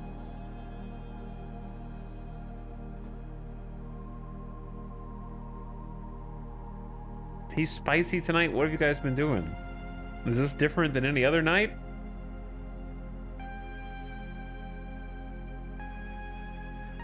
Chat, streamer just called somebody a dingus. He's going off the deep end a little bit, I feel like. What did you guys do?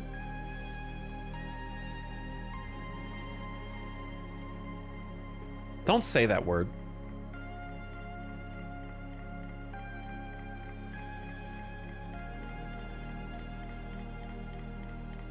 He's gone rogue! I can't remember. What's the default price of fuel? F2's not working. Oh, there it is. 25 credits per unit. I might buy a little fuel. I don't know where the cheapest spot is.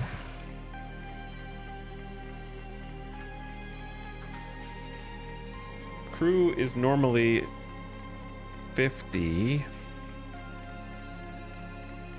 Is 226 per drug good? They have a local deficit? Never mind.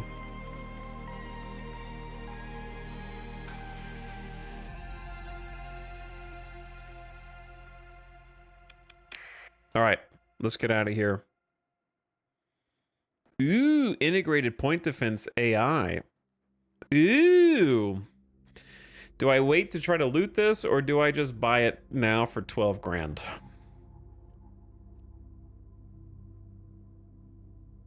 Ew, extended shields. Ew. Like with an O, not an EW. Like a ooh, you know, not like a ew. Integrated point defense AI is actually one of my favorites from when we start building a real good fleet comp. Gives all point defense weapons the ability to identify and ignore decoy flares. In addition, all point defense weapons get the best possible target leading regardless of combat readiness, and damage to missiles is increased by 50%. And if you install it with an S-mod, all small non-missile, non-strike weapons become point defense and automatically target missiles and are affected by point defense stat modifiers, which is pretty fun. Yeah, I am also a big fan of the Tactical Lasers Disco Ball. That's one of my favorites.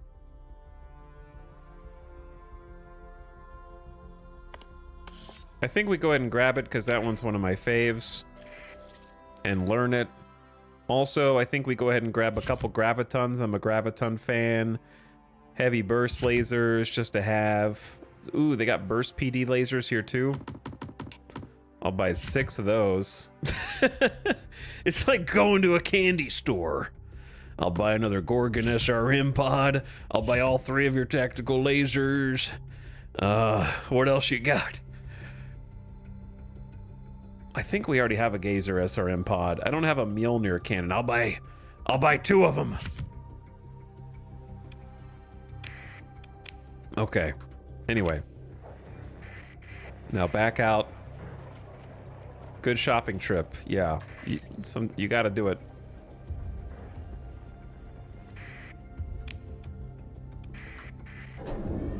You gotta do it because I never know when I'll find those weapons again, and I like being able to customize the sheeps and build up a nice little stockpile of weapons. Oh no, I'm level 7. No, the bonus XP. I'm too profitable with my trades. The cycle continues. My bonus XP is finally gone. Since we're getting ready to want to go exploring, I think it's time to get makeshift equipment. It's a good time. I think this is essential for doing surveying, given that it's minus 50% resources to survey. What music is this? You can't listen to that. Stop listening to that right now.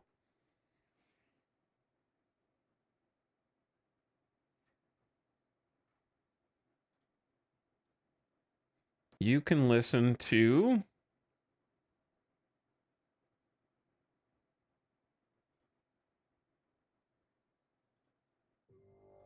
this, and that's it.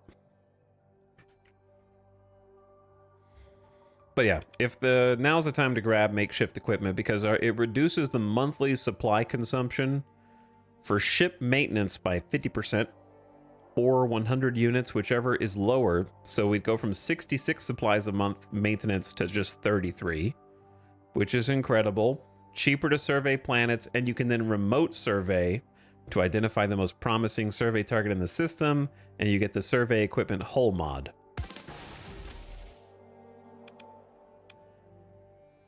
That's the one. That's the ticket. Cheaper maintenance, I think, is always good. But especially so when we're getting ready to go to these outer random systems. These are all randomly rolled, even if you play vanilla. In vanilla, the core systems are always the same, but the outer ones are random. But in Nexarellan, I made it where everything's random, even the core. But yeah, going out here, these are like a bunch of space loot boxes. It's very fun to just pull the lever and see what you get.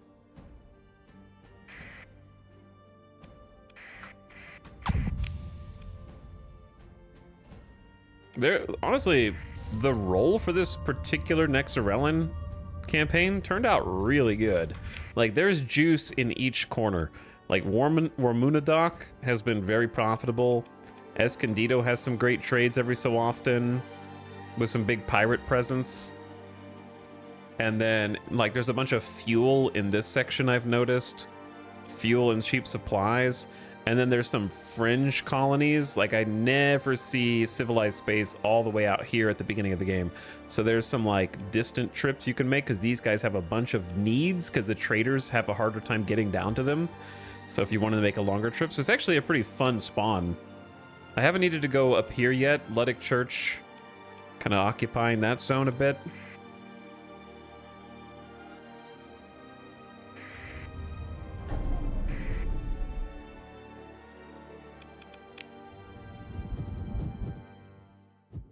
But it seems like there's been a nice balance of things to trade and places to go with our current loadout. Looking for the Watchers. You guys look for those Watchers.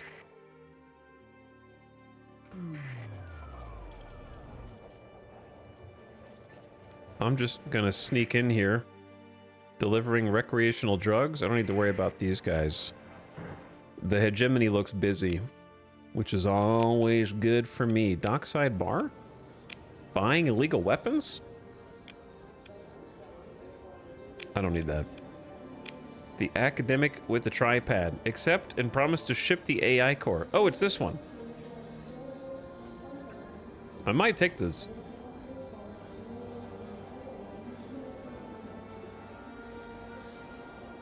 Flag down the academic with the tripod. He turns out to be a scientist, maybe a scientist, and is delighted to have someone finally listen to his story.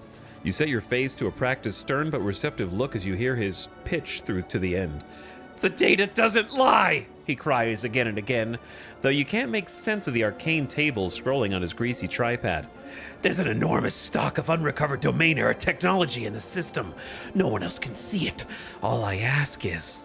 His voice drops to a whisper. You retrieve for me the AI core hidden in the midst of the trove. That, I get to keep. I'll tell you exactly where to look, if you agree to my terms. Accept and promise to ship the AI core to the given address in a shielded crate. Okay, a tech crate. We got a quest. We'll do that when we go exploring. Maybe that'll dictate which direction we go to start with. Hello, yes, I am here to buy your cheapest supplies. You have pretty well-priced fuel, which I will maybe stock up on in Blockhaz. What else do you have here?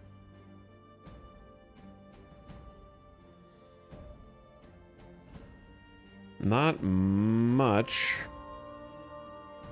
Your heavy armaments are pretty affordable, but then I have to just not get caught with them.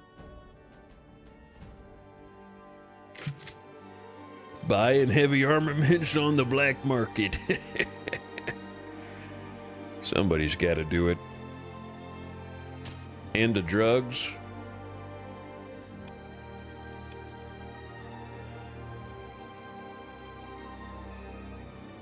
Alright, nothing else here is probably worth going deep for. I did want some more Swarmer SRM launchers. So I'll grab all that.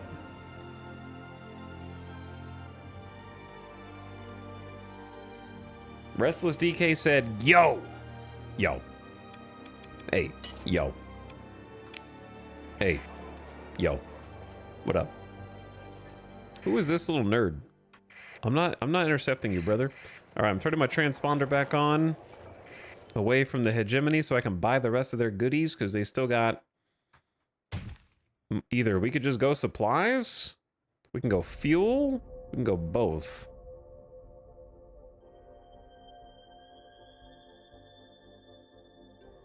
Yeah, I'll just buy the fuel. It's actually cheaper here than in Mance. Yep, full fuel tank, why not? Buying it for like 24 to 27 a pop.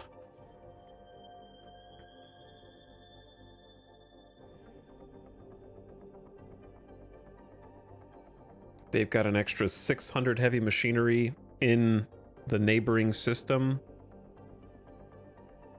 Ooh, luxury goods instead of the supplies looks nice.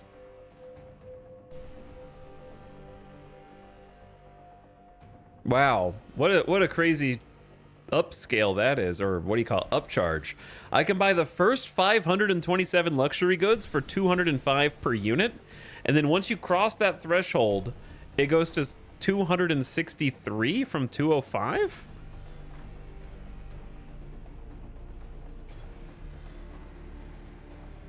Wait, no, I'm actually buying them for 98. I'm buying them for 98. It goes from 98 to 263. I'm buying the whole threshold. Wolf packs are fun in this game. It's great having so many options how to build your fleet. It is fun. It is fun. I agree. Okay, let's start with this. Grab the rest of our cargo hold in supplies. 221 grand later. And then we just need to go to Mance.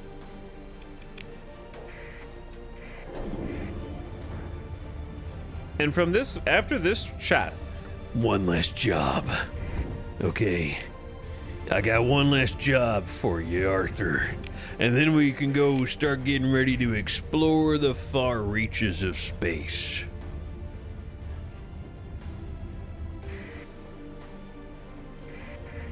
But I have to make sure I have enough money and resources to be out there for so long. It's who's around here? Academy shuttle service. Are you guys gonna be chill? If I go dark here and just sneak my way into the Tritakian station.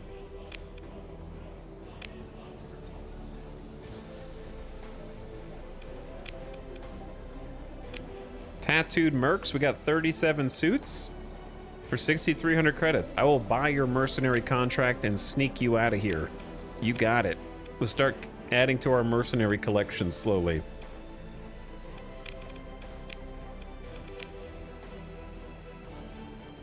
They've got Shade Phase frigates. I'm not really a big Phase frigate fan, but I am a Tempest fan.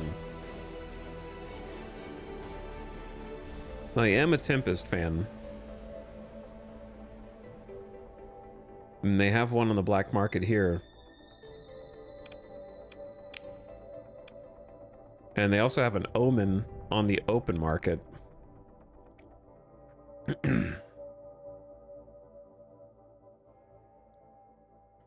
And I do like my tech ships. So we'll probably end up buying this stuff. 37 more elite Marines. All right, we don't want to sell that yet. We don't want to sell that yet.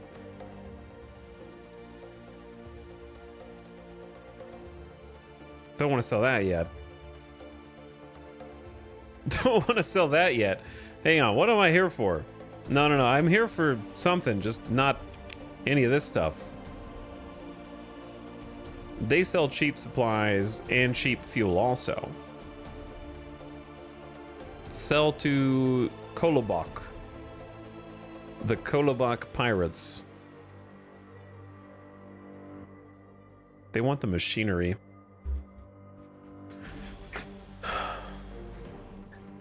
This is a great place to buy heavy machinery. All right, we need to go see Kolobok, not these nerds.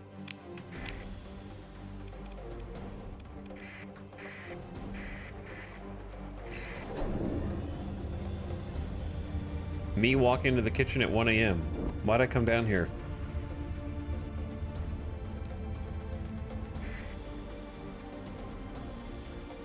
Pursuing Academy shuttle service.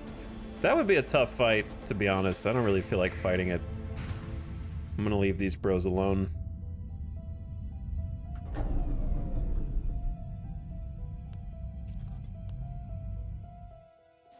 Kind of a lot of action going on over here, to be honest.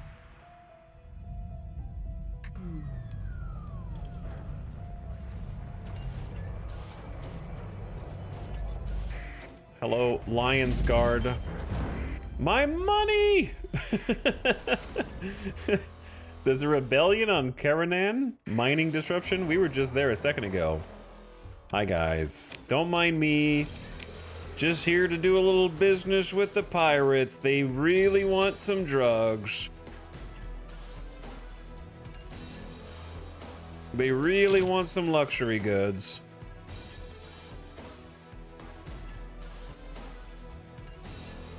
And they don't want supplies as much as the Luddic Church, so I'll sell the Luddic Church those.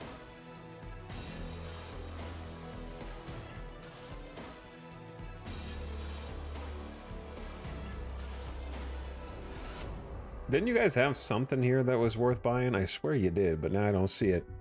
Oh, it's organics. I don't think I have enough cargo space to do organics trading. Maybe once we get a little bit more room. You need like 4,000 for that.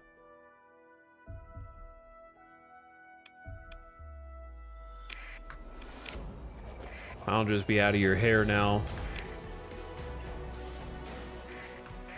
Man, we're kind of going all over the place here.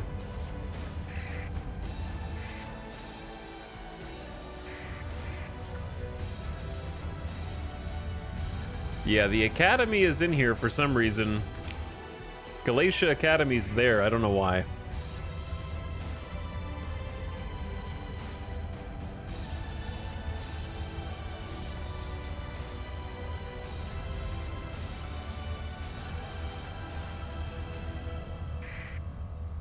I feel like I was supposed to be doing something else at one of these stations, and now I don't remember what it was.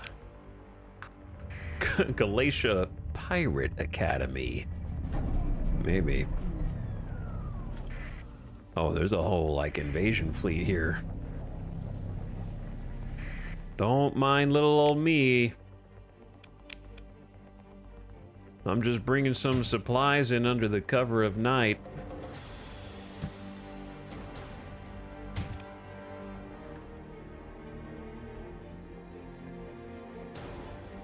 Didn't you guys want to buy something else? Nope. Okay, well, back to over a mill.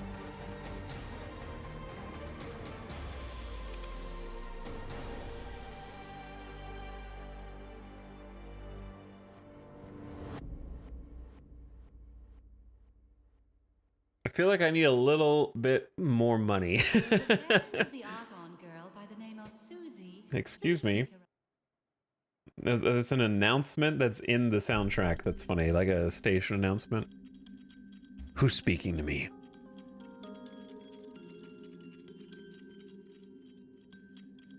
But yeah, I want to buy a couple of ships, but I just need to find like one more Omega trade. Because buying the ships is gonna take some of the cash money out.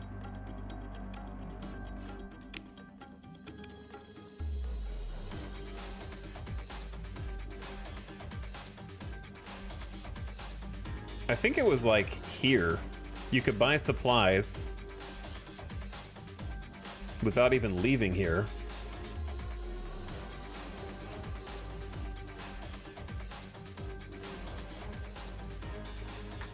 And sell them also without even leaving here.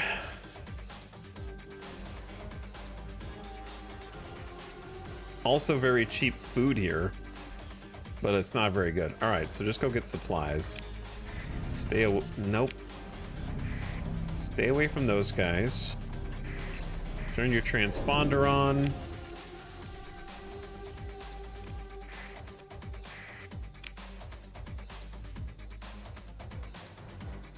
Buy from Black Has and sell to the pirates.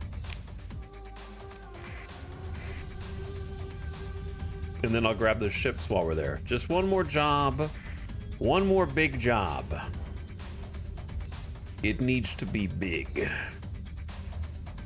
I am gaining a lot of XP from doing these trades, so that's nice at least. Did I leave anything at this abandoned station, I wonder? A little bit. Not much.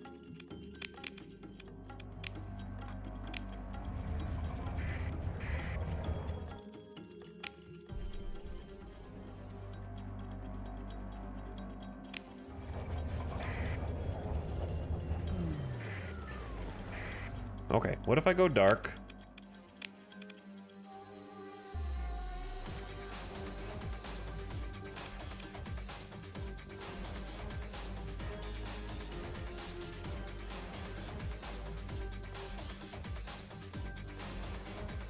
What's the advantage?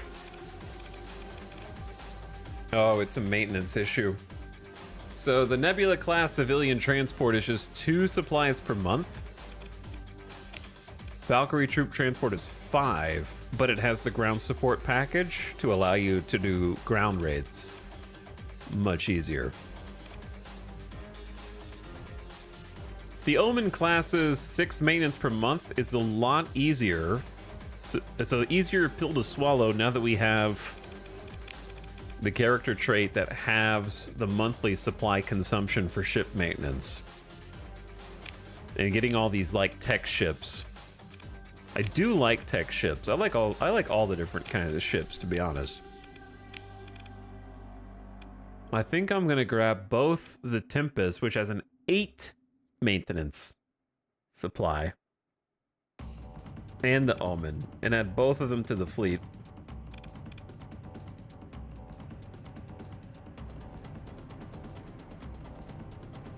Putting a good pilot inside of a phase frigate is kind of fun too. All right, Tempest is 45k, and it's in the fleet. And the Omen is 27k,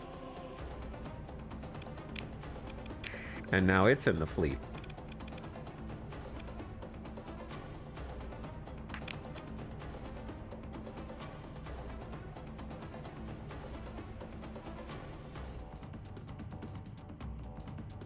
Escort package is kind of cool. We'll probably end up finding it along with the other things. Okay, so I was here to presumably get supplies and or fuel.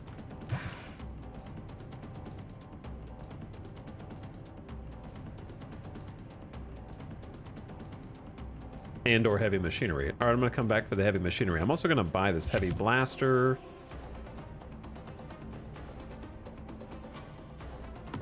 Couple more PD lasers just to have them. I don't even know if I have a heavy mauler yet, so I'm gonna buy both of those. 2 ships? 2 ships. At the same time. Okay. And then hundreds of thousands on supplies to take to the pirates. Man, I really am kind of like a warmonger guy here, huh? When did I become like a warmonger guy?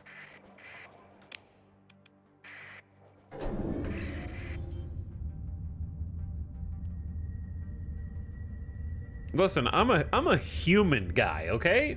This is not an us versus them situation. I'm not at war with any of these people. The pirates are humans.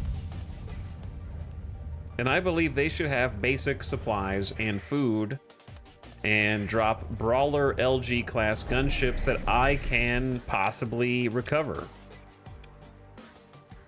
Brawler elite gunships from the Lions Guard for my personal fleet. Modified for operations in the Asconia system under order from Supreme Executor Philip Andrada. This hull includes integrated solar shielding as well as a peculiar internal cladding provided by an industrial conglomerate out of Sindri itself. That the chief designer appointed by the Supreme Executor for his many cycles of loyal service sits on the board of that conglomerate is simply an example of the unity and efficiency of the Sindrian polity. Typically deployed to beef up system police forces and port authority security, the Brawler-class frigate is a robust design which trades mobility and comfort for impressive firepower, armor, and destroyer-grade power generator. Now, does it suck with these D-mods? Kinda, but am I just gonna tow it and fix it up later? Yeah.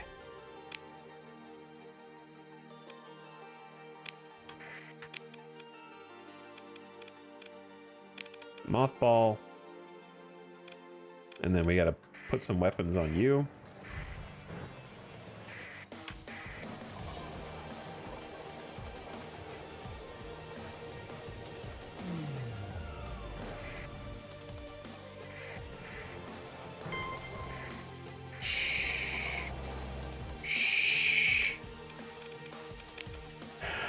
This is for you. These supplies are here for your own good.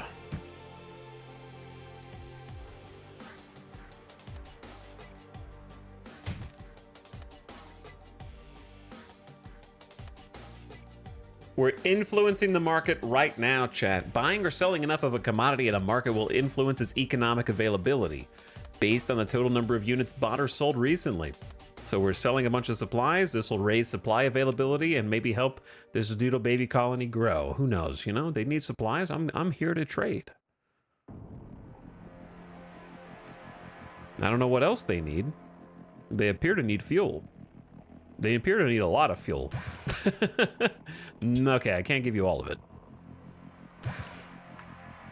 Can't give you all of it, but I can give you a bunch of it.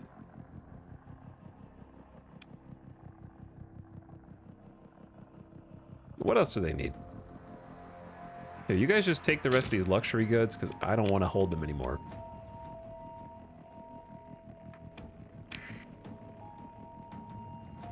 So it doesn't look like we made any money, but I did because I just bought a bunch, like 40K of weapons, and then I just bought like 600 supplies. So it's like we just got 600 supplies for free, basically. Just one more job, okay? Listen, just one more job, all right?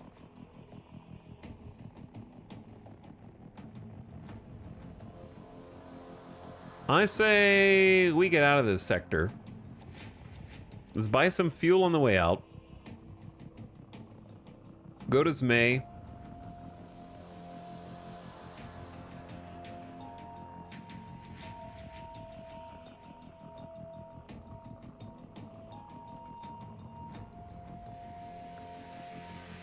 And then load up on fuel at Zmei.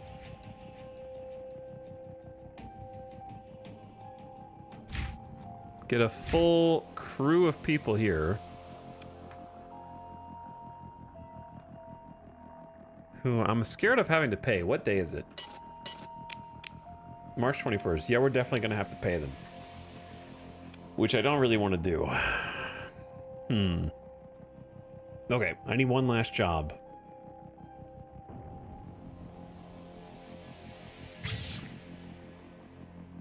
I will just buy 1,500 organics.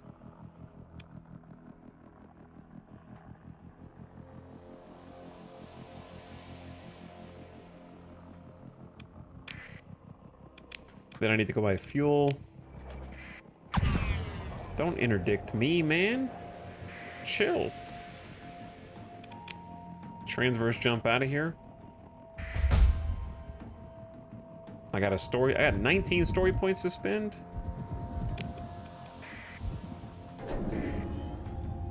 Okay. All right. I'm going.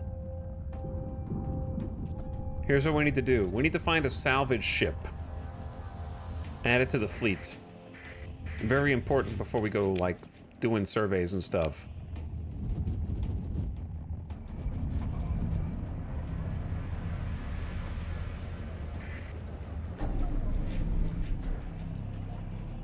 Hello, Persian League. Just sitting here, guarding.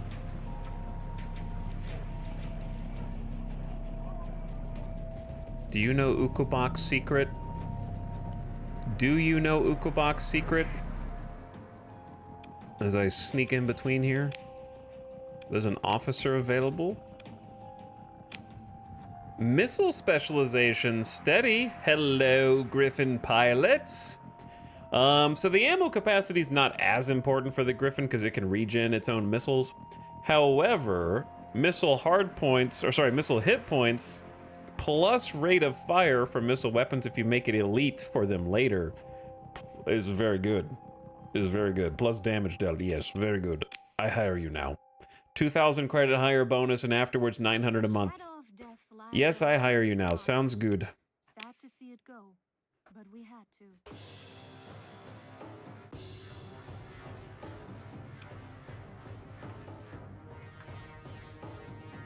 All right, we were here to load up on fuel. I bought as much as they had on the black market, and I don't expect them to have much else.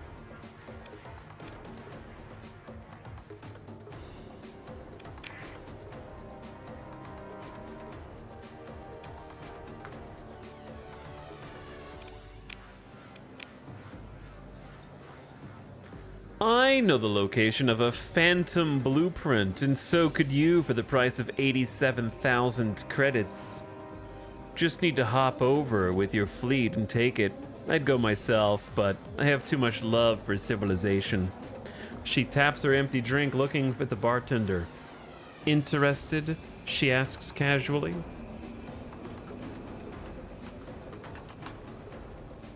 Why the hell do you know where a phantom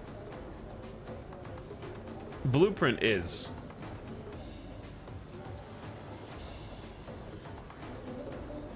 I'm trying to find the pic to show chat. But they're all WebP images. The Phantom is the one that looks like the pyramid. The Tritachyon. It looks kind of like a triangle.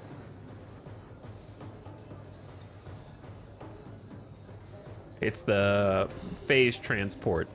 I don't know if I want the phase transport. If it was the ship itself, I would want it. The blueprint, not really.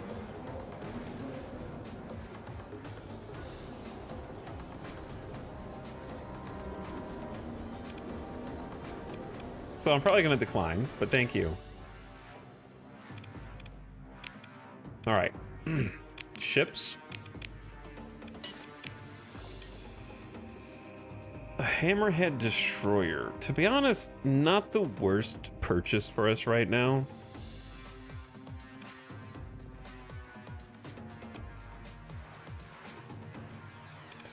But I just don't want it. I just don't want it. I'm just gonna go over here. Turn my transponder on. Come back. Hi, it's new me. I took my glasses off. It's a new me. I need to buy the rest of your fuel, please. I need a full tank of fuel before we go anywhere. We also need to make sure that we have some extra crew.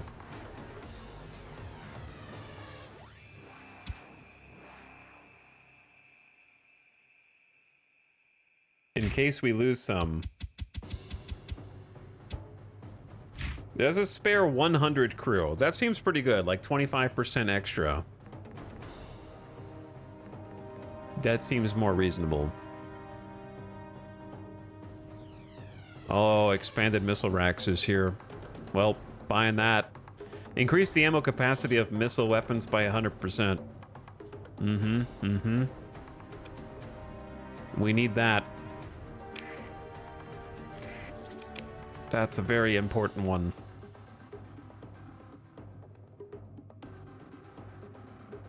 Okay, so why am I here? I bought fuel. Okay. We can buy supplies elsewhere. Let's go. I'm out. Transverse jump out of here and let's go sell those organics and then make our way back up to our like home station, deck out our 2 new frigates, put our new pilot where he goes, and then we're good to go. You know what I'm saying? So I'm selling these organics at Escondido. Actually, we could just go all the way back to Warmonadok. But we might be able to do like a trade on the way to get a little more cash. Your fleet has been hit by a hyperspace storm. One of your ships has taken damage and combat readiness has been reduced. Storm strikes can also knock you off course, but an emergency burn might let you get back on track. Yeah, I didn't mean to. I didn't mean to. This is going to Escondido Backwater, I think.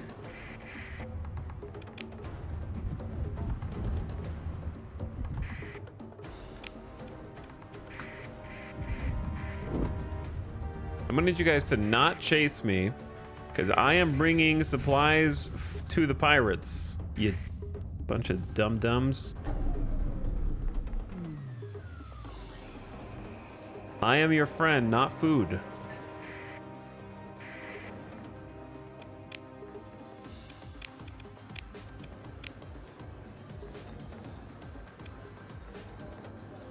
No. Okay. Hello? I am here to deliver something. Organics. They have a 3,000 organic deficit. That's pretty good.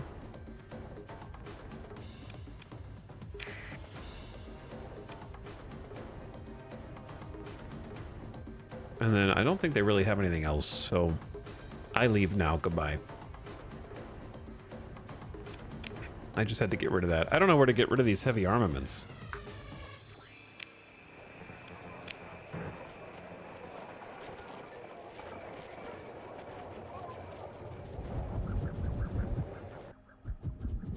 Sup, chatting tough. Finally got to see Thunderbolts today, and I found it really enjoyable now to relax with some Star Sector. What's up, War of the Worlds? Thank you for the gift sub. Very nice of you. Glad you enjoyed the movie. I actually also, for some reason, watched a Marvel movie recently. I can't tell you what possessed me to do it, but myself and Alice sat down and watched the last Ant-Man movie. I knew it was gonna be bad. I kind of just had to see how bad. And oh boy, was it bad. I had like, I just kind of couldn't reconcile to my own self. I was like, man, I love the second Ant-Man. It's actually one of my favorite Marvel movies. How could the third one be so much worse? There's no, like, I'm expecting it to be, like, bad by Marvel movie standards, but it's still an Ant-Man movie. Fun to watch bad or just bad? If you've watched some of the Star Wars Disney Plus movies, it kind of had like a weird the volume green screen aesthetic for the entire... I'm not talking about Andor. I'm talking about like Obi-Wan Kenobi. I'm talking about the later seasons, like the Boba Fett show, like that one. It kind of looked like those, but in a movie, and Ant-Man. I forgot they made a third one. The characters were blank. Here's the problem. This is true. I paused the third Ant-Man movie 25 minutes into the movie, and I go, why? As I was talking out loud to Alice, I said, why does this just feel like an extended Rick and Morty episode? And then I looked because I had a sense of it, and I was like, I'm gonna look and see why this is the way it is. And sure enough, IMDb revealed the one credited writer of the third Ant-Man movie is a Rick and Morty writer for 6 episodes. It's actually written by Rick and Morty writers. A writer, one. Caught. And I did not know that ahead of time. I paused it because I was like, this is uncanny. It's strange. It feels exactly like a Rick and Morty episode. And yes, the writer is a Rick and Morty writer. But anyway, I'll tell you why the second Ant-Man is amazing and the third Ant-Man sucks. It's very simple. Part of it is an over-reliance on green screens, and the things that made Ant-Man good in the second movie were having him be in the city, and so his size changing in relation to things around him was interesting, like making a car tiny, and now this is tiny comparatively. It goes to green screen land, and the size doesn't matter because you're not comparing it to anything real. It's a bunch of Rick and Morty characters. But the main thing is that the second movie had a writing team of like 6 people, including Paul Rudd. And then the third movie has one singular writer. And not only are they a Rick and Morty writer for 6 episodes, they're a late night TV show writer. They just do late night comedy, and that's why none of the jokes were funny. We did not laugh a single time in Ant-Man 3. The only time I even cracked a smile was for like a cameo, and I was like, oh, I know that person, and then that's it. But anyway, it's written by Jeff Loveness. Is the only credited writer other than the creators of Ant-Man, and Jeff Loveness is a writer for, and I'm not making this up, the Oscars 2017, Jimmy Kimmel Live for 238 episodes writing credit. Okay? So if you saw Ant-Man 3 and you were like, why isn't this funny?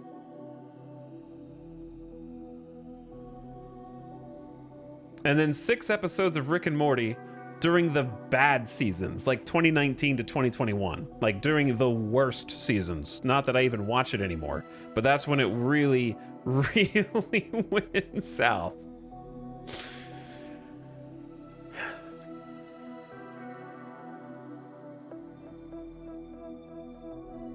All right, the ad's about to start here in a second.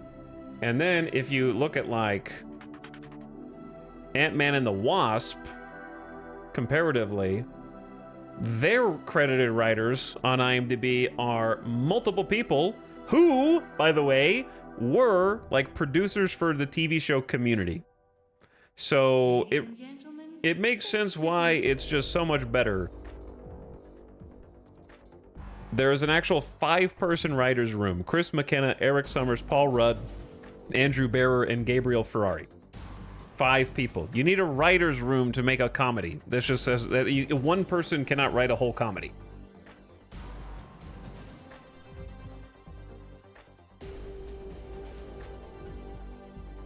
But yeah, 2 of the writers were producers on Community, so I'm sure that's why it was much funnier. All right, the ad just started. I tried to warn chat. So I highly recommend no one watch the third Ant-Man movie. It was abysmal.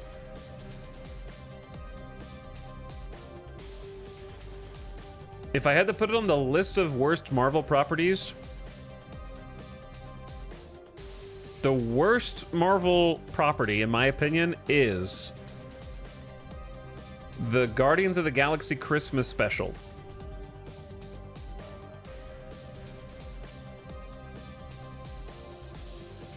The second one up is Thor Love and Thunder. They're almost on the same level. The next one up is the She-Hulk TV show. And then just above that is Ant-Man Quantumania. They're on the same level. I'd put it on the same level as the She-Hulk TV show. I think Immortals is more fun to watch than any of the ones I just listed.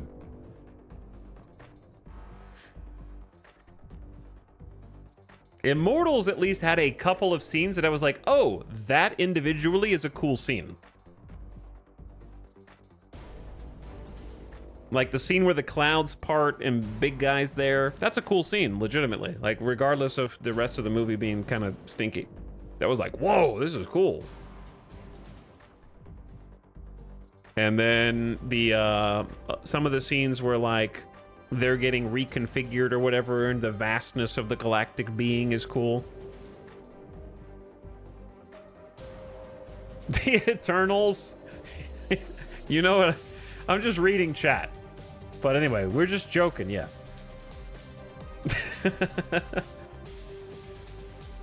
It's still more fun to watch than any of those. It's not a good movie, though. Oh! Werewolf by Night. Yeah, Werewolf by Night is for sure for me 1% better than Thor Love and Thunder, but it's on the same level as the She-Hulk TV show. I hated Werewolf by Night.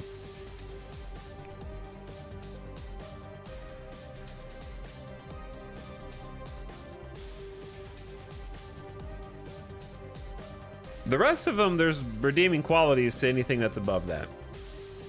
Anything else besides those, I think that there's some redeeming quality to it. Never mind. Miss Marvel. Yeah, Miss Marvel's on the same tier. Love and Thunder below the Dark World. The Dark World is in heaven compared to Love and Thunder being in, I don't know how many rings of hell down. There's very few times I've watched a movie and thought, I hate this so much, I hate this, and I'm just thinking that repeatedly throughout. And that was one of them. The Dark World is way overhated. It's not that bad. The Dark World has a lot of value in that it is part of the Infinity Saga, which actually has an emotional payoff. There is like a reason to watch it. It exists with a lot of very important lore for what I think is a pretty satisfying arc.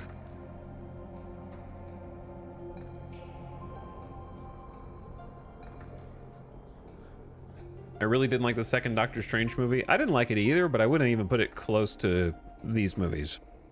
The other things. It had some redeeming qualities.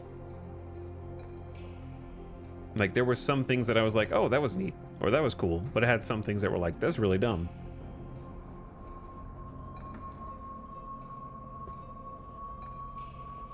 Okay. Anyway, so don't watch Ant-Man 3. That's all I gotta say about that. Why am I going in here?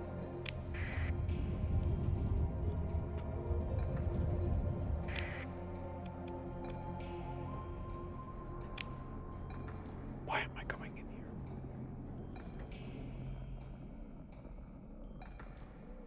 Maybe just the heavy armaments? There was another reason.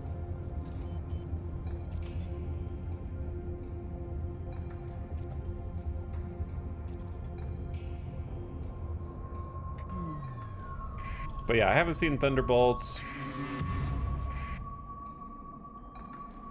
Wait, Luddic Church reduced by 8? Is it because my relationship with the Tritakian improved? I'm going to trade with them right now. Tritakian just recaptured a market. Impressive.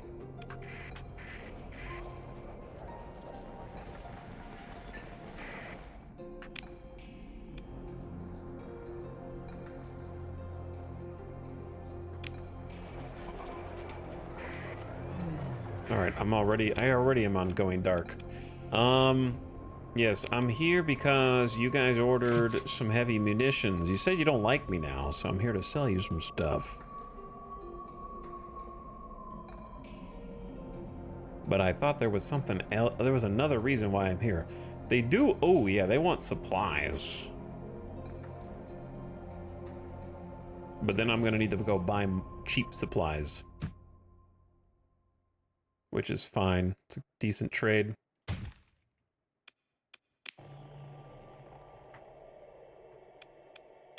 Now we have 1.25 mil.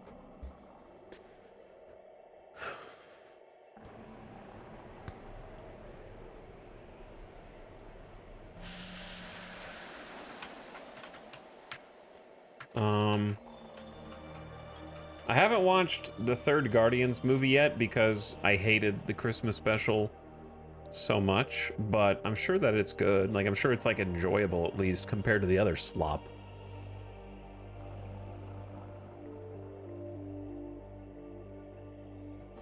The only properties that I think were worth watching or that I don't regret watching since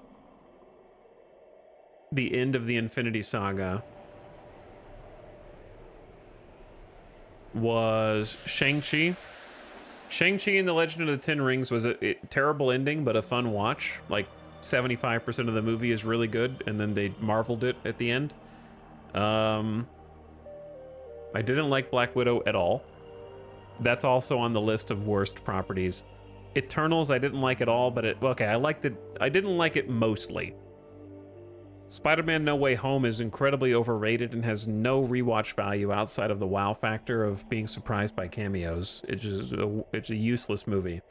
Multiverse of Madness, really undershot. Would give it like 1 thumbs down, 1 thumbs up. Thor Love and Thunder is trash, and I would never wish it upon my worst enemy. Black Panther Wakanda Forever was not a good movie, but it was fun to watch. I enjoyed watching it. While I was watching it, I was like, man, Ryan Coogler is a really good director. That's what I was thinking. I was like, wow, Ryan Coogler's a really good director. I don't think that the story is very good. But I was like, huh, cinematography, it's pretty good. Like, it's enjoyable visually. Also, I think Namor is a really good villain. I'm surprised you watched all this slop. Bro, you're watching a Twitch stream right now. You're surprised about someone watching movies? You're watching a Twitch stream. We just talked about Quantumania. I haven't seen Guardians Volume 3. I haven't seen The Marvels. I haven't seen Deadpool and Wolverine. I have not seen Captain America Brave New World or Thunderbolts. So I haven't watched any of those. Parking privileges. And then TV show wise,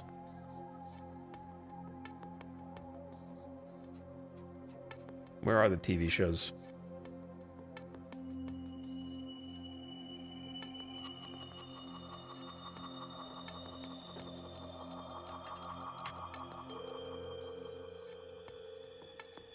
Okay, I had to find the list. Of the Disney Plus shows, this is going to be true for all of them. These are the ones that were really, like, pretty fun to watch, but had a terrible ending because they don't know how to stick the landing. WandaVision was fun to watch, terrible ending. Falcon and Winter Soldier was fun to watch for, like, the first few episodes, terrible ending. Loki, fun to watch, terrible ending. What if you didn't watch that ever? Just don't do it. Hawkeye, really fun to watch, terrible ending. Moon Knight, extremely fun to watch, terrible ending. Miss Marvel, terrible. She-Hulk Attorney at Law, terrible. Secret Invasion, so bad that I decided not to watch it, and I just watched the scene where they transform into Skrulls, and I laughed really loud because it was very funny. Echo decided not to watch. Agatha all along have not watched. But probably will, just to try it out. Friendly Neighborhood Spider-Man, do not care. Daredevil Born Again looks like a nostalgia cash grab. I haven't watched it, and Ironheart also looks bad.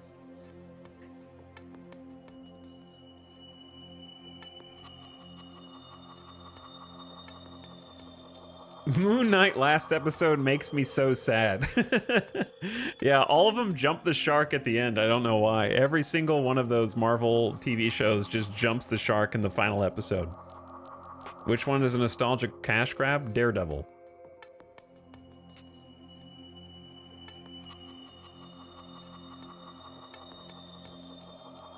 Like, look, this is like the Marvel you liked. Remember this? Remember when you liked our TV shows? To be honest, I think the reason I haven't watched Daredevil was because I thought his cameos, like, in an already bad She-Hulk Attorney at Law TV show, were bad. He was just like an annoying character in She-Hulk. That's why I haven't even decided to watch Daredevil. They made him very annoying. And also I watched a couple of the, like, YouTube sort of just like fight scenes from Daredevil. The first Daredevil was highly overrated, and the choreography in the new one doesn't look very good either. So I know that that's a hot take, but that's why you're here. All right, anyways, that covers all of my takes.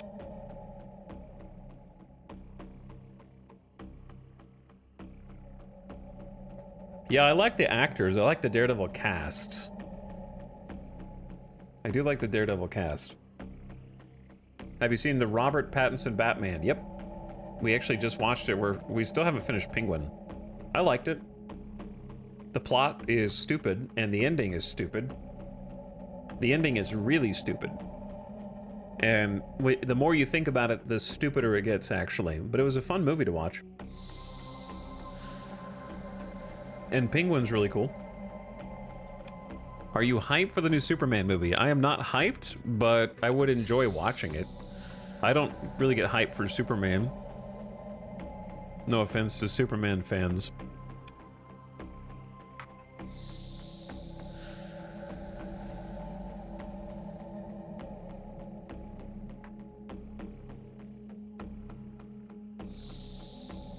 I need to buy a sheep. Turn your transponder on real quick. Oh, they don't have any ships. Okay. They don't have much of anything at all.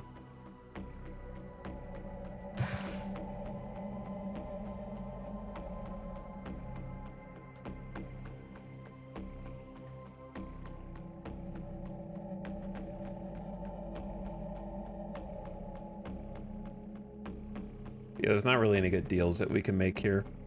Okay, I think now...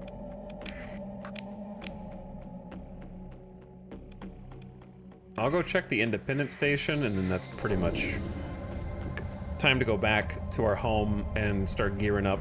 I need a salvage ship, at least.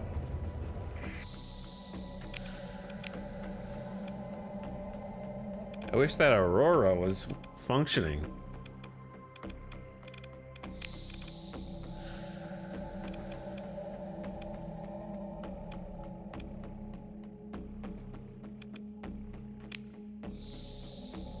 What do you guys have?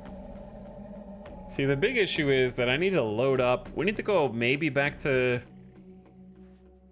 We need to go to, like, her and buy a bunch of supplies. We've already got plenty of fuel. Like, I need maximum supplies. Oh, this is not a bad trade. Buy the luxury goods. And then fill up with domestic goods. Okay, this is not a bad trade. And then we go to her.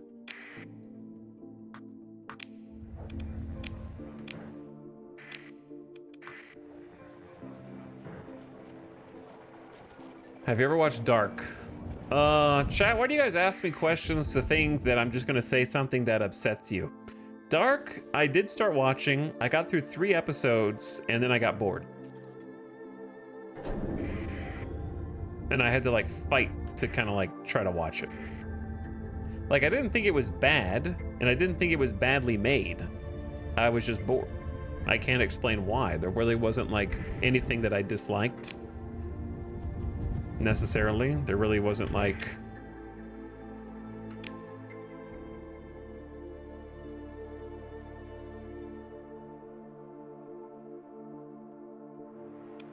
it just didn't grab me.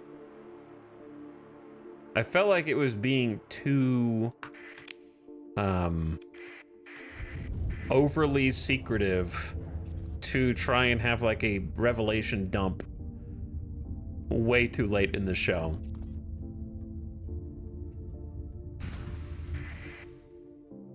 Why am I getting pursued? Oh. Why are there a bunch of neutrals pursuing my fleet? My transponder's on. Am I wanted here?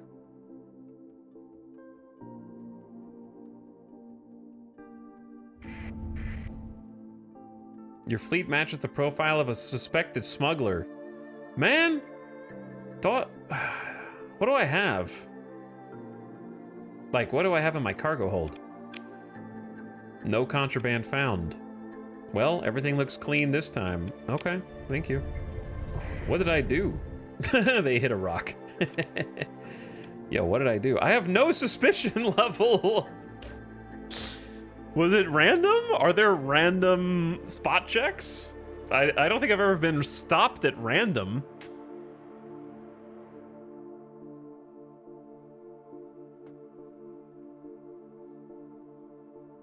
You just looked sus. I guess so. If anyone has trouble flushing, you'll have to go below deck and reboot the system. Okay. Put the seat down. I don't think we're gonna be able to like sneak in here. Well, maybe I will. Poor William's grave, a volume of space abundant with asteroids.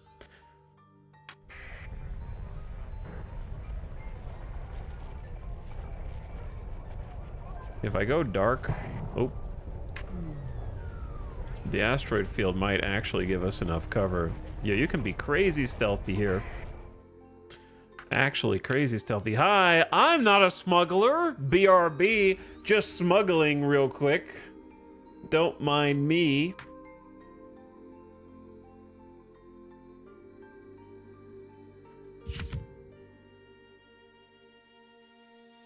I've got a highly important cargo of domestic and luxury goods for you.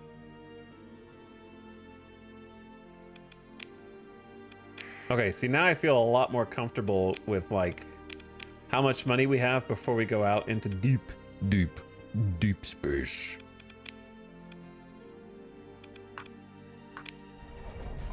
All right, now I need to get out of here.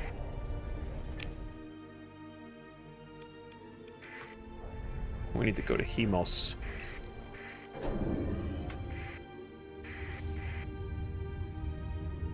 My transponder is on. Hemos to buy supplies, and then we just need to acquire whatever ships we need to go explore. Hemos. Hemos is a cool name for a station. I'm checking their ships too. I need a gantry salvage rig, but not one with 2 D mods, preferably. Field drive and maintenance is a problem.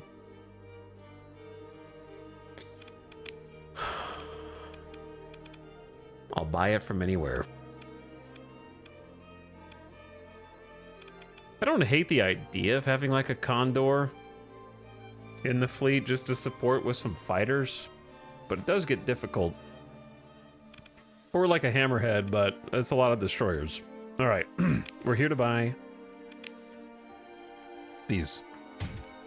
Many of these.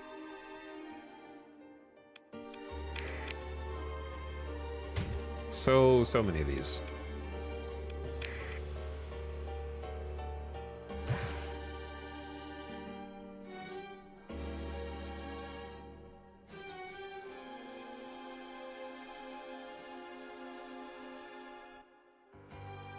Okay, no more trading. It's so hard to quit. It's like a drug, because I could just make more money. I could just keep making more money. It's right there. All right, I'm out.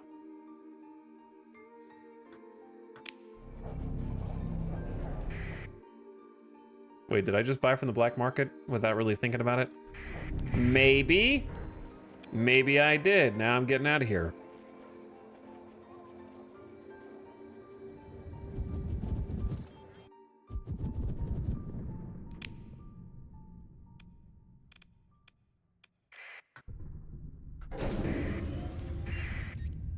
Okay, so here's the play. We go back to our little home spot. Warmunadoc. We go back to Warmunadoc. 27 grand monthly expenses, man. So much money.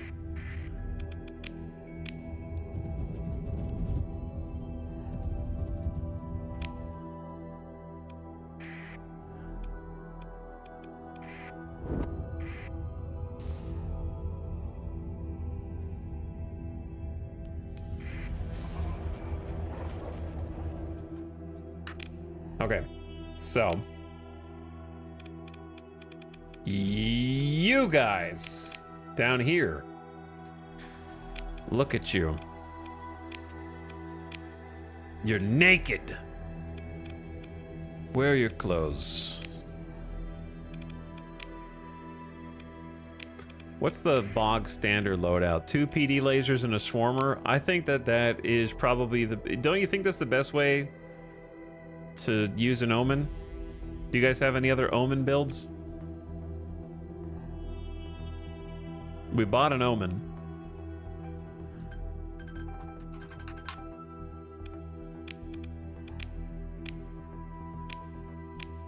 Why do I feel like there's only like 25 names that it randomizes? This is a classic. I don't have Sabo SRM pods for some reason. That's gonna be really annoying, actually.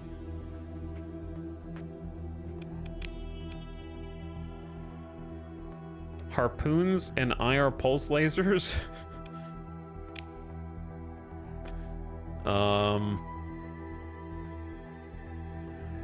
It decided to put missile autoloaders so that it could spam more swarmers.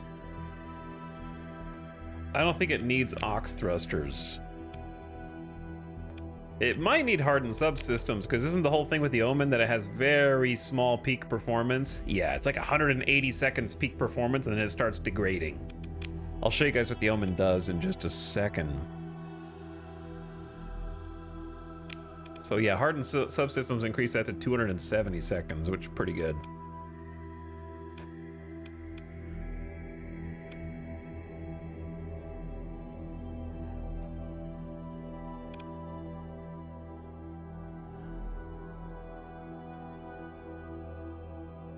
The special is the mainstay for me. Yeah, the base build is just kind of like, feels like messing with perfection.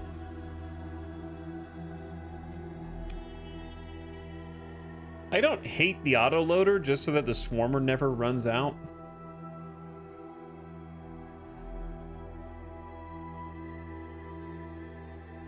A combat-rated autoloader that provides a limited number of reloads out of a shared reload capacity to missile weapons, determined by ship size and number of small missile slots.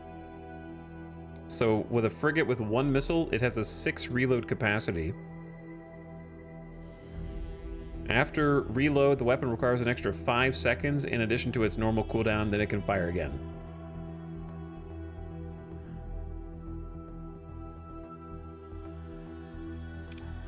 Like, you could have expanded missile racks in there instead, but that's not going to be nearly as many. Suddenly this thing is like just an anti-fighter powerhouse already, because it can do some crazy things. So if you want to see what it can do, here's what it can do.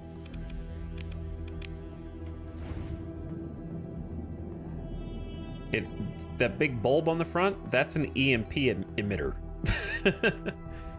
It's fairly nimble as well, 205 speed. So it goes zap, zap, zap, zap, zap, zap, zap, zap, zap. Plus it has a full bubble shield. And with the swarmers,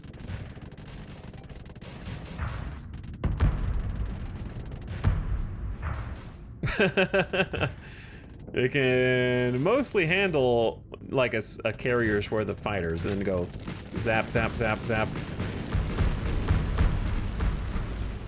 Oh yeah, that's the good stuff.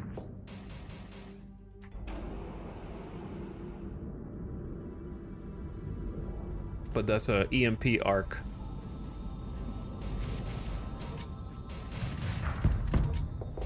So you want to get up in there and just be zappy zappy.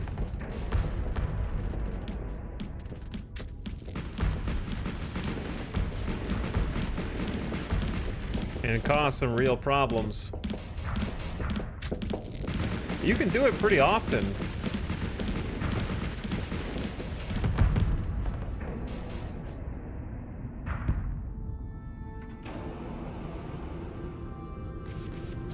Uh-oh.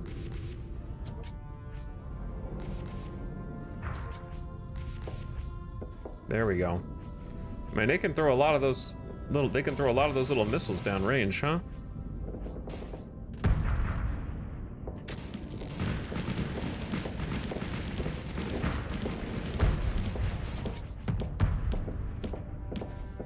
Downside of the EMP, I guess, is just you gotta watch the flux on this thing.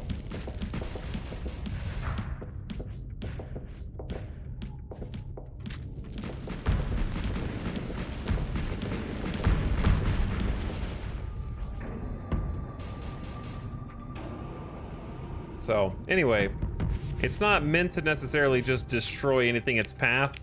It's meant to, like, clear the air, so to speak, and then the EMPs, if anybody's unshielded, will mess up all their systems. My Omen build is usually a Salamander missile, 2 ion cannons. I get it to disable big ships. Yeah, I like that too. Like, I already have swarmers here on this little sheep. So what I might do is actually, like, now that we have an Omen, salamander on the Griffin, which is especially cheeky. Stop listening to that, chat. Why you guys always try and listen to music you're not supposed to be listening to?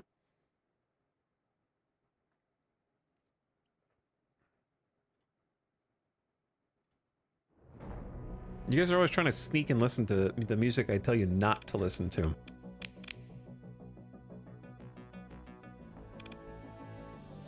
What if we throw 3 salamanders here, just to be super annoying? Leave this with the swarmer. And this can be the anti-fighter guy now. Missile autoloader seems like a lot. I think I am just gonna do expanded missile racks. Wait, no. They're the same cost. So I guess autoloader's better. That way I can just spam forever. And then lots of choices with a Tempest. Many choices with a Tempest.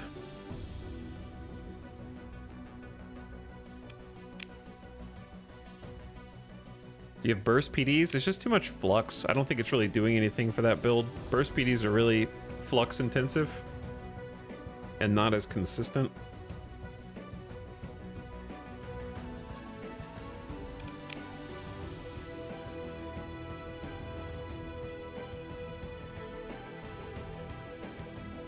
Double pulse laser is a classic.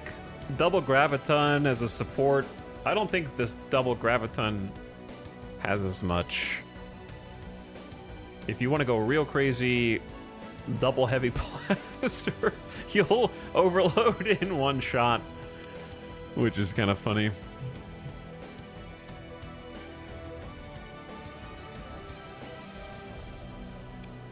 I think I used to just run yield. Man, not having sabos is really obnoxious. We need to go find some.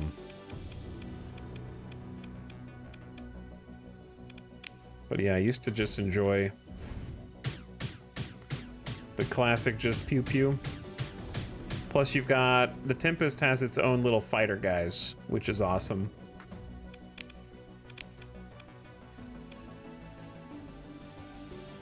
An asymmetric advanced design from the late expansion Epoch, the Tempest class is a quintessential attack frigate, fast, deadly, and difficult to destroy. Terminator drone point defense system. Built around the dreaded Terminator core target analyzer, which finds transient weak points on missiles and fighters with unerring precision. Rumors about the core's AI intermittently exceeding the generally allowed delta level during complex combat situations remains unproven. 2 fighters, point defense. Cool ship.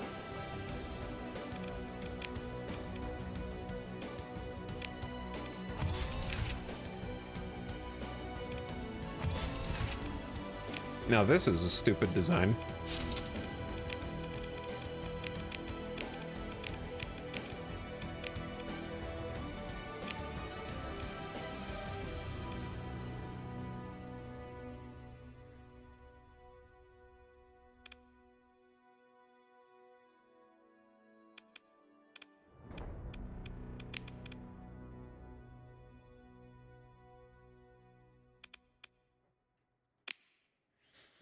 Now this is a stupid design.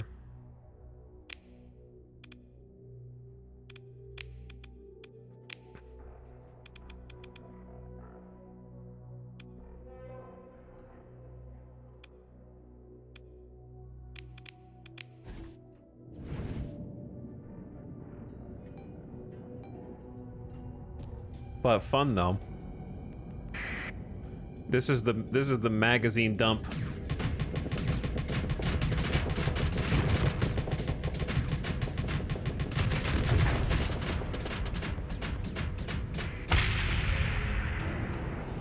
Goodbye, Hound.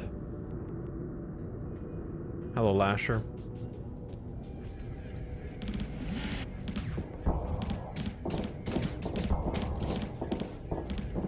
Have an extra little laser. They overloaded me.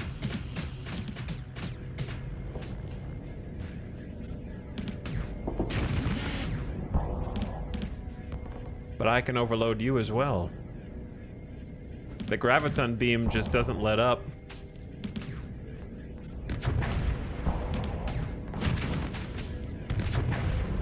He got me with a cheeky... The AI is so cheeky with those little harpoons that it just like throws out.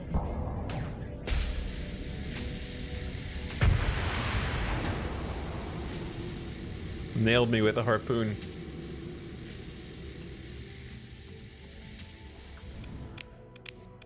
I think Heavy Blaster is one of the more fun weapons in the game.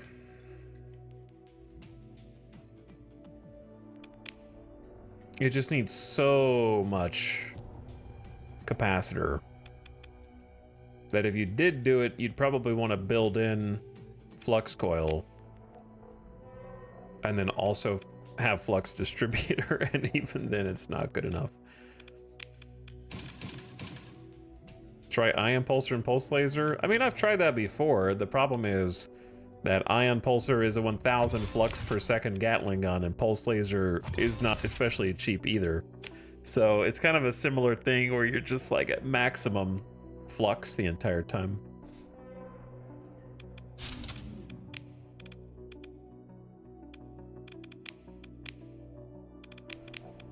I don't know if you wanted them at the same time or not, though. Because you get like 20 rounds with the ion pulsar.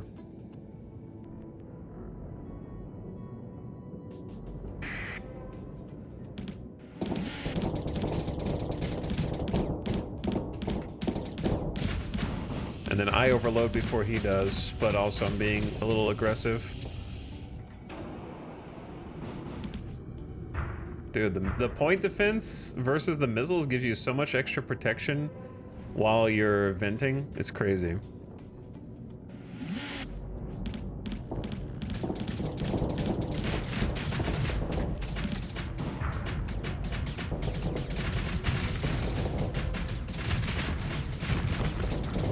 But yeah, I have to be at maximum flux. It's not my cup of tea. I'm more of a heavy blaster kind of guy. Or a double graviton beam support guy. Depending on the rest of the comp.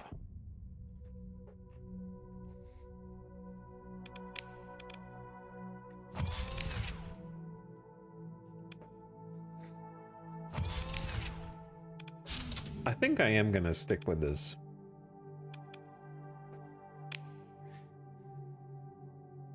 But I haven't decided if I want to build anything in yet, so I might just leave it at this.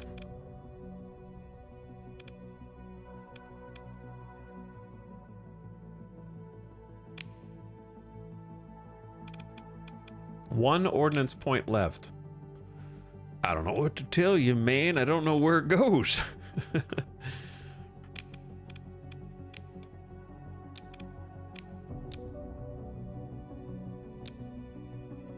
I don't know which. I probably want to fly that ship, actually. That's going to be mine. I command that one. The missile pilot, Lothar, pilots the Griffin.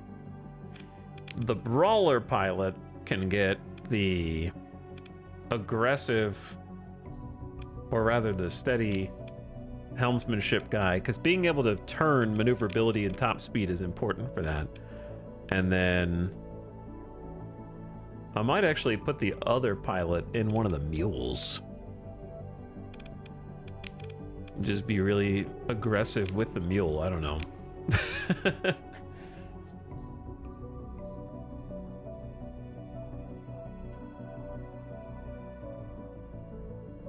Sure.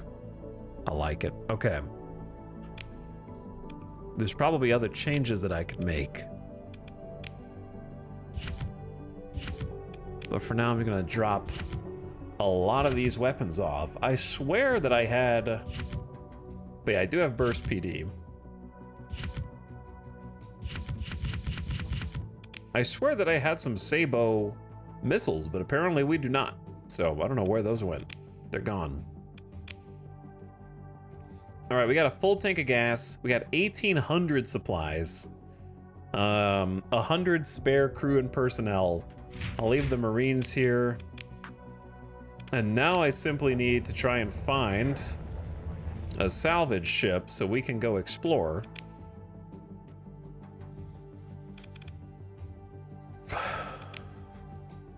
Yo, a Medusa. I do love a good Medusa. There's a salvage rig on the black market. Multiple, actually. And another Omen, but I don't want to overload it. I think we got a decent fleet to go explore. I got 3 combat frigates now, the Griffin, and we'll fight with the mules, damn it, if we need to. We've done it before. I'll do it again.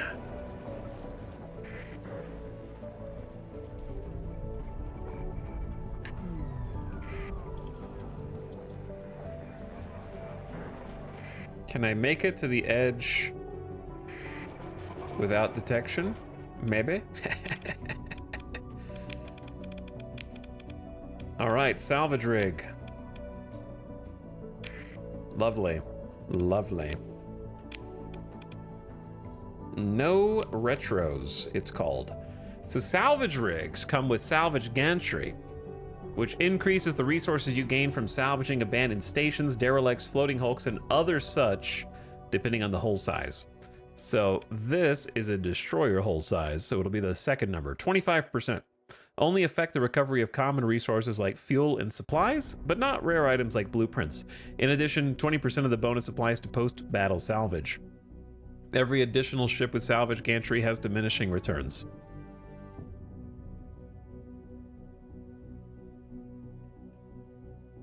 And so we can get rid of the civilian grade sensor profile debuff with militarized subsystems. And then I also enjoy putting high-res sensors on these sometimes. Increases the fleet sensor range by 75. Each additional ship with sensors provides diminishing returns. Throw that on as another tech to the salvage sheep, and then this should almost never engage in combat. It should, if it does, you're already dead, so it doesn't really matter where the other points go.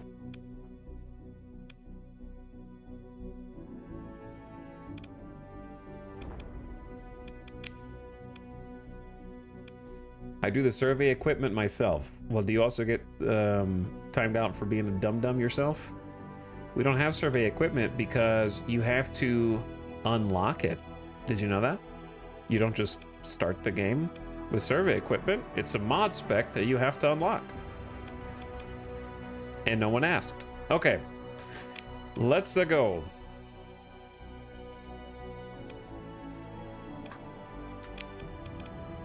Omen, you come up here with me. Oh, I forgot about the Omen. That's actually a good place to put the aggressive pilot. I think an aggressive Omen is pretty fun.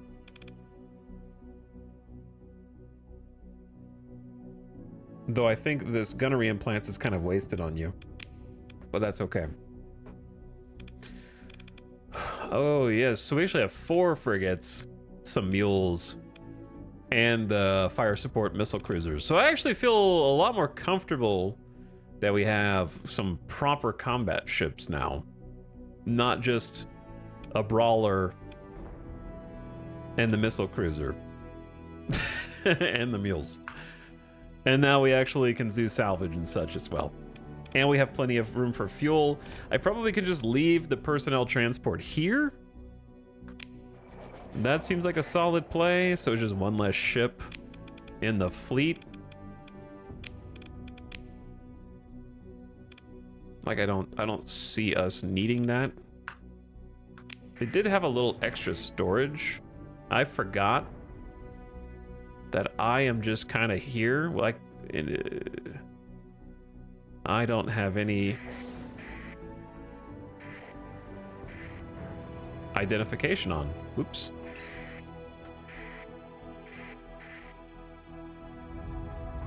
Out here naked for no reason.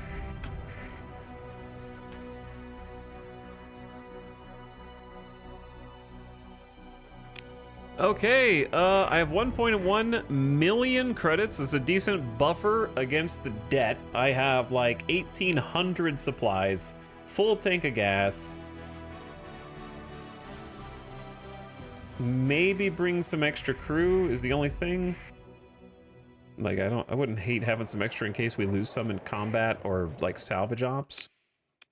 Religion has not always been looked upon kindly in this age of continuously improving technology and science, but particularly after their reunion with the Terran Taridi colonists, TerraCorp have strived to All right, extra like 150. That looks solid. This looks good. and so have constructed multi-religious places of worship along their central highway ring for those inclined to visit. Are we ready? Feel it necessary. Where do we go first? We may as well go get... Ow. Not this one.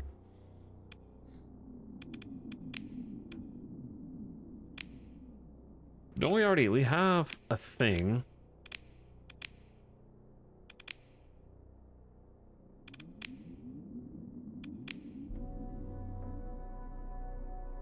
Oh, yeah. No, that's... Yeah, that's the thing. So, like, why don't we just go get the tech cache first, since we actually have an objective? The Delta Moyle Nebula. All he wants is the Alpha Core from this cache as payment for his services.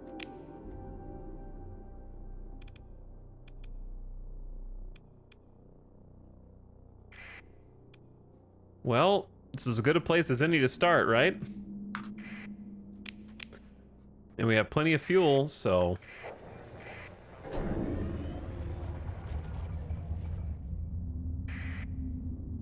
Your fleet is over fuel capacity. Oh.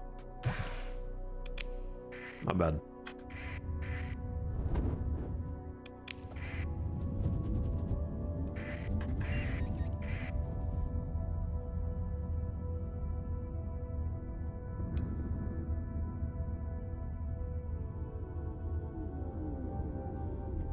All right, we're going to ooh, a slipstream.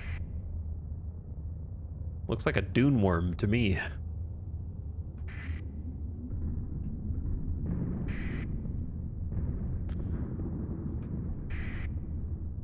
We're off on an adventure. We're already here.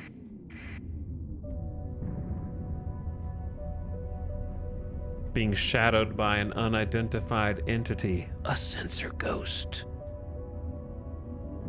Who the hell is that? Coronis, thank you for the sub, by the way. What's up? Secting the stars for 78 months. Why does that sound weird? Secting. Sounds like something one maybe should not be doing. Well, this is tough. I guess I can e-burn for free. Yeah, we did take the perk that lets you emergency burn for free, so we just go and then just through the other side.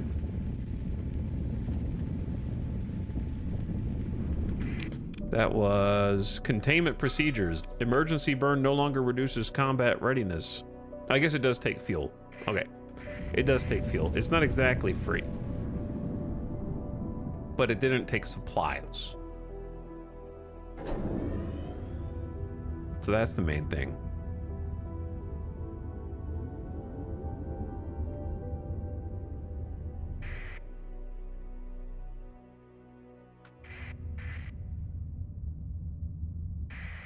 All right, was it Delta? It was Delta Moil. It was a Delta Moil. All right, unidentified planets, unidentified planets. Here we go. The great unknown. We got new planet data. We also have remote survey. Coordinate the fleet's active sensor network to scan all the planets in the system and identify the most promising candidate for a full survey op. I kind of feel like you just survey all of them anyways. Does this take any resources? I don't want to do that right now anyway. Let's just do a regular sensor burst and look for anything on the map. Nothing. Completely desolate. I'm honestly surprised that this has a quest marker, but I guess they did tell us exactly where it was going to be, right? Who put this technology cache here? Your fleet approaches a technology cache. It may have supplies, weapons, or other equipment drifting and forgotten until now. Oh boy. Classic. As your fleet moves closer, new energy signatures are detected near the technology cache. Yeah, I don't know if I want to face 2 support drone ships and a strike drone ship with my current fleet. These are the redacted.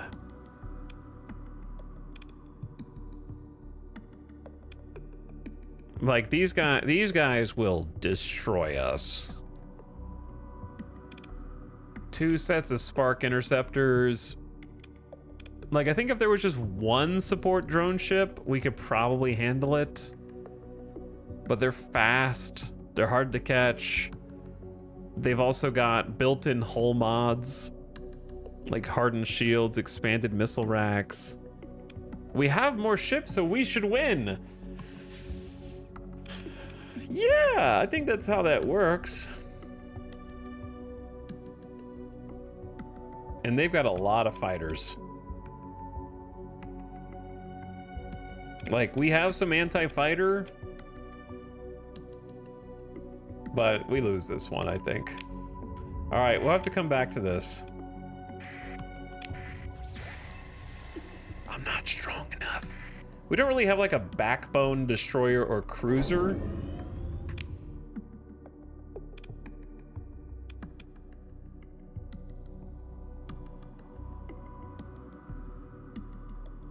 You could take Wolfpack to get stronger and then retcon it later.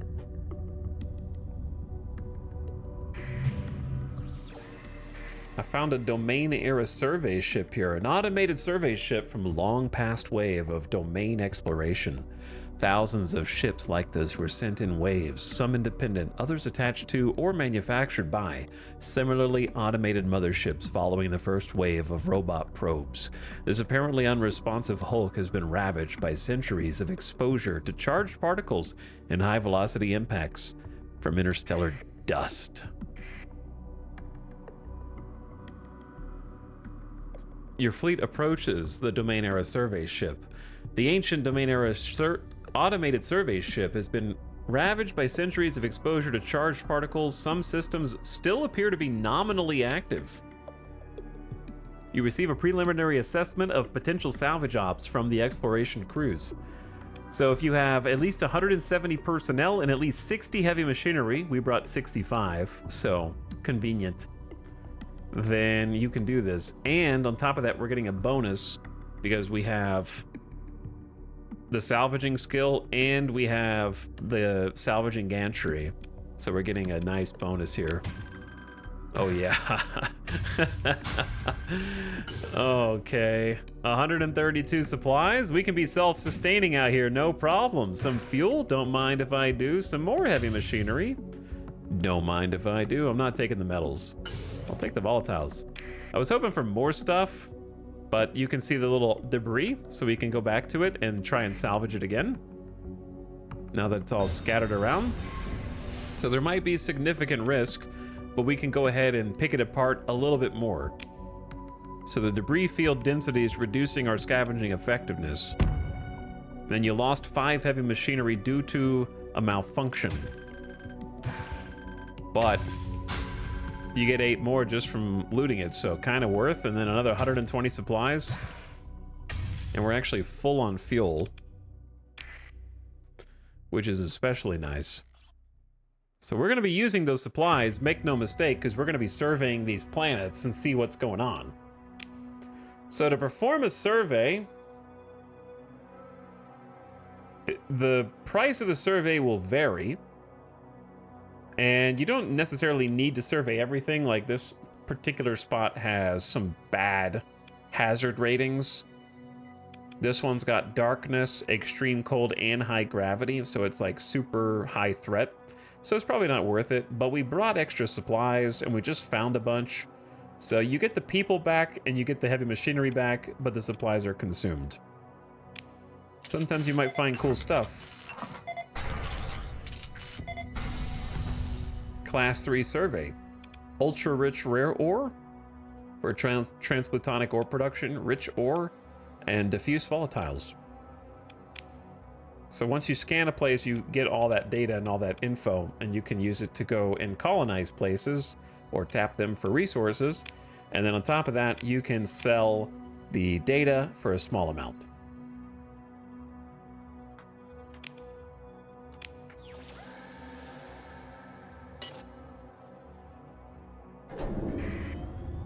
Not a lot going on there, so let's head to the other worlds. My money! That's my ticking timeline right there of my monthly expenses. I like to kind of do some scan pulses every so often. Oh, something's here. Something's here and it might be angry. Darkness and extreme cold. Plentiful volatiles and abundant ore. Class 2 survey data. There's a warning beacon here. Uh-oh.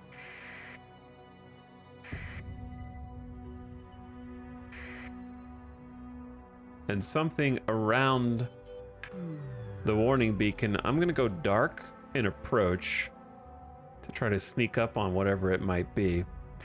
A fully autonomous warning beacon containing a solid-state power system which enables theoretical operation and station keeping half-life with an upward range in the hundreds of thousands of cycles. The astute starship captain will heed well its warning.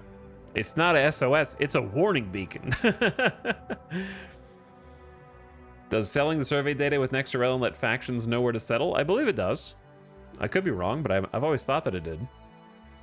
I've definitely sold data before and then seen people settle in a spot whose data I sold.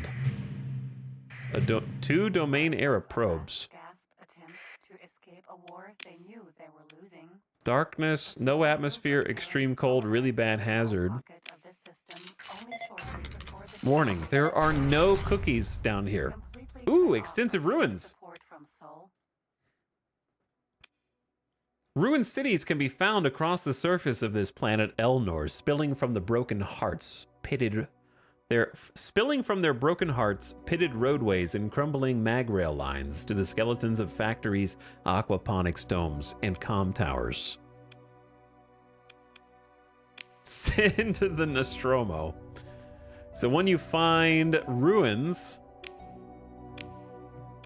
you can explore the ruins. A salvage team can conduct a search for anything of immediate value. So using our heavy machinery and our salvage rigs,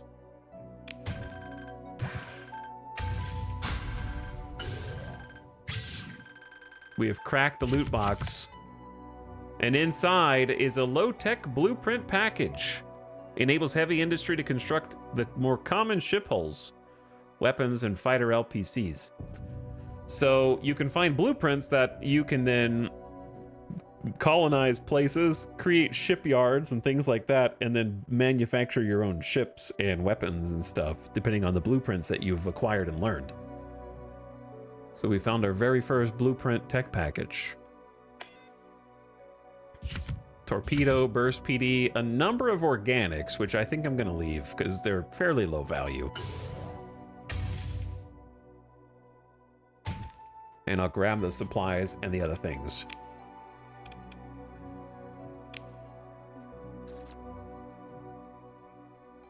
And then we've got the probes.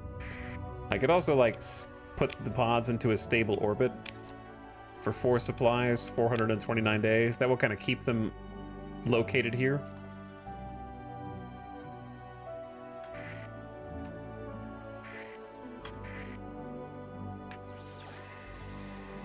Stuff to the north, next to the planet.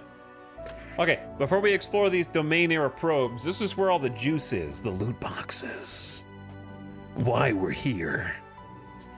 I just wish I could fight the redacted dudes, man. That just would probably kill me. There's too many of them for our little baby fleet. 4 frigates and a cruiser. If we had a destroyer or 2, we'd probably be solid. The mules aren't going to be able to take the heat.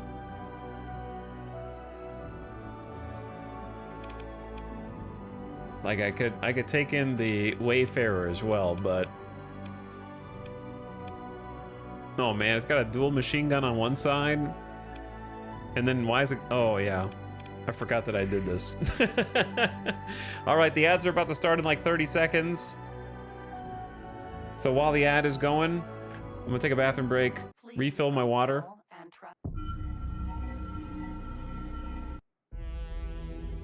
Also find the new soundtrack.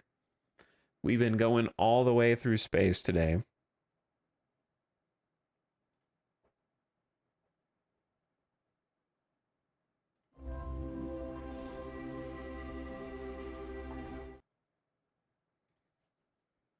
Where is...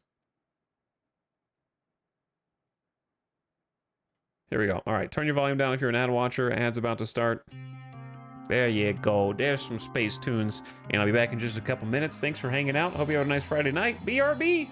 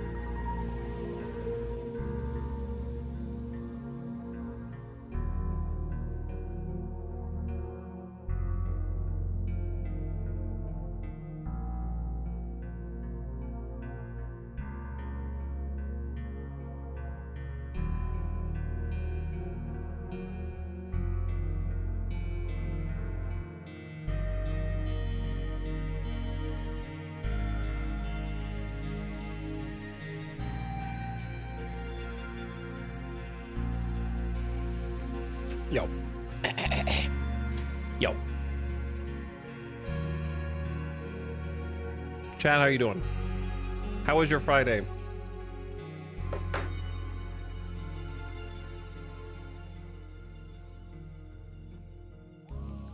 How did you spend it? I'll tell you how I spent a little bit of my free time the last couple days. I booted up out of the park to make a new save. And I thought, you know, it'd be fun just to hang out and chill, do a little Zero to Hero. So I started a new save, changed all the rules, all the settings, whatever. Simmed through a year in the simulation. And then I thought, I'll just RP it where I'll only take a job from the teams that are willing to hire me. And the only teams that were willing to hire me were the independent leagues and the Korean baseball organization. I was like, oh, that'd be cool. I'll be the general manager of a Korean baseball organization baseball team. So I took the job and immediately set to work, realizing that out of the 10 or so teams that are in that league, it was in last place, and it wasn't even close at the end of the season. And it has the smallest budget of all the teams. I was like, oh wow, this is a perfect challenge for me. So I started changing some of the players on there and started trying to like get rid of some of the bad contracts. And I started trying to get some free agents. And I'm like, wow, I'm just gonna grab some of these dudes off of free agency that can make the team way cooler, way better. And then I fast forward to when I go back and look at the actual rules that the Korean baseball organization has. And it only allows 3 foreign players per team who are not Korean. Guess how many foreign players I unknowingly hired in free agency and spent all of my money? More than 3. A lot more than 3. Like 7. So now I just have like 7 dudes who aren't supposed to be on the team, and I can only have 3 of them. So I either restart the game or I just eat the loss and release them, paying them anyways, and try to make it work. Because they were in last place anyway. What are they gonna do? Place lower the next year? Why are all these good players so cheap? That's what I was thinking. I was like, man, this looks easy. I'm just gonna come in here and just pay the people who my scout says are pretty good, and we'll fix the team in no time. Is there still a command for your out of the park settings? Yes. I will warn you, it's like 90% complete, and it also doesn't include how I change the minor league rosters. But yeah.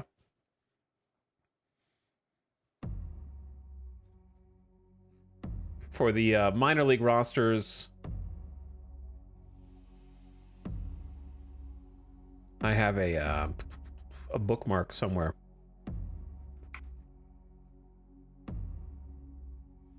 Okay. Yeah, that's like the starting point. Make anything that looks too hard easier for your first play if you want. You don't have to copy the difficulty settings verbatim, you know?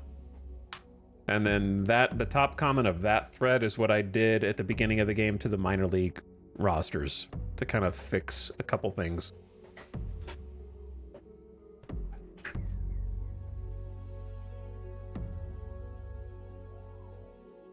Korean team hires manager, replaces entire team with foreigners. Shaking my head.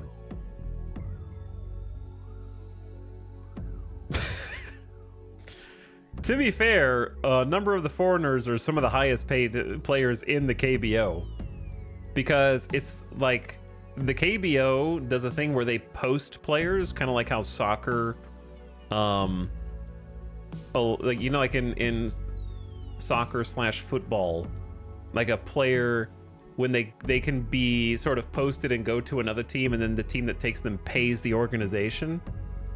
So a lot of the best players kind of, if they want, they ask to get posted and therefore leave the league to either play in a different league or something like that. Whereas the other players who don't get picked up in the other leagues kind of want to go into the KBO. So they kind of like cross paths on the way in.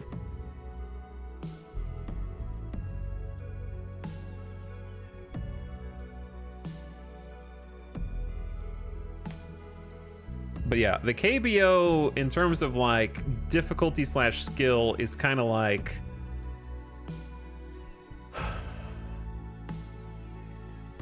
it's similar to the independent leagues in America that are not the MLB.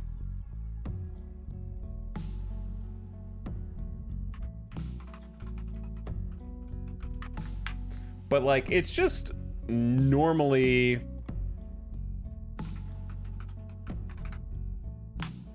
it's just gonna be more difficult for there to be as many good Korean players as there are MLB players, because Korea is a population of like 50 million and the US alone is like 360 million, and then the US is also getting all the best players from Central and South America,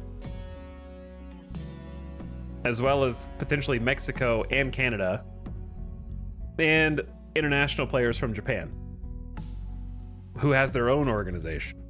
So there's always going to be more kind of quote unquote higher skill players just because of the gravity well around the MLB and the sheer number of people.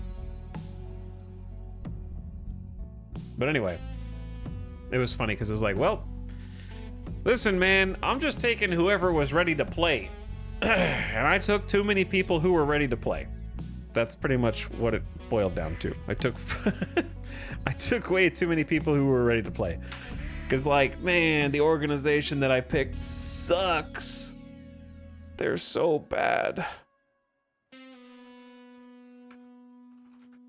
But their name is cool, the Kiwoom Heroes. They're playing right now, chat. You can watch the Kiwoom Heroes right now.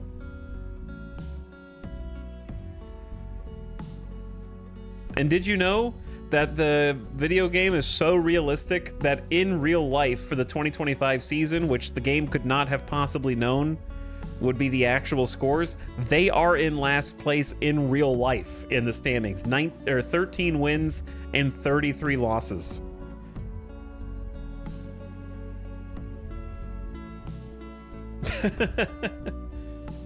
Who? It's a Korean baseball organization. They try. They have like the lowest budget. Their entire team's salary is like $3 million.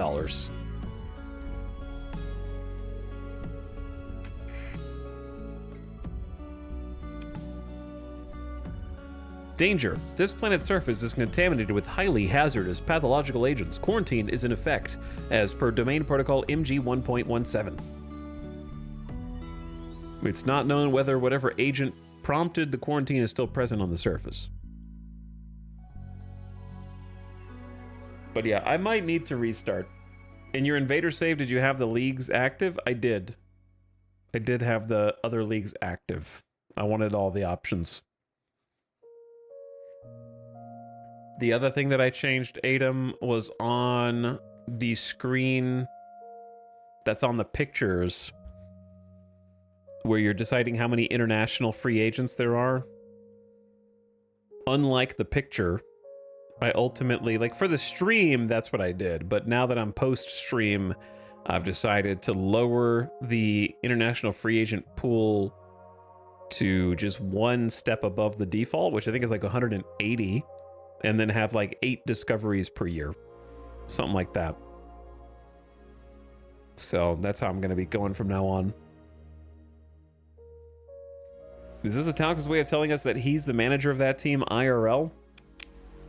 I thought it would be fun though. It looks fun because I'm going to like take the team and spend a couple years trying to like turn them into from a last place to a first place team.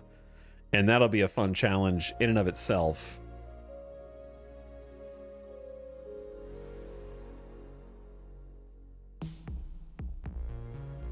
And then once I have enough reputation, I can move to another team and try to fix them. And then once I get an independent league team fixed, then I can take over an MLB team and it'll be like a RP, like prove your worth kind of situation. And by that point, it'll be some years in the future and the MLB will be in fictional territory at that point. So it'll be cool.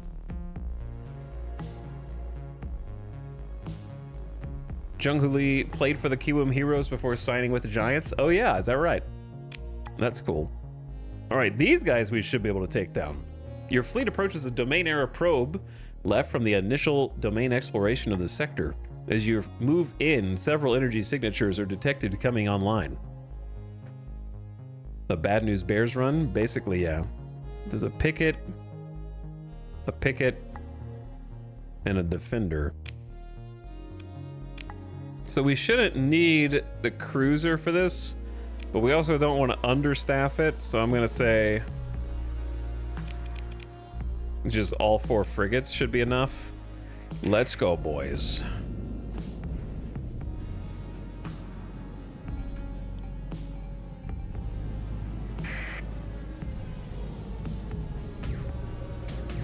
They also have no shield.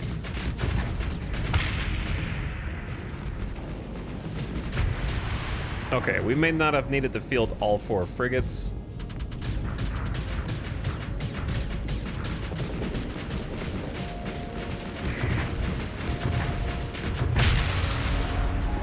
Sound effects. Chunk. So these are just old ancient drones that have just been here forever. Pick through the wreckage of the battle.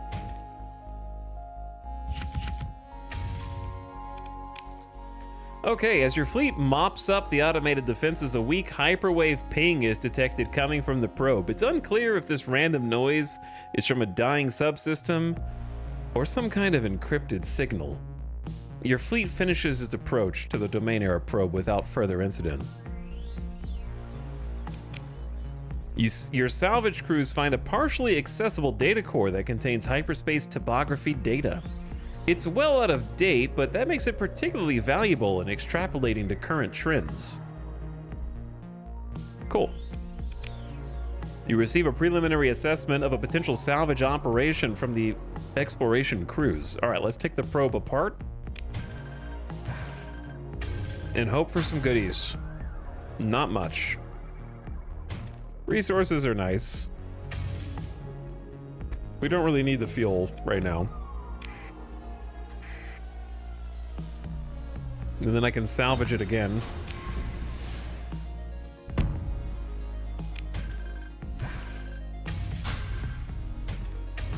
Okay, we almost have a full cargo hold. And then there's one more domain era probe here to check out. More hyperspace topography.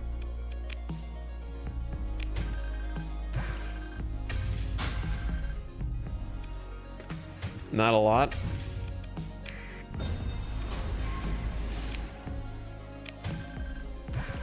Double salvage.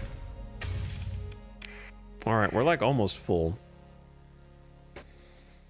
I played Out of the Park back in 2000 to Out of the Park 14. Looking forward to getting back into it. Thanks for your stream. Yeah, no, it's a lot of fun. You'll enjoy it. You'll enjoy it. But it actually wasn't the international pool that was OP. It was the ones that you randomly find.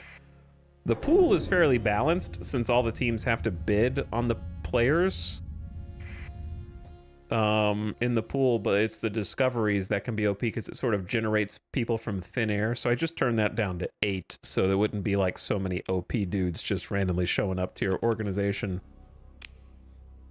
A survey. Darkness, no atmosphere, and extreme cold.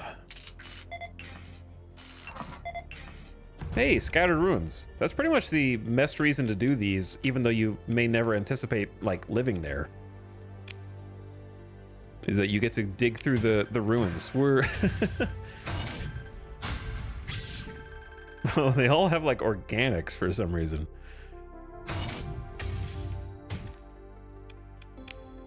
Nothing crazy. Pop a sensor burst. All right, something's going on up here. Are you guys archaeologists? No. We're just here for loot. Imagine finding these places after I get done with them, you know what I mean?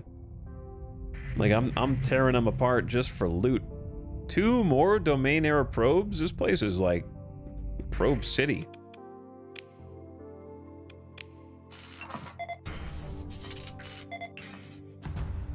All three of these have scattered ruins, which I'm pretty sure have a chance for some decent goodies.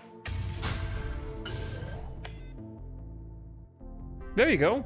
That's decent. Midline blueprint package. So now we found the low-tech blueprint package. Now we got the ability, if we ever get heavy industry, which, you know, is really far away at this point. All the midline, I think midline ships are pretty cool. Your hammerheads, your sunders, your herons, your graviton beams, your PD lasers, tactical lasers, all that kind of generic stuff.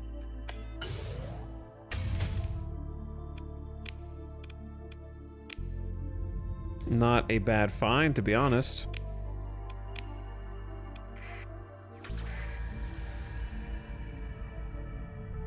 If my inventory is almost full, is it even worth... I guess it is worth taking apart the probes. Because I may never come back here.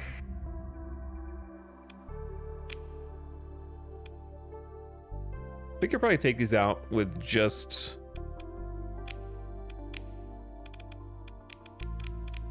our 4 main frigates, he said. Copium. Have you ever been inside the sphere? I have not been inside the sphere. So I can't tell you how cool it is or not.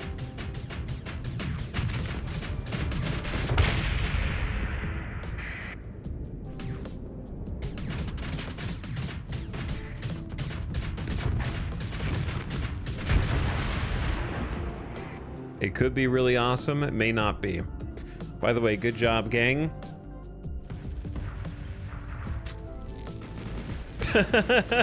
This Omen is just over here bullying this automated defense drone with EMP.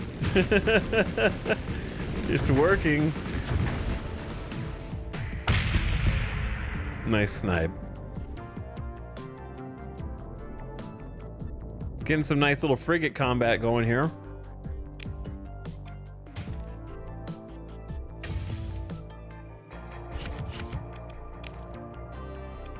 All right, mop them up. And now we can check out the probe. We got some more topographic data.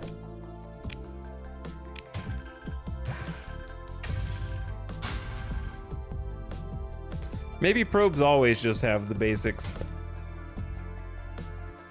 53 heavy machinery though. All right, now I'm full. I don't really need that much heavy machinery. Feels bad to leave it.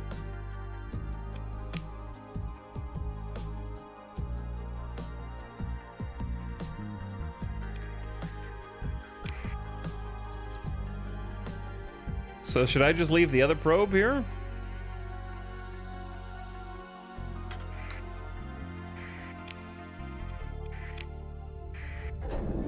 Is it possible that I over-prepared and brought too many...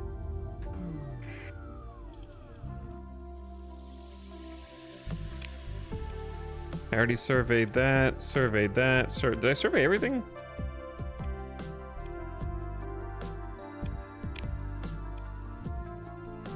Yep. All right, well now we got the issue of the tech cache.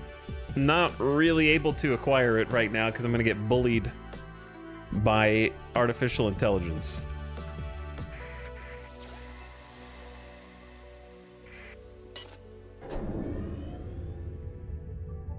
I don't want to get bullied by AI.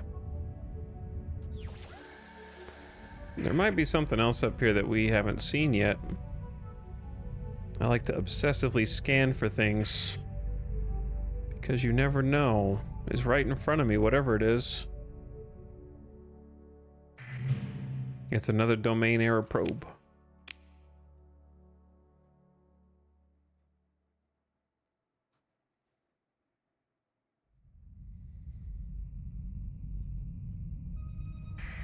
And I am out of inventory space. So I suppose we could just, you know, remember that this place has some cool stuff and like stop back in there on the way back once we're a little lower on resources. Maybe we pick up a ship along the way.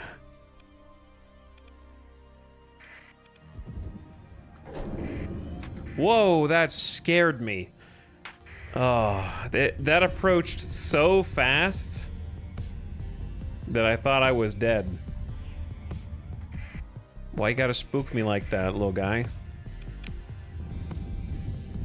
That made my skin crawl a little bit.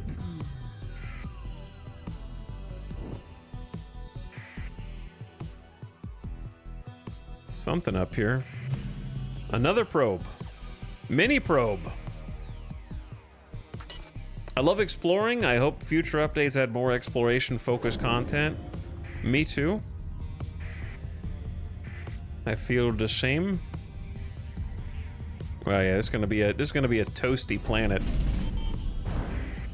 My money. Hot, no atmosphere. Classic.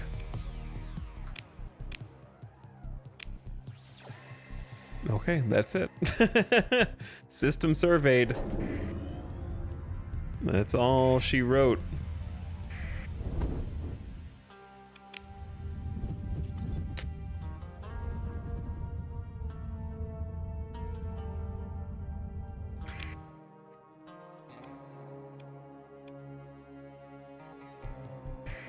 Okay, we gotta pick another cluster. We still got a ton of fuel. I think this cluster up here is good.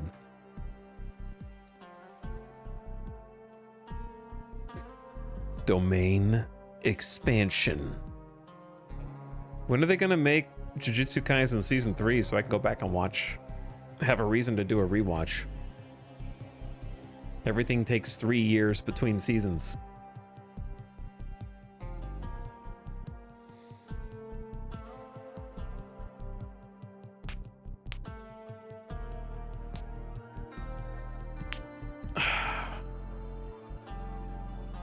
I started to read the manga, but I fell off. I don't think I've ever read a complete manga.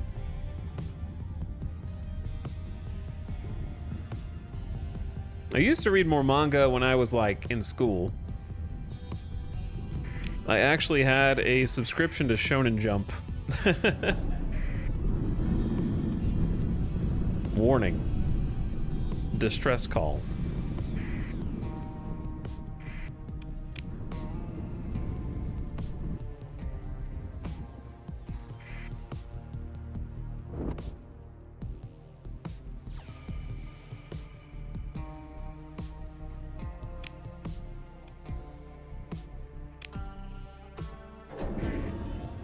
Stable location. You could do some building here. Put a little comms relay down.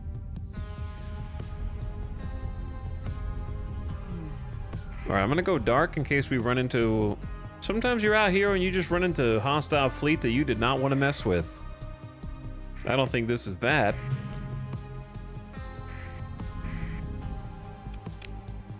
But you never know. No atmosphere, hot, low gravity. Little survey data. And for you, inimical biosphere. Deadly to unprotected human beings. While the conditions are fascinating, the biological sciences, surface technicians are hampered by strict quarantine protocols when carrying out routine tasks. But it is habitable. It's both habitable and deadly. Well, that's interesting. Humans can survive unprotected exposure to the surface conditions, and also the biosphere is deadly. Okay.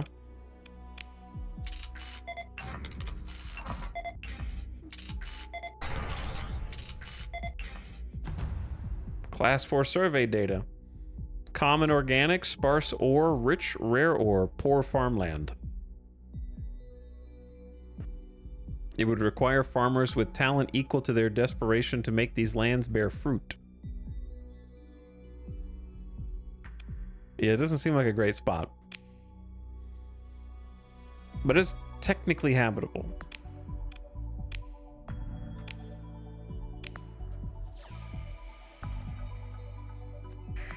I think my favorite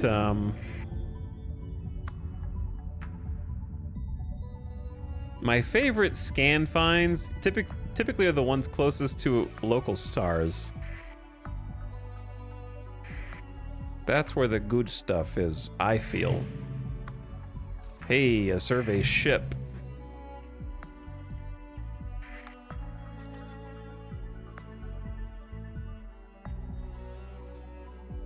I would like to check out the survey ship. The survey ship's memory banks are partially accessible and contain information pointing to the location of a domain-era mothership. It was last seen by the survey ship located inside an asteroid belt, some distance away from the center of the Beta Fermi star system. Location: domain-era mothership acquired.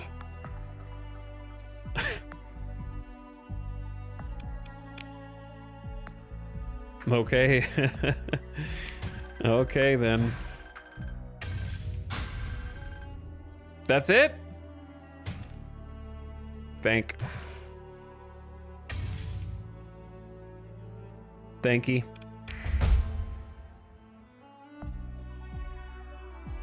I have 20 story points. And I could salvage this more, I guess, but it just... I'm full of garbage.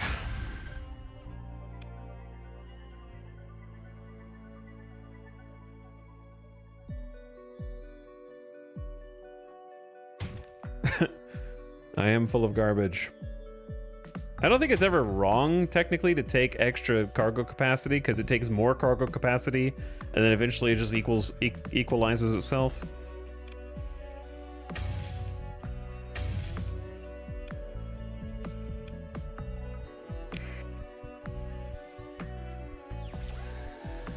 Until it's no longer over.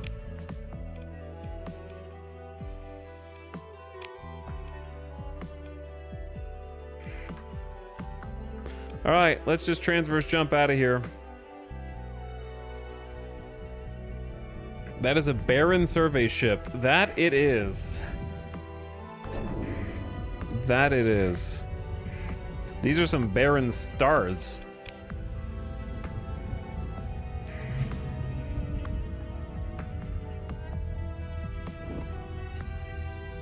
A derelict Hyperion-class advanced gunship. The transmitter inside sends out an encryptive broadwave signal. Whatever it's meant for has to be nearby. Uh-oh. It just pinged. Consider whether special measures might be taken to recover this ship. Sometime later, you hear back from your chief engineer, who mumbles about being a miracle worker to someone off screen before noticing that you picked up the call. Commander, we might be able to pull this off, though I'll say, you're not going to find what I'm going to do in any manual. Wouldn't pass inspection. But then again, we're not in the hegemony fleet. It'll fly, though. 3D mods? For a Hyperion? Hyperion is cool, but I'm not in love.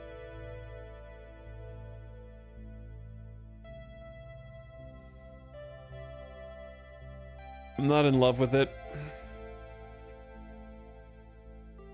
We could get a different one at some other point. I'm just gonna be towing this around for no reason. Kill it.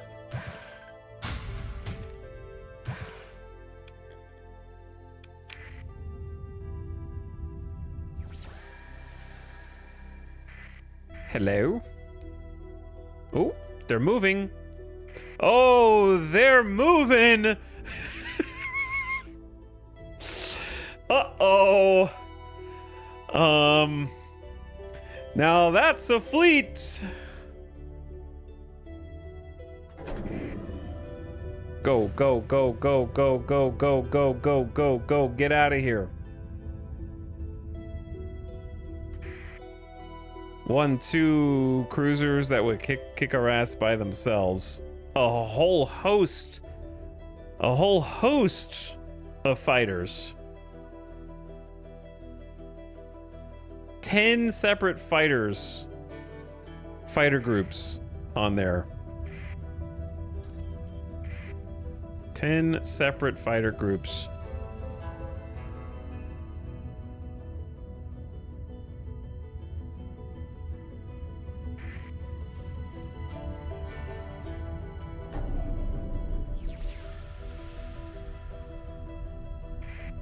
I don't think there's anything else here for us. There's not even a planet.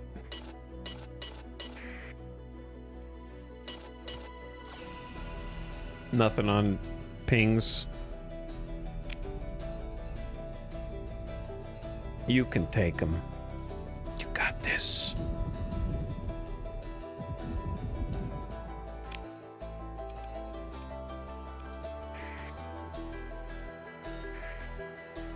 All right, next system over, I guess.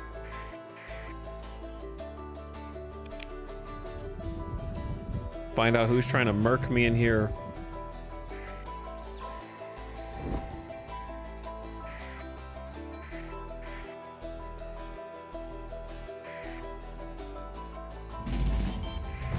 My money! There's so many domain era probes right here.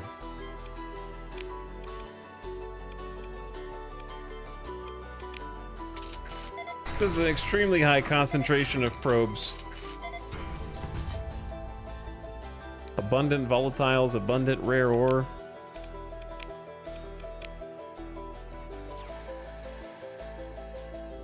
Something next. Oh, the brown dwarf looks cool.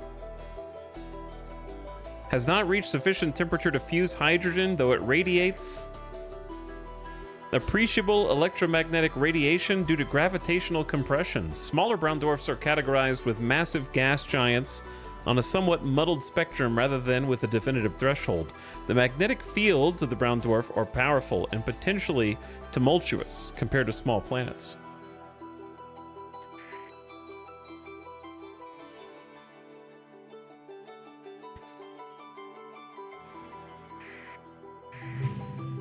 Another probe.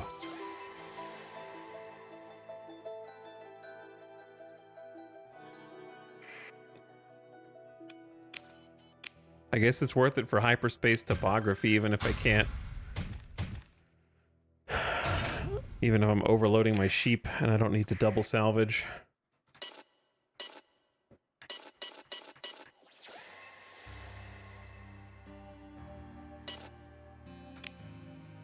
I go.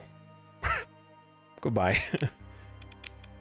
We in, we out. We haven't found anything good yet, to be honest with you.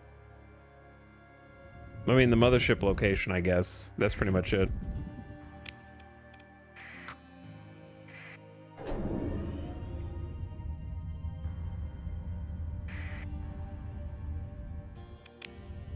The Farragut. We found a couple dudes who just want to kill us. A lot of one or no planet stars here.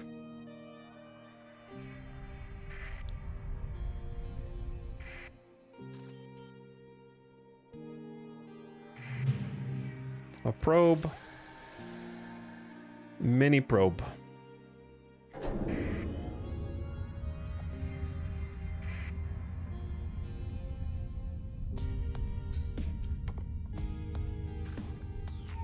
Yo, a jungle?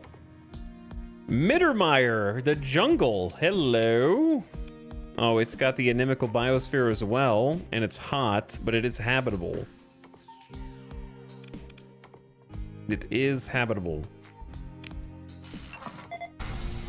Plentiful organics, moderate ore. Poor farmland, scattered ruins. Class 5, by the way. I mean, poor farmland is unfortunate. The scattered ruins being there, you could dig for treasures, but not for very long. I never had good luck doing that when you build that one building that does the ruins treasure. Could have been better. Maybe we'll get something out of the ruins. Operation Center mod spec. It ain't fancy. Increase command point recovery rate by 250% when installed on a flagship. Eh.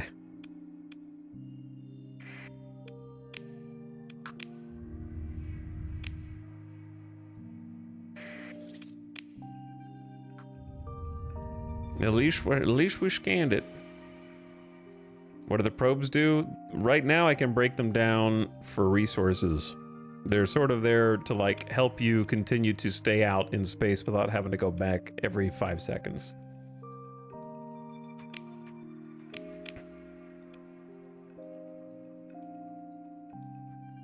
But they're there for lore reasons. I guess I'll go explore this thing. This little series. Take a little transverse jump out of here, saves us a lot of time.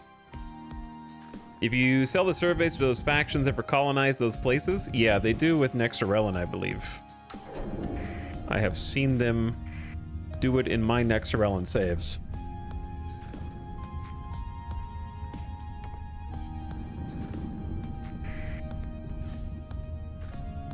But normally in vanilla you can't they don't colonize.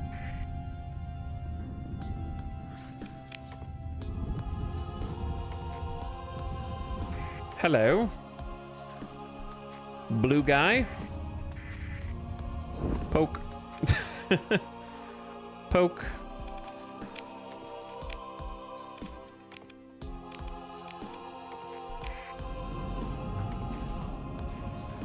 I think a 3v1's overkill, but I don't want to take it for granted, you know?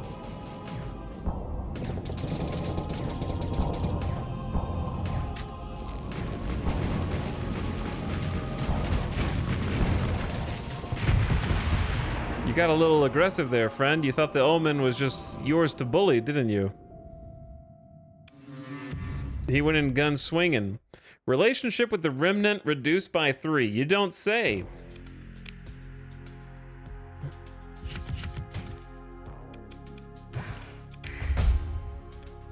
I got a story point. Milestone awarded, lost children. Encounter the Remnant in battle. Hey, I did that. Me.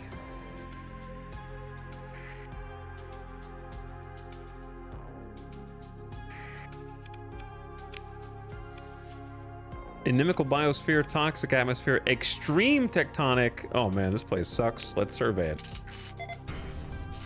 Normally these places have the ore. They have the big ore, but it costs you a lot to try and tap into it. Prohibitively expensive colonies. Oh, more Remnant are here.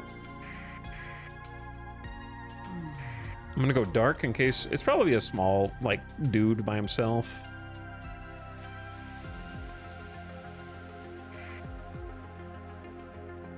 Where'd he go?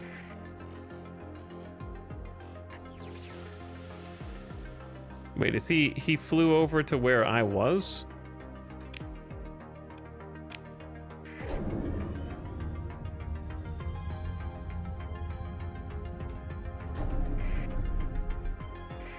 He patrol. Avoiding contact. I'll chase you into the corona. All right, well now we get to fight a assault drone ship. This is a Remnant destroyer, so he's gonna pack a little more of a punch. Integrated targeting unit. So we were the force that we didn't fight had 2 of these and another destroyer and then other frigates. Those little laser drones are cool. Yeah, they are. There's a lot of cool little weapons. The Tempest has like 2 point defense drones that kind of follow you around and help intercept missiles and such. I'm gonna move in to engage. I don't think we need the cruiser, but we're definitely gonna want the brawler in here as well. Like a 4v1 should be enough.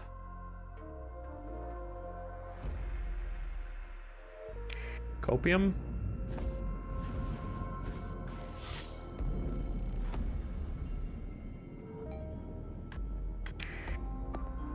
And then just put this on like engage instead of eliminate.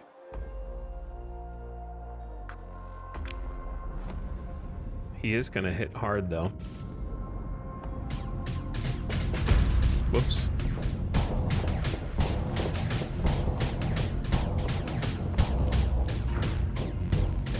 Careful of those front weapons. Get him, Brawler.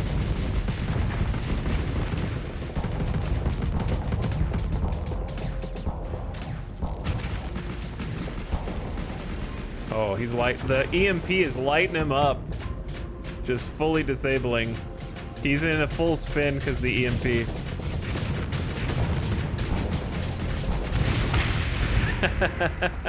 Dude, Omens are so cool. Omens are definitely one of my favorite, like, fleet ships.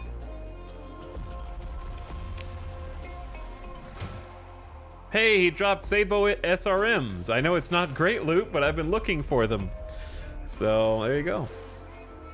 Just dropped them for me. What music is playing right now? Ixion. Okay.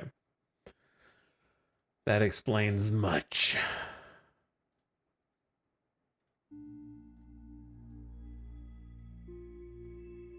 Yeah, every ship you deploy costs supplies, and the bigger the ship, the more supplies. Is there a command for what mod he's using? Yep, Nexarellan with whatever the prereqs for Nexarellan are. That's it. The end. Very simple. Not much. Huge list. 100 mod list.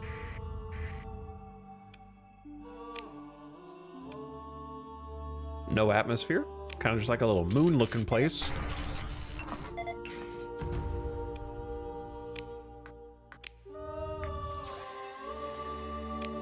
All right, and we're out.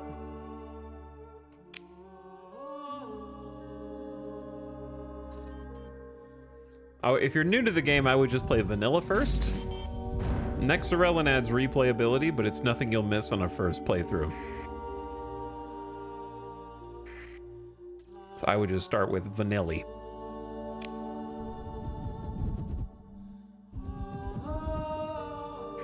Why, hello there. It's another one of these assault drone ships.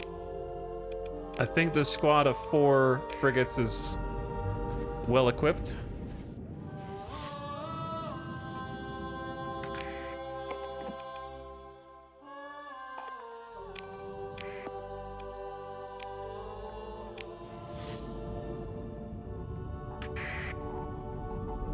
I gotta just be careful. Why is my graviton beam not on? Man, okay. The Omen just sitting on the other side, zapping him. That EMP arc. Disabled, disabled, disabled. Engines, disable. He just sneaks on the other side of him.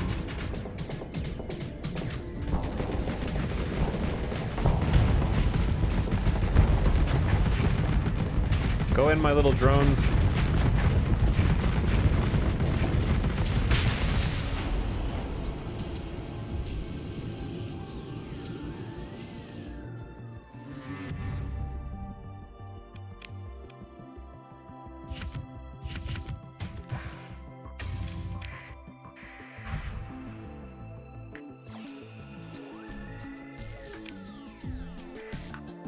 This is gonna be a cool system. I like the black hole systems.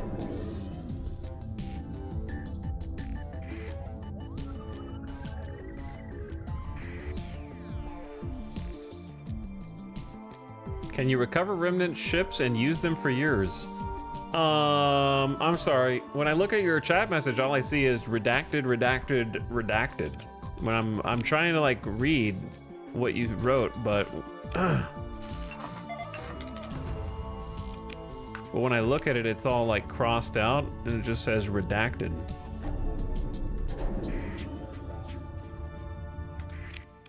Anyway, it's actually not. They didn't redact it themselves, to be honest, because there's literally a skill that's called Automated Ships Redacted. Enable the recovery of some automated ships, such as derelict drones. Automated ships can only be captained by AI cores. So you can with the right skills.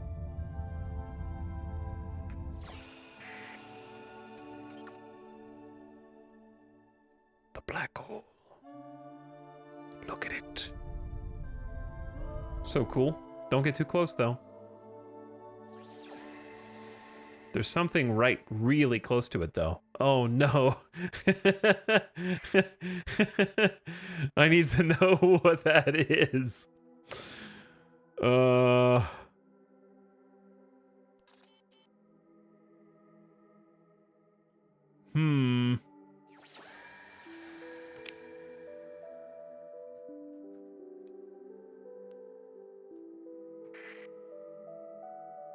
Just a quick peek near the horizon. Yeah. It's a research station in an unidentified fleet. I gotta get to the research station. I'm at chat. Salute. I'll see you guys on the other side, okay? I'm going in! Your fleet approaches the research station, an abandoned research station built either to study some interesting local phenomena or to study that which is best kept far, far away from inhabited worlds. A cursory scan indicates it's been cold and dead for tens of cycles at the very least, possibly hundreds.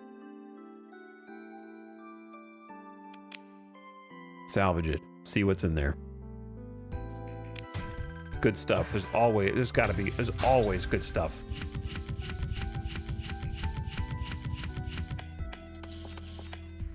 Okay, well, not great stuff. We already have a low-tech BP.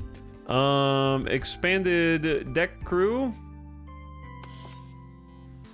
and recovery shuttles. So some like fighter-focused. The Cobra LPC, Broadsword LPC. Not much.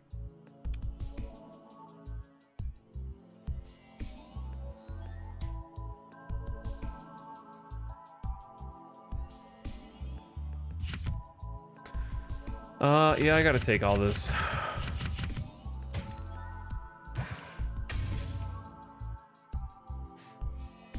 And then here's the trick. The second... Gotta pause. The second I get out of this. Instantly double salvage it. And we go again! A gamma core. A gamma core. One gamma core. Advanced turret gyros. A warthog. A heavy needler. A beta level AI core capable of ably supporting most human endeavors, matching not quite human performance with its prodigious computational ability, assigning a beta to aid human overseers in administering colony-wide industry brings significant benefits. Selling AI cores on the open market is prohibited by most factions. However, higher up faction reps are often willing to exchange these AI cores for large sums of cash when they're communicated with directly, though their reasons for doing so can vary.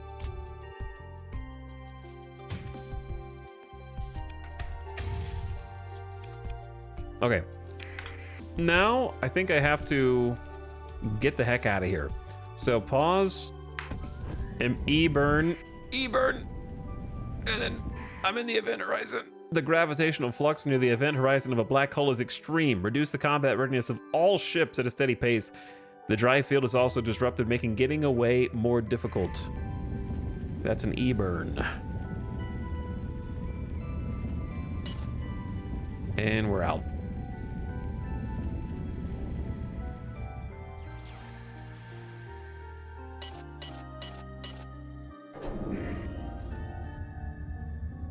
We got, like, some stuff.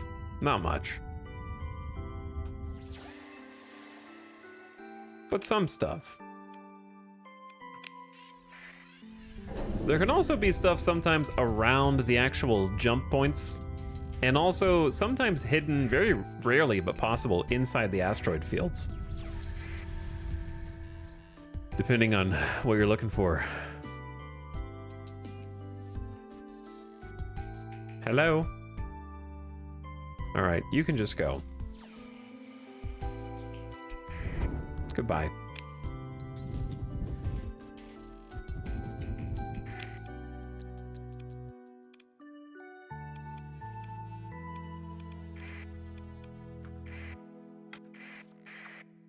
2 more up here.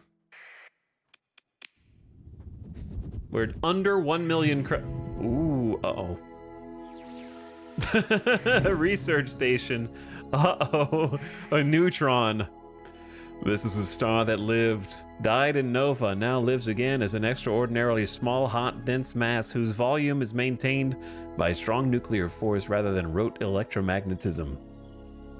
Although massing up to 3 solar masses, the neutron star's radius is equivalent to barely that of old Earth.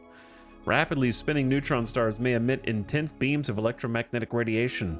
These are known as pulsars. A wise starship captain would do well to avoid them.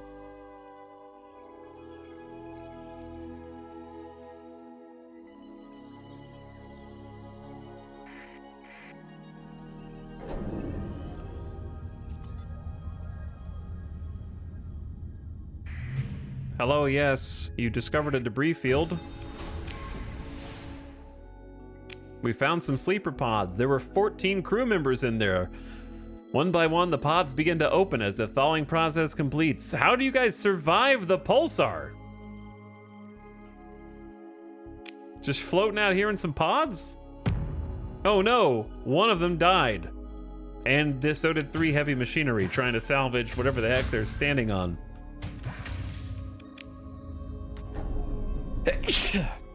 Oh, I'm allergic to my crew dying right after I rescue them from cryosleep.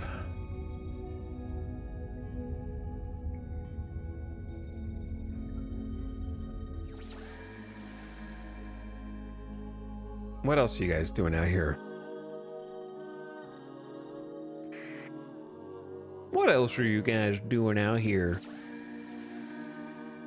Not much, it looks like. I think we can probably... No, I gotta get the research station. Yeah, get the research station and then go. This is like waiting on a very slow revolving hotel door.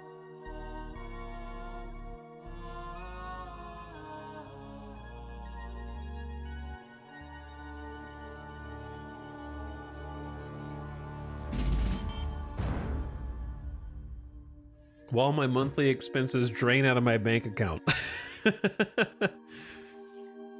The crew has been on an adventure, though. We've seen black holes, a neutron star, the remnant.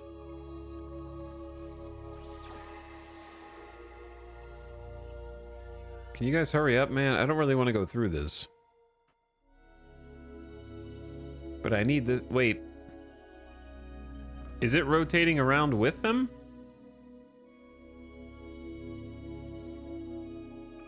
Bro.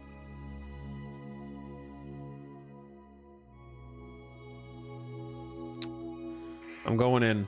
I'm gonna E-burn. Ready? 3, 2, 1. I'm fine. We're probably fine. Maybe. My ships! The combat readiness.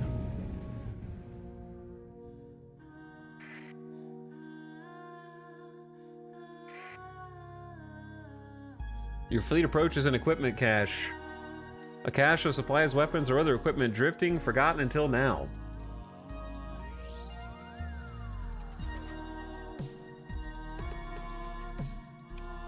You decide to explore.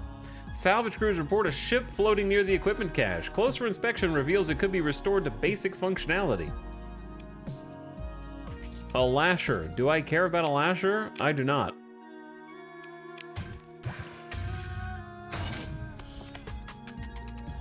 Hello.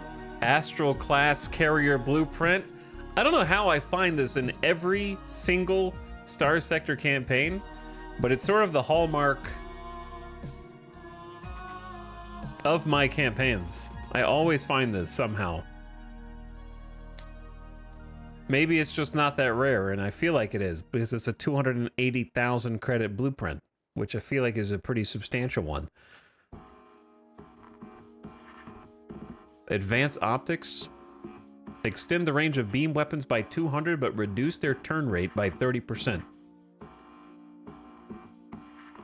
This can be fun.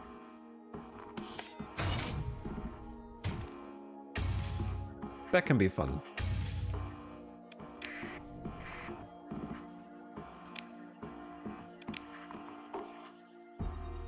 All right, there's no reason not to learn the mod specs.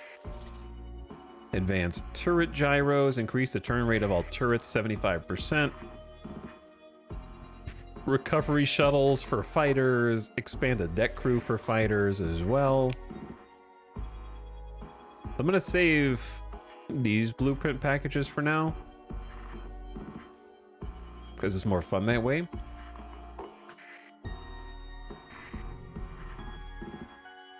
And then check the other research station.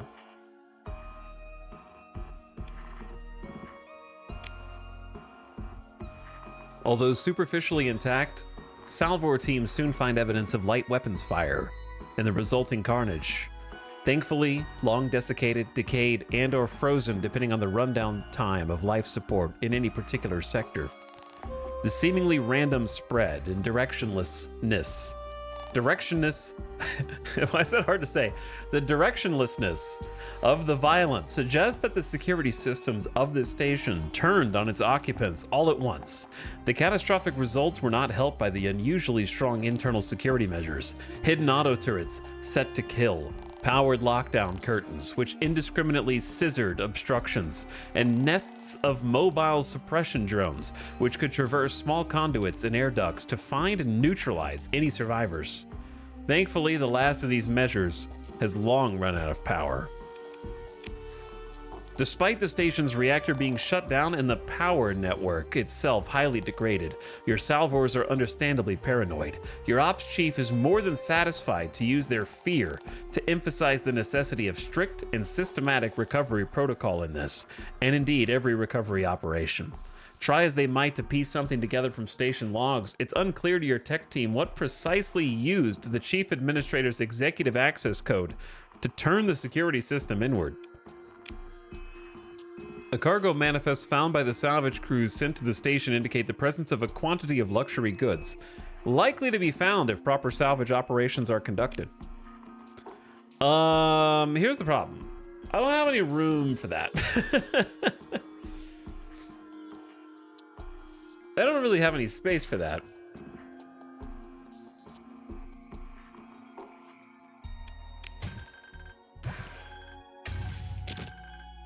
$24?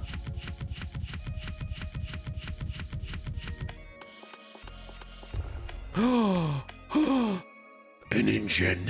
A cryo-arithmetic engine. A quantum computer that violates the second law of thermodynamics by getting colder instead of hotter while performing computations. A massive planet-wide network of tendrils, ending in heat sinks, extrudes itself, using heat to fuel growth and continued computation. The hotter the planet's surface, the more effective the computation engine. The unrivaled processing capacity is a boon to all logistical and strategic planning.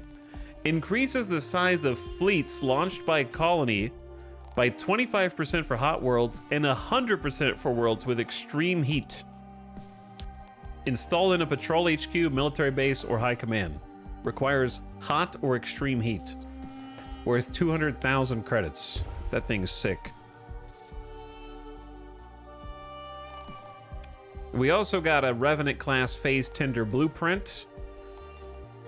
Not to be outdone, a stealth freighter which audaciously employs phase tech to support covert fleet ops. It is neither cheap nor efficient. Also a Dragonfire torpedo blueprint, a burst PD laser blueprint, a longbow wing blueprint. Longbows are not bad. I like longbows. Kinetic Sabo payload is pretty cool. Perditions, heavy armor mod spec. The nav reload. Okay, so some mod specs. Probably taking most of these things.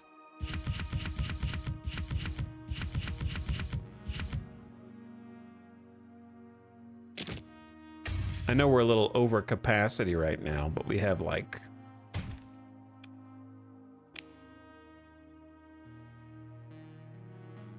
many things.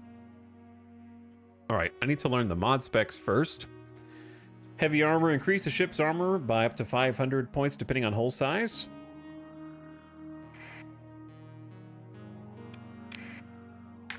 hold on. Don't go anywhere. Nav relay. When deployed in combat, increases nav rating of your fleet depending on the ship's hull size, which increases the top speed of your deployed ships. I like that too. Extended shields. More shield coverage. Efficiency overhaul. Reduce supply use for maintenance, fuel use, and minimum crew required by 20%. Increase the combat readiness recovery and repair rate by 50%. Cool. We're starting to get some goodies. Starting to get some actual goodies. All right, and then salvage the rest. Always double tap. Find more juice. Accelerated shields mod spec, turn rate of the shields, and the rate at which they're raised by 100%. A Gazer SRM pod blueprint. A Lux LPC. We got a random AI remnant fighter that we could put inside of a carrier. Armed with an IR laser and a flare system designed to confuse opposing point defense systems. Can open a path for strikes against heavy targets.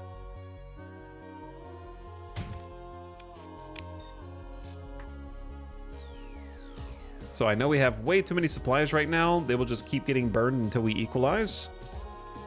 So I'm kind of fine with that.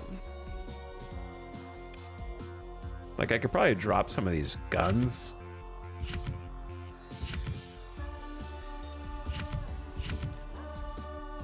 Some of them I want to keep just for hoarding.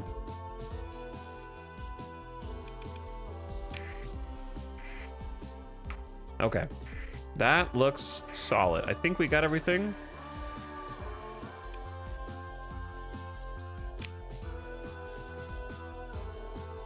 The loot goblins are screaming. Why are the loot goblins screaming?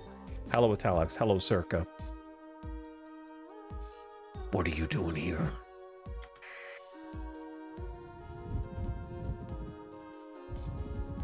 They made it They made it not too long ago where it's only like you can only really double salvage once, right? Wasn't that patched like a couple years ago? It used to be you would salvage the same loot pile like 4 times, and it was very annoying. Oh, who dis? Fake. Fake entity.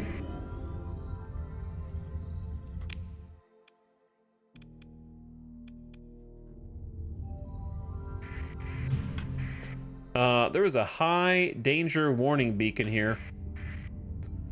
Oh. Oh, they're there. They're next to that one. They're next to this one too. Do they live here? What's going on?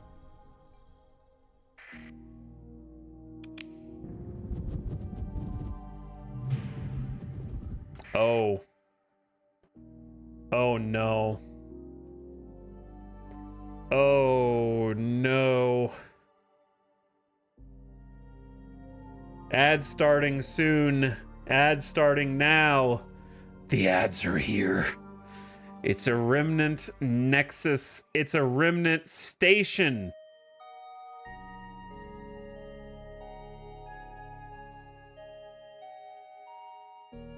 What's wrong? I only see redacted. Redacted starting soon. Turn your volume down, redacted watchers. And then I am going to go get a snack because I'm very hungry. And then we're just gonna sneak around here and see what happens. Hey, do you think I can talk to them if I turn my transponder off? It works for the pirates. You think they'll notice? Maybe they'll let me trade. They are supposed to be neutral. It says they're neutral. I'm gonna go talk to them. All right, I'll be right back. Ad just started.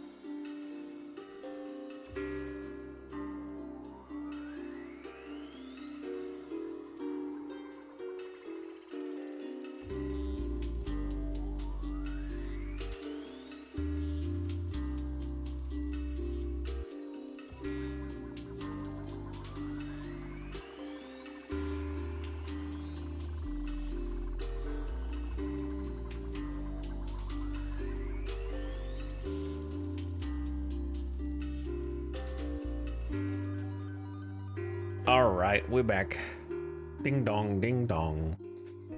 Ding dong, ding dong. I'm going dark. I'm going dark. There's a, okay, so the, you think I could sneak in? This might be the dumbest thing ever. Look at this super flea, by the way. Look at all those AI cores piloting these Omega ships.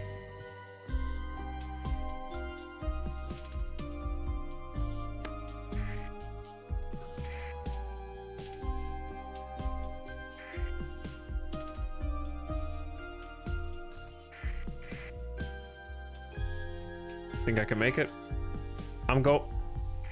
Wait. Who's detecting? I'm not gonna go. I ain't going. He knows. Why would it say neutral then? I'm just kidding. If I do a pulse, they're gonna know. Oh, Jesus. Oh, Jesus. Look how many patrols there are, brother.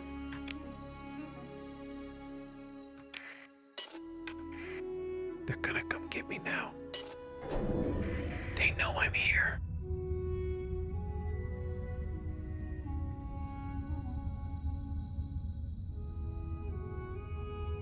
They'll never take me alive. It actually would be hella hard to find me.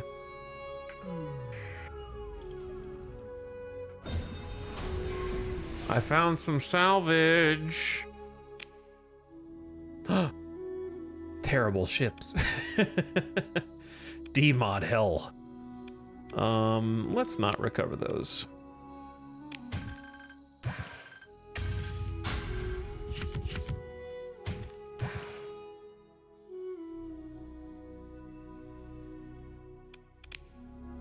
Cool.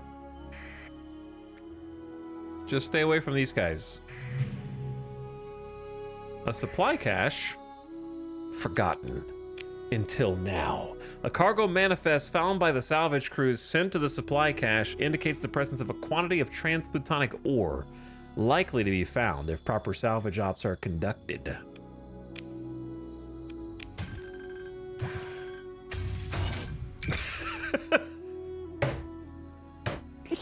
Is the transplutonic ore in the room with us right now?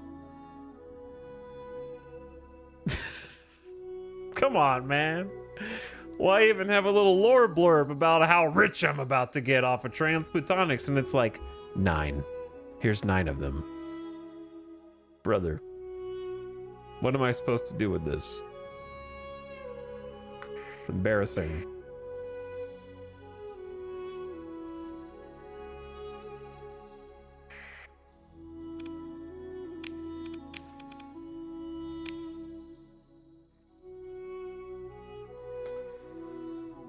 Where do you guys think you're going, huh?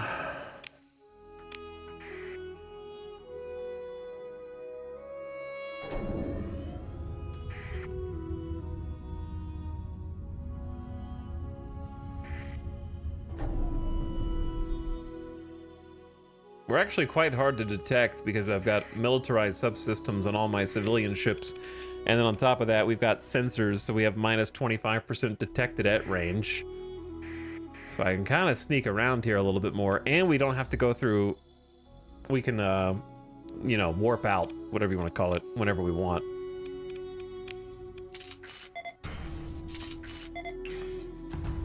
Not a very good planet that you guys are guarding here. Oh.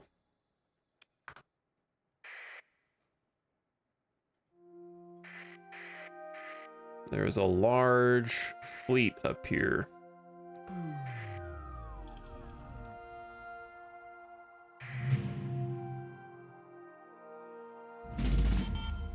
My money!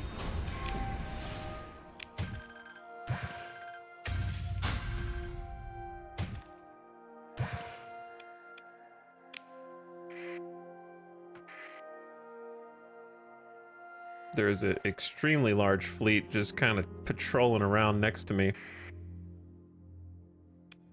while I quietly survey this system.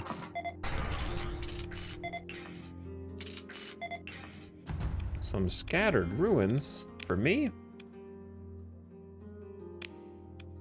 Whoops.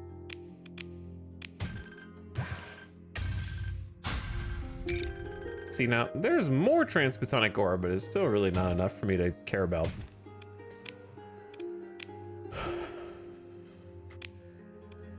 I don't know if we're gonna get to that one. There's a lot. There's kind of a beehive of activity up here. And I am just floating unbeknownst to them. That one's right next to the Nexus. I don't think we're gonna get there. Okay, so we just leave now and come back one day. Goodbye. Transverse jump time, my favorite ability in the game. Poof. Well, I figured out why.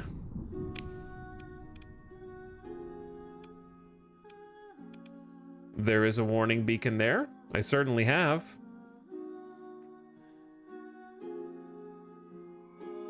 Now what?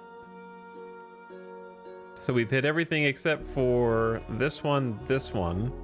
We hit these. We could go further into this cluster. Or we could go back that way. Probably further into this cluster, I suppose. Can you annotate the map? No, but you can click on... I mean, I'll remember what's up there. You could probably take a screenshot. This is gonna be kind of an annoying... I may as well... Chat.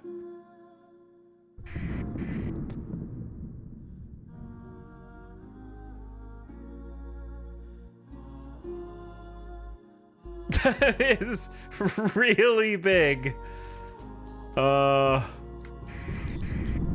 It's fake. God, got me. I've never seen that one. Coming out of a slipstream as well? I've never seen that one.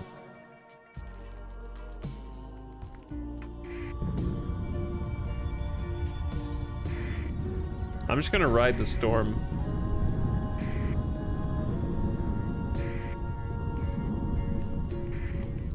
If we take a little damage, then we'll just make some repairs.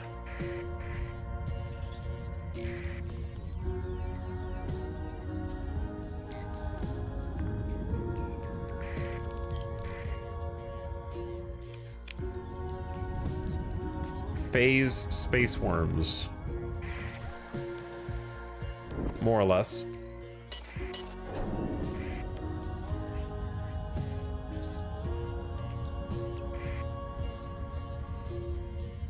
An irradiated world with extreme heat.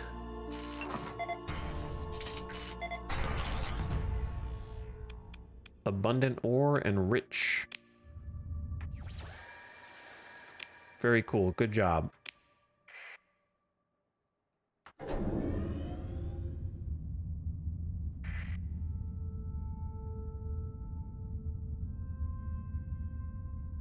I'm looking, I wish, like, I want to get into a fight that I can actually use my cruiser in.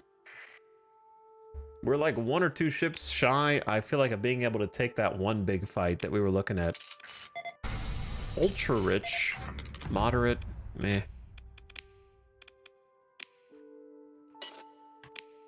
I don't think there's anything else here. 2 stable locations is kind of neat, but that's pretty much it.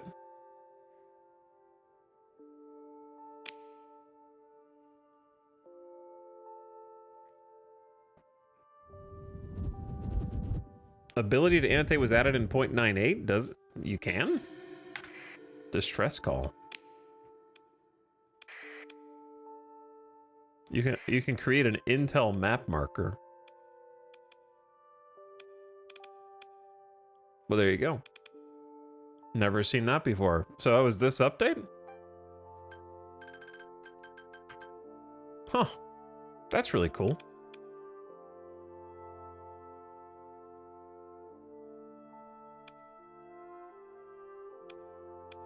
Probably like target, marker name, remnant station, Omega fleets, beware.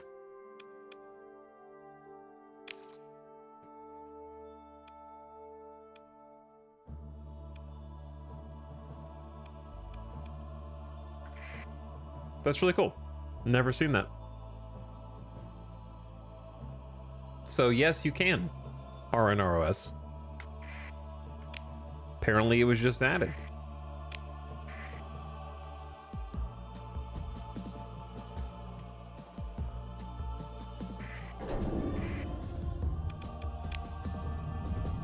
You just have to like left click on it and select the appropriate drop down.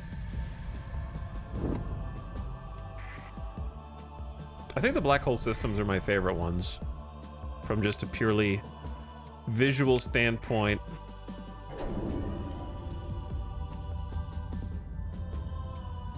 In these like longer rings, I have found old mining outposts and things before, but you have to be really dedicated to flying around the entire ring, occasionally scanning, which does get tedious for something that doesn't give you like an amazing reward.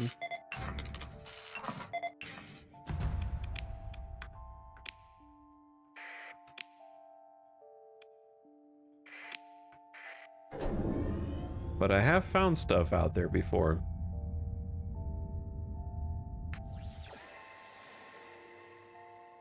Nothing?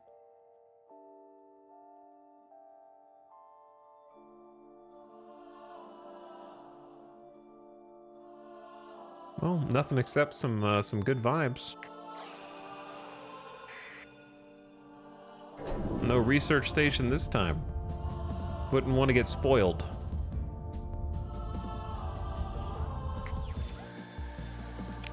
All right, I ain't gonna search the entire ring. Unless the system itself looked like particularly special somehow.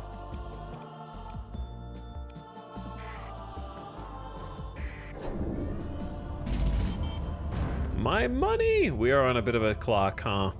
But I have 900K left. So I made sure to grind enough cash.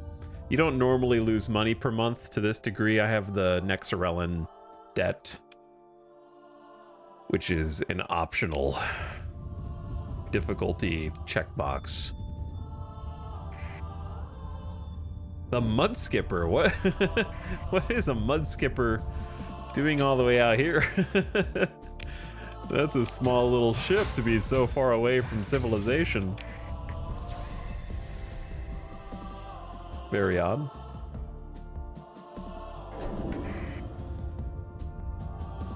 You'd have to have like part of a fleet, because there's no way you could have made it out here without they wouldn't be able to carry enough gas on its own, I don't think. A barren world.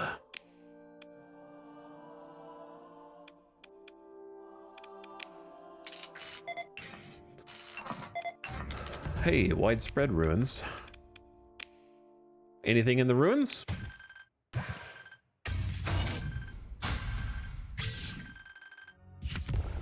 Oh, another one? No way, we just found two? Like, that's the best loot we found, and we found a second one? Another cryo-arithmetic engine. What are the odds of finding two? Somebody in chat was like, I've never even found one of those, and I just found two in a row. If we just settle extreme heat worlds, we can have the biggest patrol fleets ever.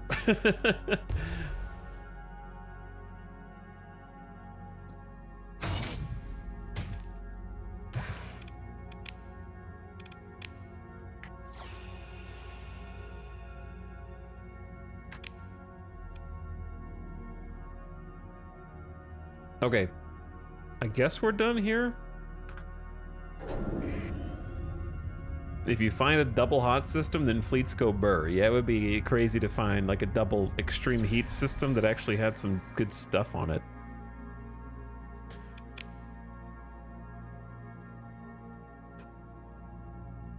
It's so funny that that's what we found before any of the other, like, big juicy finds.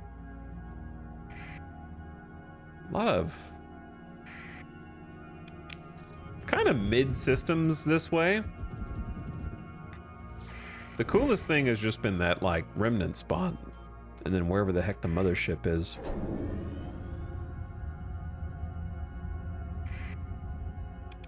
Hello? Thank you.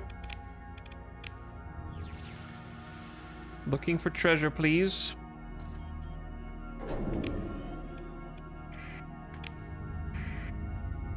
Maybe in Limbo, yeah. We could go to Limbo sometime, see what's down there in that bottom left corner from hell.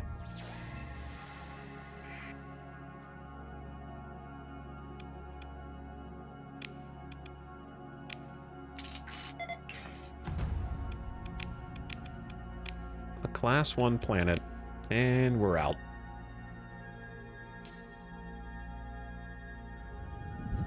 Yeah, the thing is that the loot that we found is rare, but it's not usable. Like, we have no way to actually use it. And we won't for a very long time, if this campaign even makes it that far.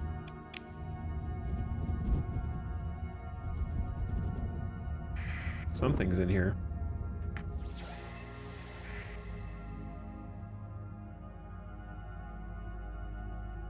Oh. Spicy. A neutron and a white dwarf. And a research station. An abandoned research station close inspection may yield salvage. You've located, via the station's memory banks that are partially accessible, information that indicates an orbital habitat is in the Samael star system. Very cool. I like when you do find, like, locational data that points you toward other places.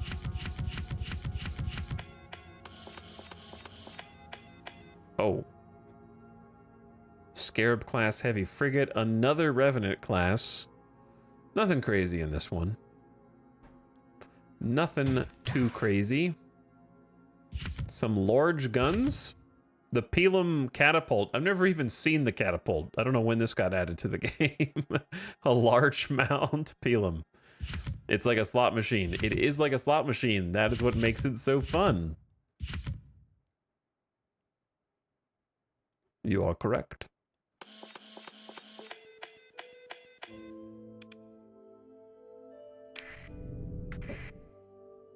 And then, speaking of slot machines, you can pull the slot again a second time. You lost 5 heavy machinery, though.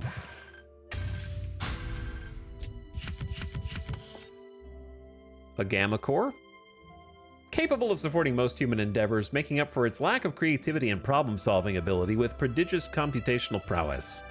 Assigning a gamma to aid human overseers in administering a colony-wide industry brings significant benefits.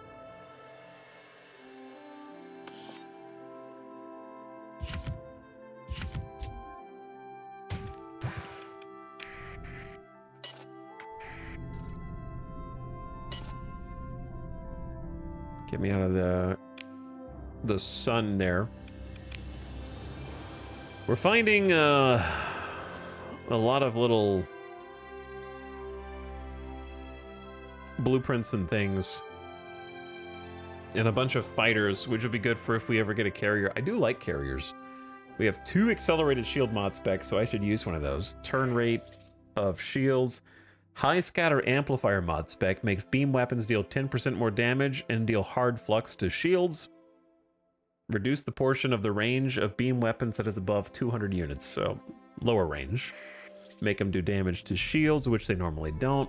Flux conduit resistance, decrease the amount of EMP damage taken from weapons like ion cannons, and increase flux dissipation rate while venting. Cool. Converted hangar, convert the ship's standard shuttle hangar to house a fighter bay. The improvised fighter deck, its crew, and related machinery all function at a pace below that of a dedicated carrier. Still nice to have the option. And adaptive phase coils. phase coils are less able to maintain a connection with normal space as the ship's hard flux levels rise. Basically, it's for phase ships. Is the short version. All right, I mean, we have been getting some loot. I don't think there's anything that helps us dramatically at this exact moment, but we've got some loot. We also got a bunch of hyperspace topography bonuses from just exploring. So we've reached the first tier, slipstream navigation. Fuel use while traveling in slipstreams is now reduced by 75%. This reduction is multiplicative. And then if you keep exploring and finding more, you can travel against the current of slipstreams, keep finding more stuff exploring, allow a spaceport to detect nearby slipstreams, and then more, max burn increased by 3 in hyperspace, and then unlock the generate slip surge ability. You can create powerful temporary slipstreams, and then in the end, you can sell topographic data for kind of repeatable points, credits. I almost missed the old system of pulling slots 6 to 10 times. I like it. Just give me what you got and let me go. Pillars OST? No, it's on Morrowind. It's on random right now. I didn't set it. Place sucks. That place sucks.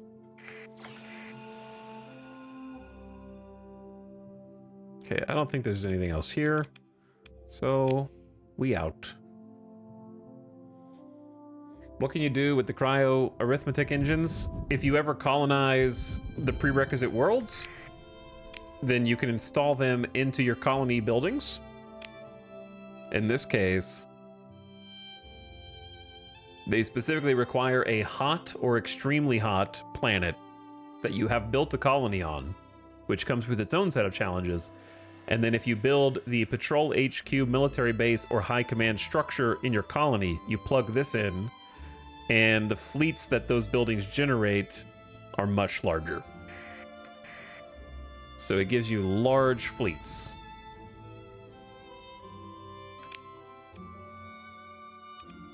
Did we get all these? Oh, we already got all these. Okay. We're kind of doing like the fringe stuff first. I don't think there's anything wrong with that. Go to these little pockets.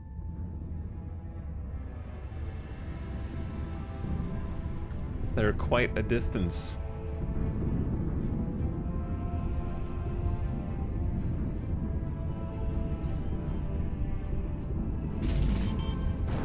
My money! They keep taking it.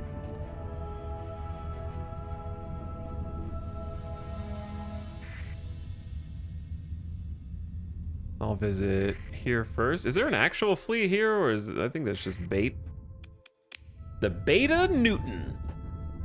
All right, Beta Newton, you're putting me right next to your local star. Naikun has been captured. Oh man, it's Persian League instead of Sindri and Dikta now. I was doing a lot of trading there. I don't remember which one of those two likes me more. Well, this system sucks. Oh yeah, this system really sucks.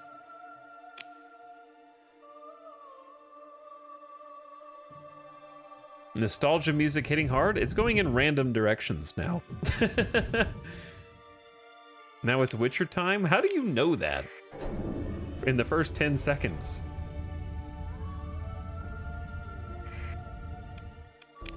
Blost. I want to live in Blost. So I hope there's something worth inhabiting in Blost. Someone's here. Which is a little scary. Whoa! Big fleet. Multiple. How are there multiple fleets engaged in battle?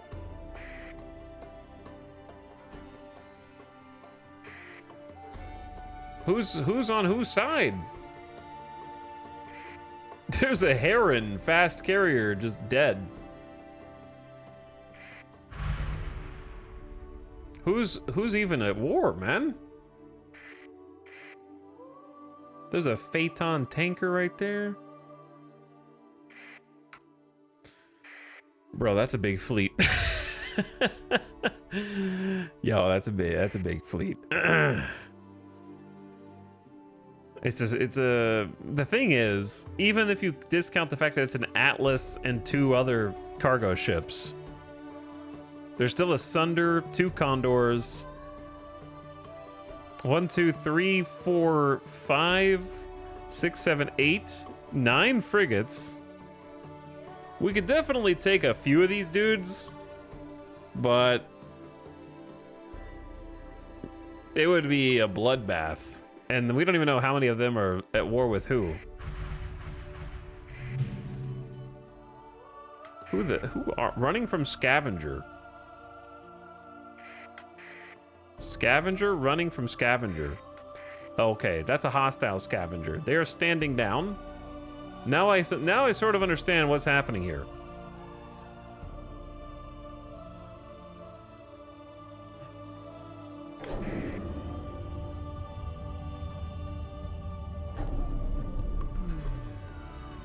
All right, they're busy. I'll take this weapons cache. Heavy armaments could be present. There are some heavy armaments. You're not wrong.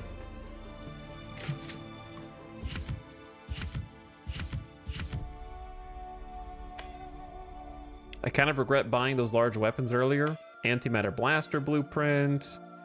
Proximity charge blueprint. I never even used a proximity charge. A Thunderwing. Thunderwings are cool. Have you played Distant Worlds 2? I have not. I probably would like it. Ooh. All right, let's let them be. There's more stuff here.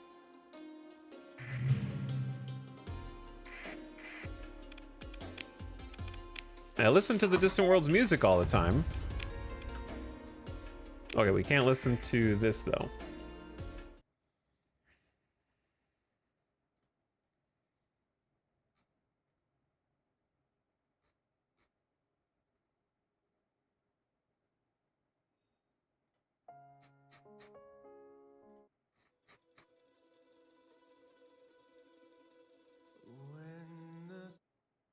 This is going to be a little too energetic, but it is spacey.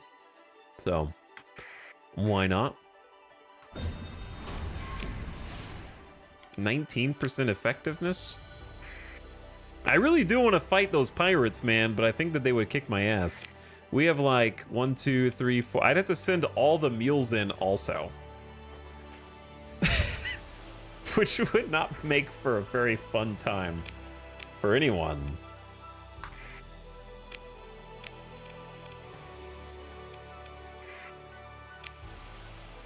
I would have to send the whole fleet. And they just have too many ships. We don't have anything that could actually, like, go toe-to-toe and slaughter them. We have some tech.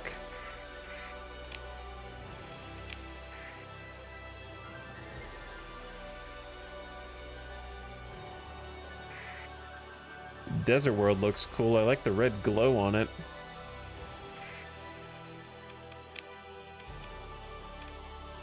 Decivilized. There is no stable ruling polity here. Civilization has collapsed and current population is effectively unknown. Groups of survivors, bandits, and looters can be detected. It's habitable, but it's hot and stormy. Poor farmland, moderate ore, vast ruins. Class 5, by the way. Well, let's go see what's in the vast ruins. A transmitter hidden somewhere planetside sends out an encrypted broadwave signal. Whatever it's meant for, it has to be nearby. Uh-oh. We need to loot and scoot.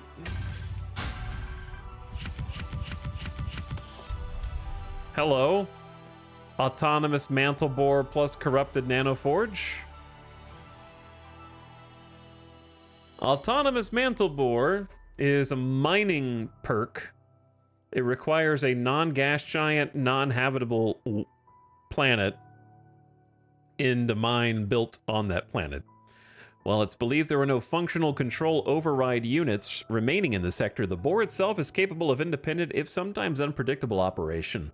Automatic mode failsafes preclude its use on habitable worlds. It increases ore, transplutonic ore, and organics by 3 units. It's pretty huge. And then the corrupted Nanoforge, which is better than no Nanoforge. A powerful and versatile manufacturing black box, capable of building itself out to an industrial scale, given the necessary raw materials and human assistance. This one's seen better days and is incapable of reliably producing defect-free components. Nonetheless, having access to a Nanoforge at all is a step up for starship construction. Increases ship and weapon production quality by 20% and increases heavy industry production by 1 unit. Shield conversion mod spec. All right, well, we're gonna have to get out of here. They're after us.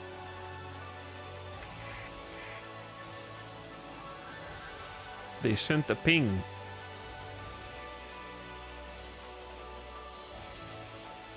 We're so close to being able to fight those pirates.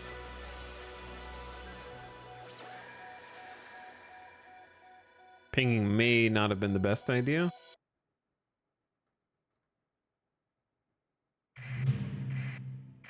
An equipment cache inside the solar flare. Why did I just improve Sindri and Dikta rep by 12 but lower Persian League rep by 18? I didn't do anything, man. There was a rebellion in Karanan that failed. What did I have to do with that? Why did my rep just nosedive?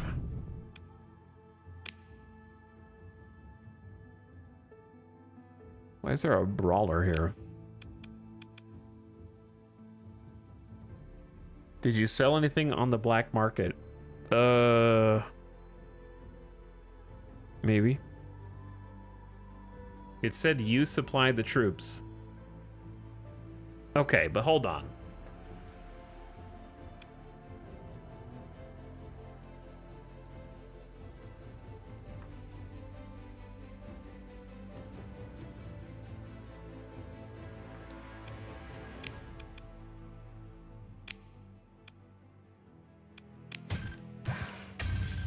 You can't prove nothing.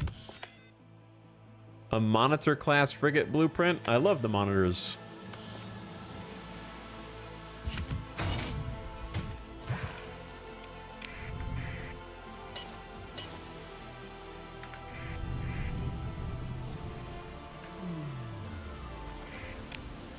The gun said property of Etal.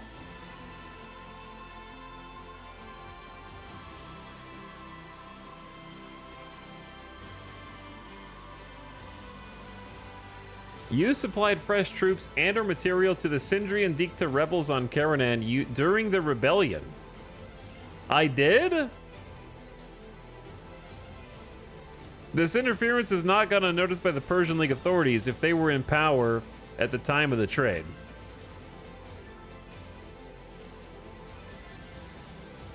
I did that?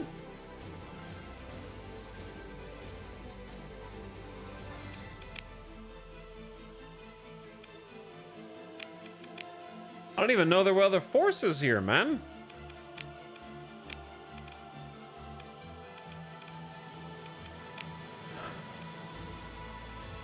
I'm gonna accidentally become an enemy at this rate.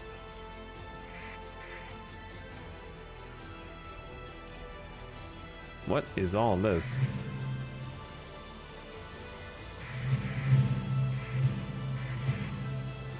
It's a ship graveyard. There's a Manticore class destroyer, a Shepherd, a Colossus freighter, a Kite, a Phaeton tanker, an Enforcer class destroyer, and a Venture class cruiser just all sitting here. Plus a debris field. Your salvage crews find a functional memory bank in the debris. It indicates that there's a derelict ship orbiting in an active gate in the UL Kuoma star system. It's likely to be cruiser-sized. Uh-oh, somebody just died trying to salvage this. There was an accident. The Kuoma? Where's the list?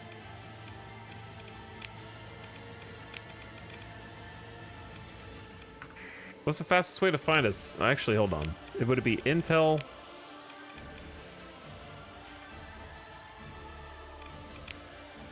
Not the marker. That's me. What page would it be under?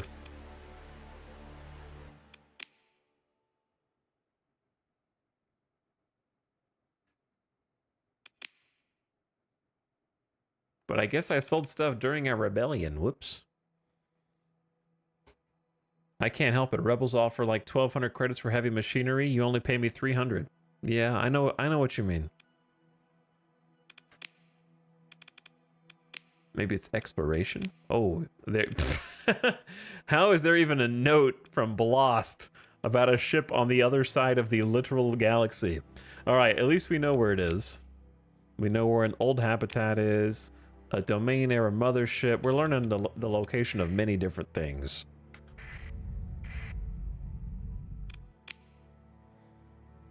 Salvage crews find a single occupied sleeper pod on backup power. A level 5 captain has joined your fleet. Uh-oh.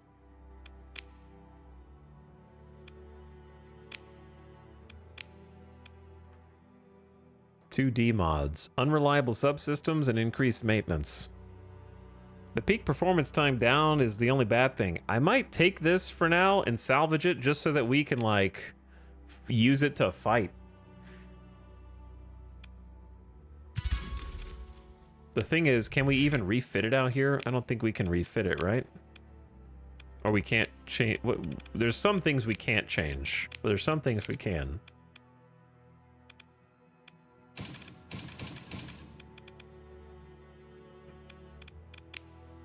Because honestly, just having like a destroyer here is useful in and of itself. We have a hypervelocity driver. The hypervelocity driver is pretty solid choice.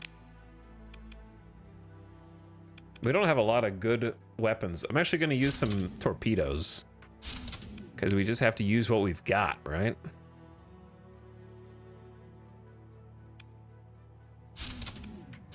Torpedoes, a couple of sabos. What range is a hypervelocity? It's 1,000. Heavy. If we had another heavy mauler, that would be pretty solid. Or have 2 heavy needlers.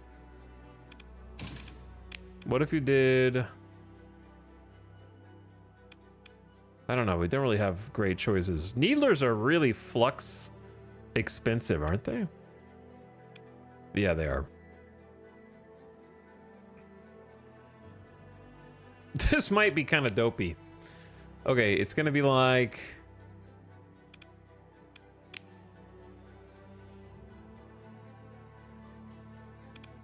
heavy machine gun on top.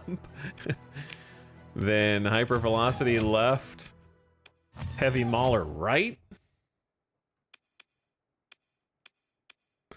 Which is very chaotic.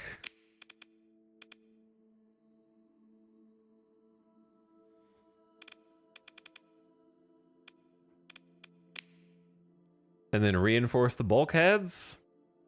And then nothing? What would you do with the remaining points? Maybe expanded missile racks? That way I can shoot more torpedoes and sabos. Something like that. Okay, this thing is gonna be like a piece of crap.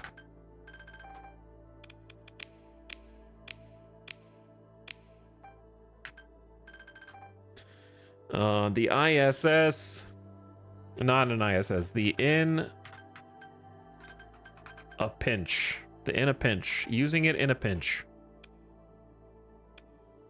Actually, make Inna like its own in a pinch. Like it's a name. Well, you have yourself a ship, Captain. So here's the level 5, 2,500 bucks a month salary. They have combat endurance, which is good for that peak operating time since this ship suffers. Plus 15% max combat readiness. Impact mitigation, minus 25% armor damage taken, minus 50% weapon and engine damage taken. Field modulation, minus damage taken by shields. Target analysis, bonus damage to cruisers and capital ships. And missile spec, plus 100% missile weapon capacity and 25% hit points. Honestly, not bad. And they're steady. Honestly, not bad. Well, we got another pilot, and we just need to do some repairs. So there's also a venture, which I don't think we want. I'm gonna salvage that. Take some extra resources here.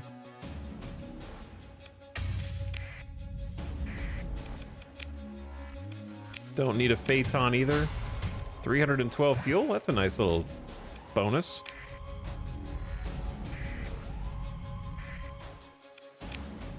A Manticore?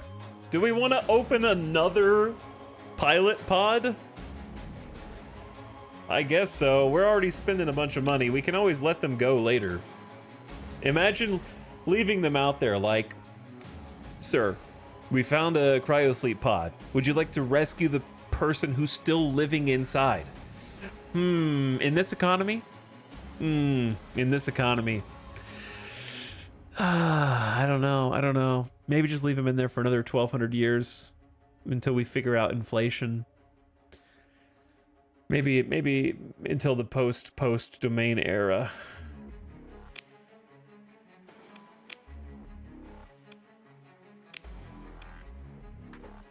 Does anyone in chat love the Manticore? Am I wrong? I understand it has a large ballistic slot, but am I wrong for not caring one bit about the Manticore? Should I care about it?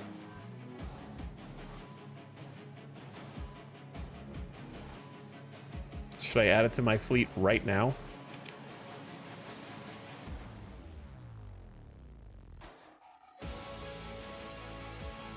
What does damaged weapon mounts do?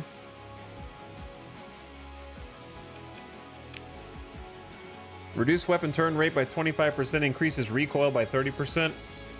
It's kind of rough.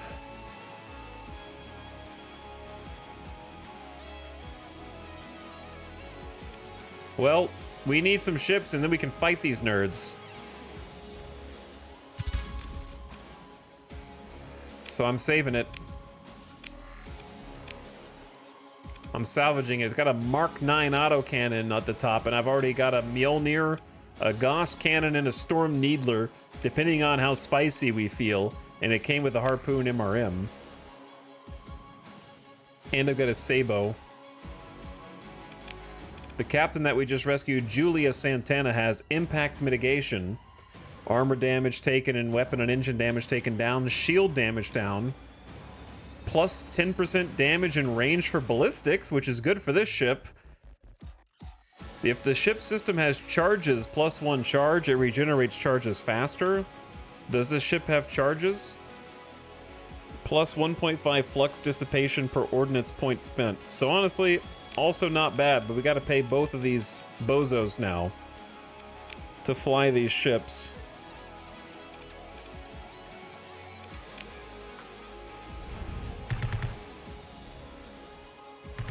I don't hate the autocannon, but the recoil's a problem for it.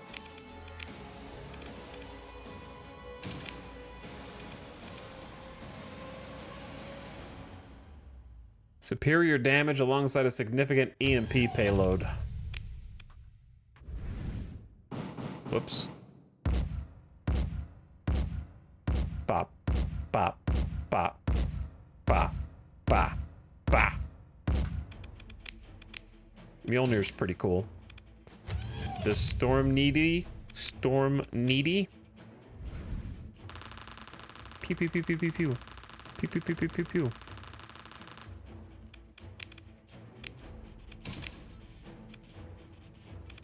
And the Gauss. The Gauss. I actually like the sound of the Gauss. Pew.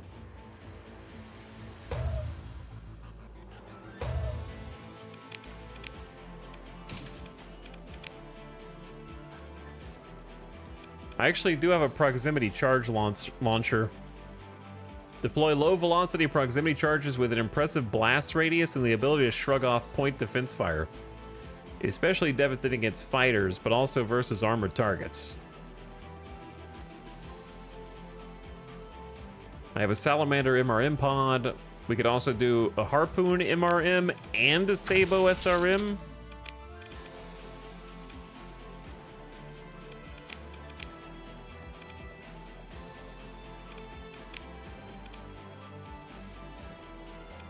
One of each.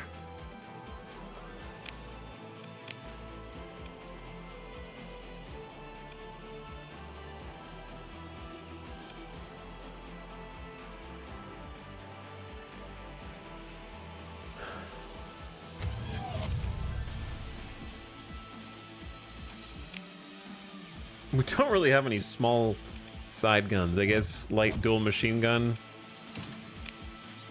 But I don't have anything for the front.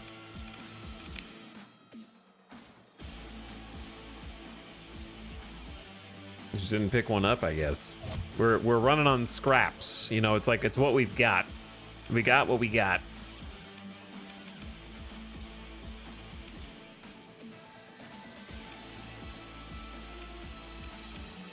There's not really room. These are really expensive pieces.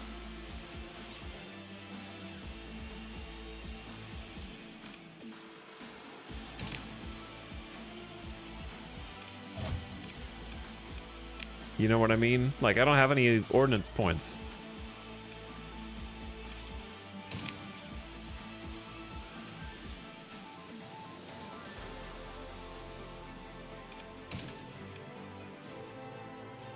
Is it wrong to just chuck 2 Salamander MRM pods?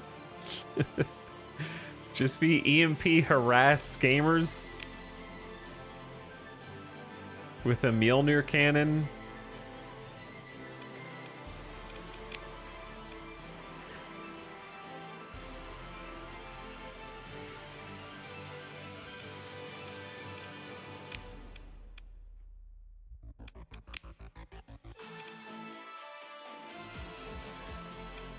I feel like this thing just gets kind of wrecked.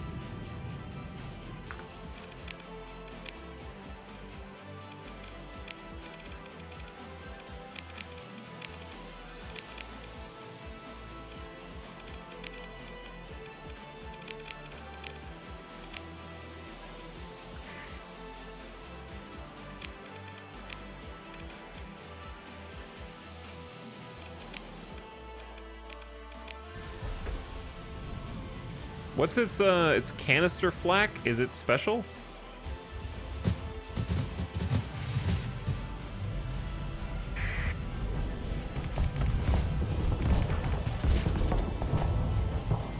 My shields.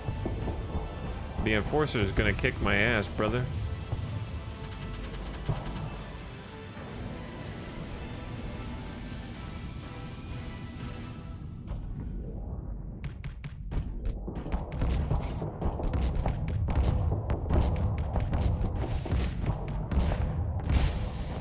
I overloaded it.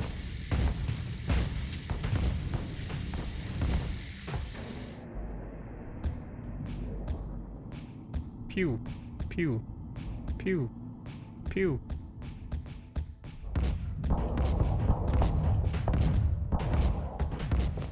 What's wrong, big guy? You can't handle it?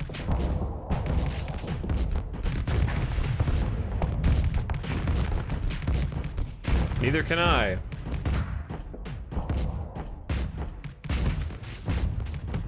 No more Reaper, don't worry. True. I'm not even blocking anything and my flux is still going up so high from the Mjolnir. The Mjolnir does do damage, though. Don't get me wrong, but man, the flux demand is crazy. 667 flux per second.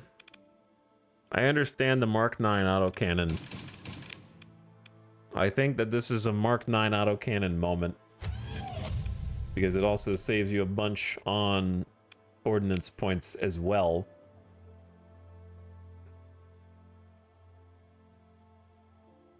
And then I don't really have anything else besides one harpoon mod.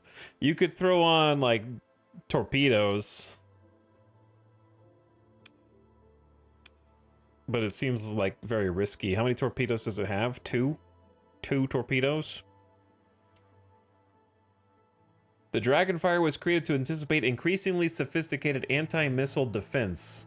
The concept is simple. Use an enriched AM-catalyzed nuclear warhead to pump focused plasma, delivering destructive energy without worry of point defense interception.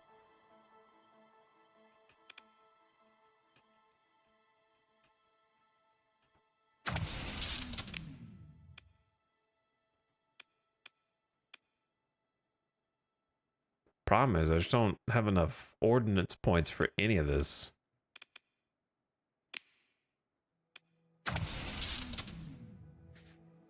Might need armored mounts, like armored weapon mounts.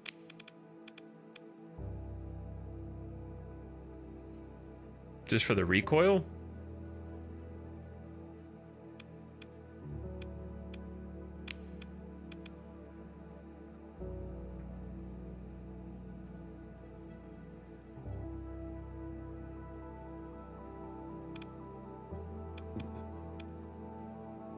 This is supposed to be a temporary ship anyway, so I think it's fine with like 19 capacitors, 10 vents.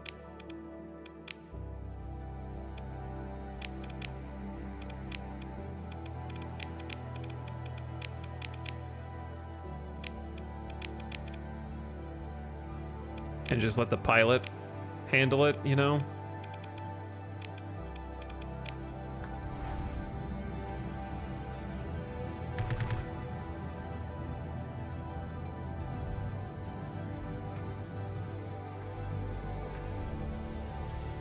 I probably get wrecked by a hammerhead, but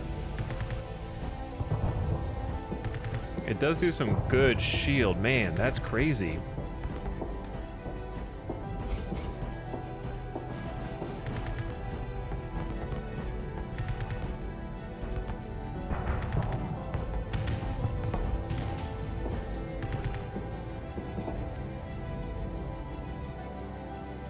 Hammerhead too fast.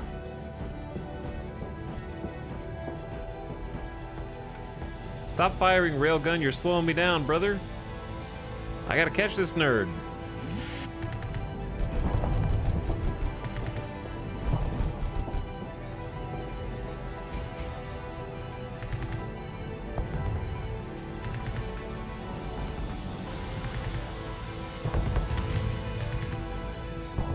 The AI's too smart!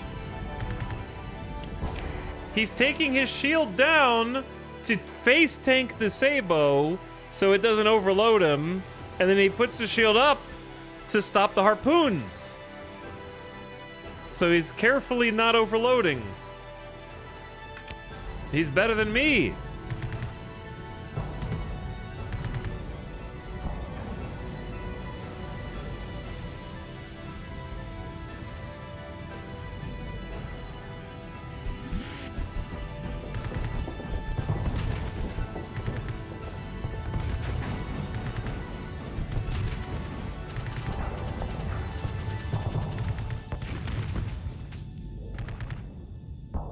I'm out of harpoons.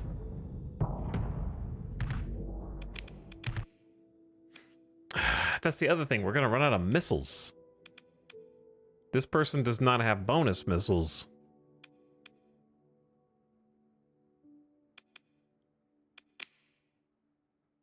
Missile racks is 12.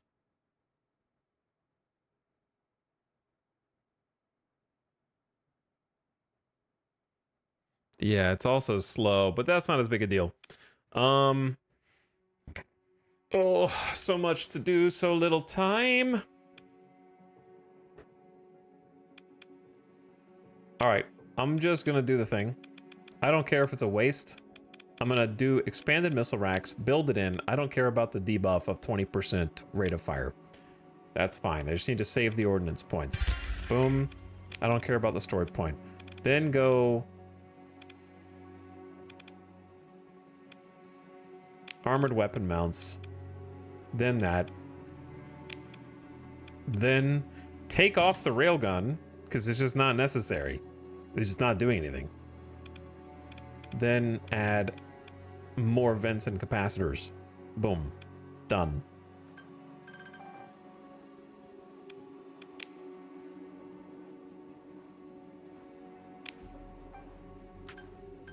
This is going to be called the Desperation.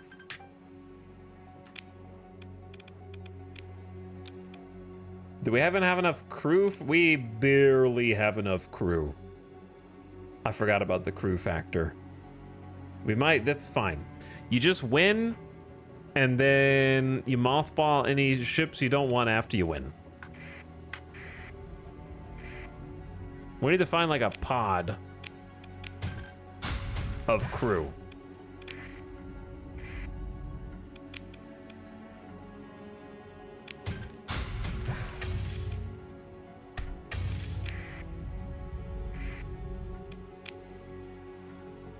A transmitter inside the ship sends out an encrypted broadwave signal. Its destination must be nearby. How dare you?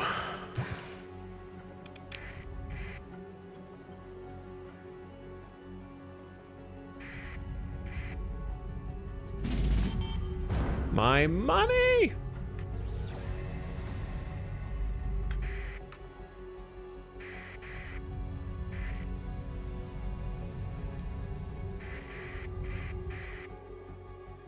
Looking for your fleet. They are there. They're looking for me. We could take that fleet if we had full repairs. We're still repairing.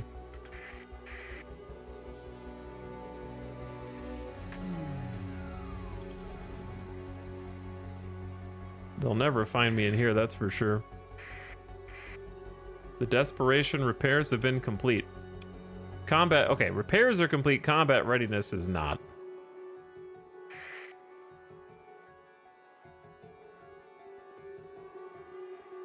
Yes, the Salamander does have unlimited ammo, but I don't think it helps that ship because the ship's main weapon is anti-shield, so it needs something to get the kill after it gets through the shield. They're almost combat ready. And then we take the fight to these pirates.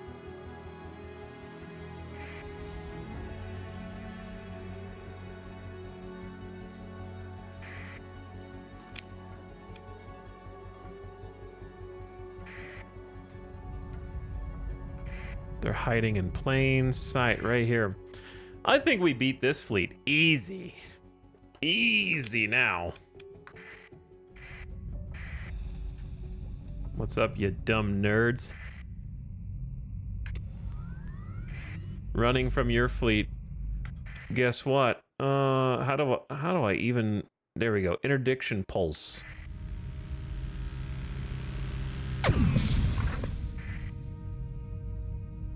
We're too slow. He just juked the hell out of me.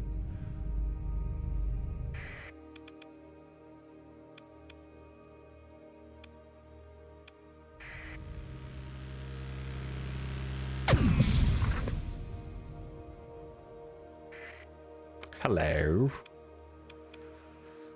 Okay, gamers. It's time. These are the easy ones. I think we send the Griffin in just to bully him. You know, we probably don't need the Griffin.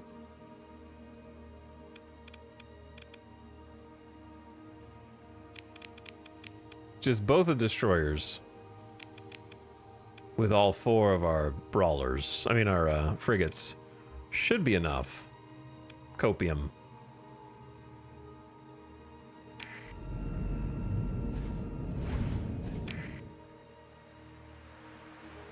And then, who do I want escorting who? I'd say Wolf with the Manticore. Omen with the Manticore. Brawler with the Enforcer. And then I just fly. I like getting the reins in on the frigates to at least get started so they don't just go diving. And they kind of support each other. Look at this. Look at this dude.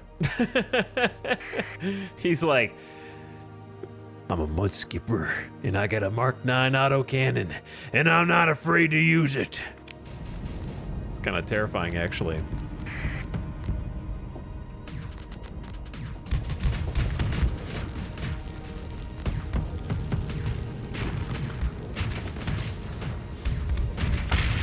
First confirmed kill.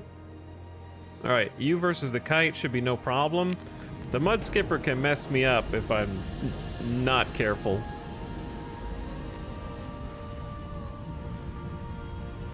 He's looking at me.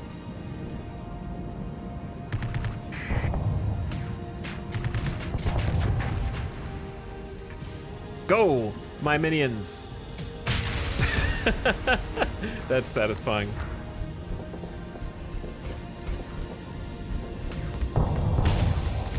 Get him!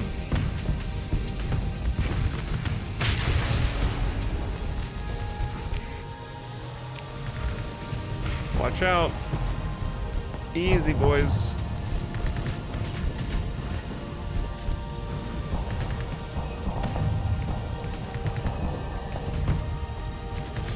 Uh-oh. Who is in there? Who is this pilot? Is there a pilot? It doesn't look like you're escorting the ship that's over here, brother. It looks like you're about to get kaboomed.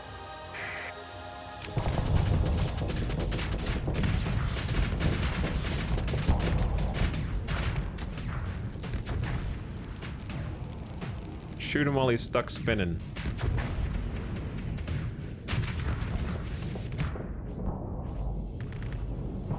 All right, now we need to back up.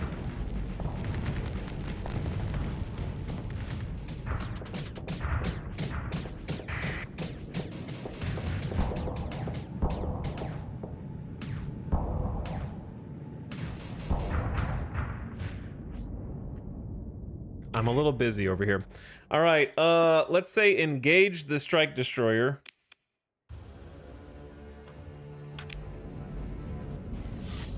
He's coming.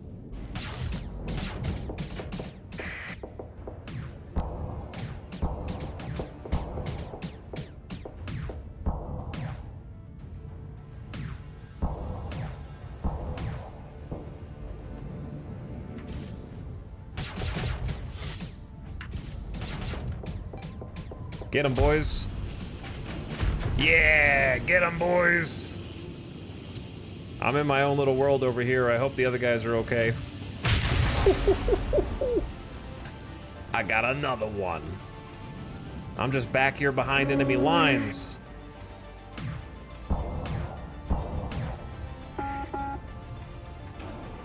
I am way back here behind enemy lines. Let's try and go catch up to the boys, use some speed.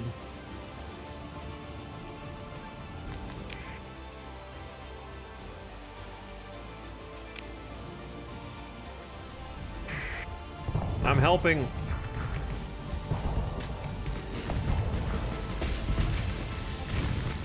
Looks like you guys have it under control. One down.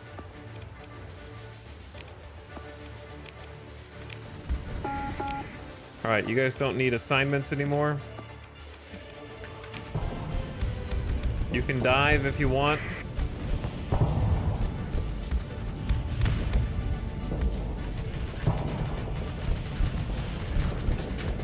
I forgot I have a graviton beam. I need to fix it.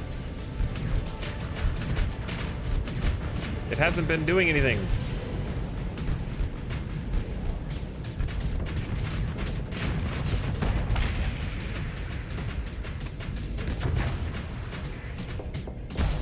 Got him.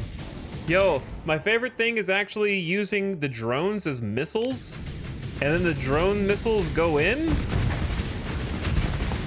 and overloaded them.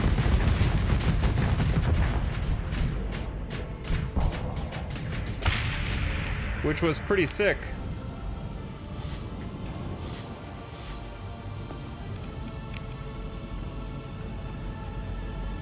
Also, I'm trying to finish this fight before the ad starts. I didn't even want to. I've used up all my ad snoozes, but I think we've won. You got to see the good stuff. What kind of drones? They're native to the Tempest. They come with the ship.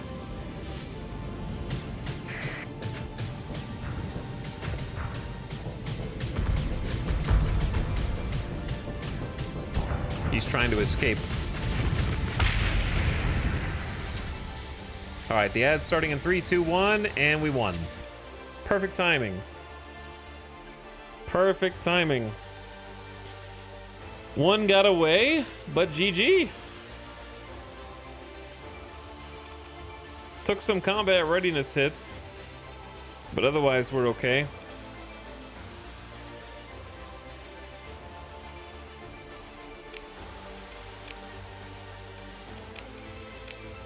Leave one to tell the tale.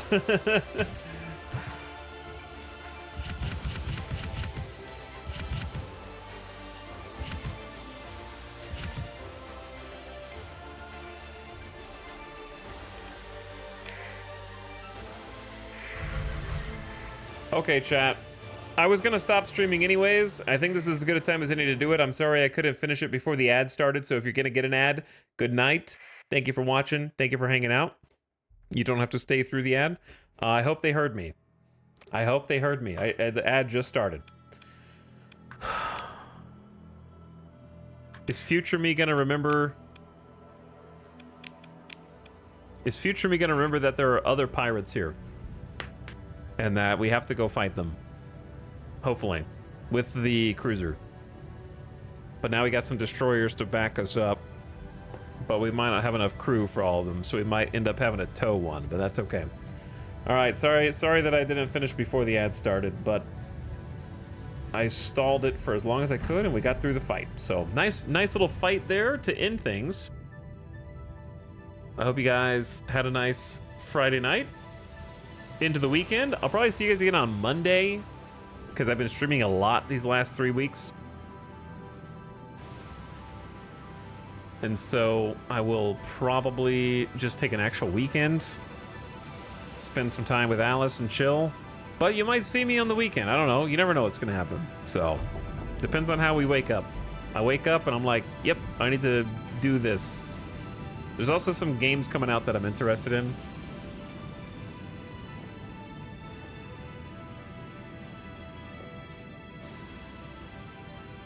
Ugh. But that was fun. That was fun.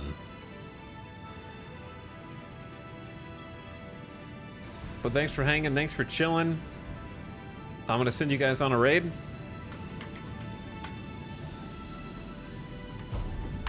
Go say what's up to Ultrasaurus, who is playing Enshrouded. I think there's been some new updates.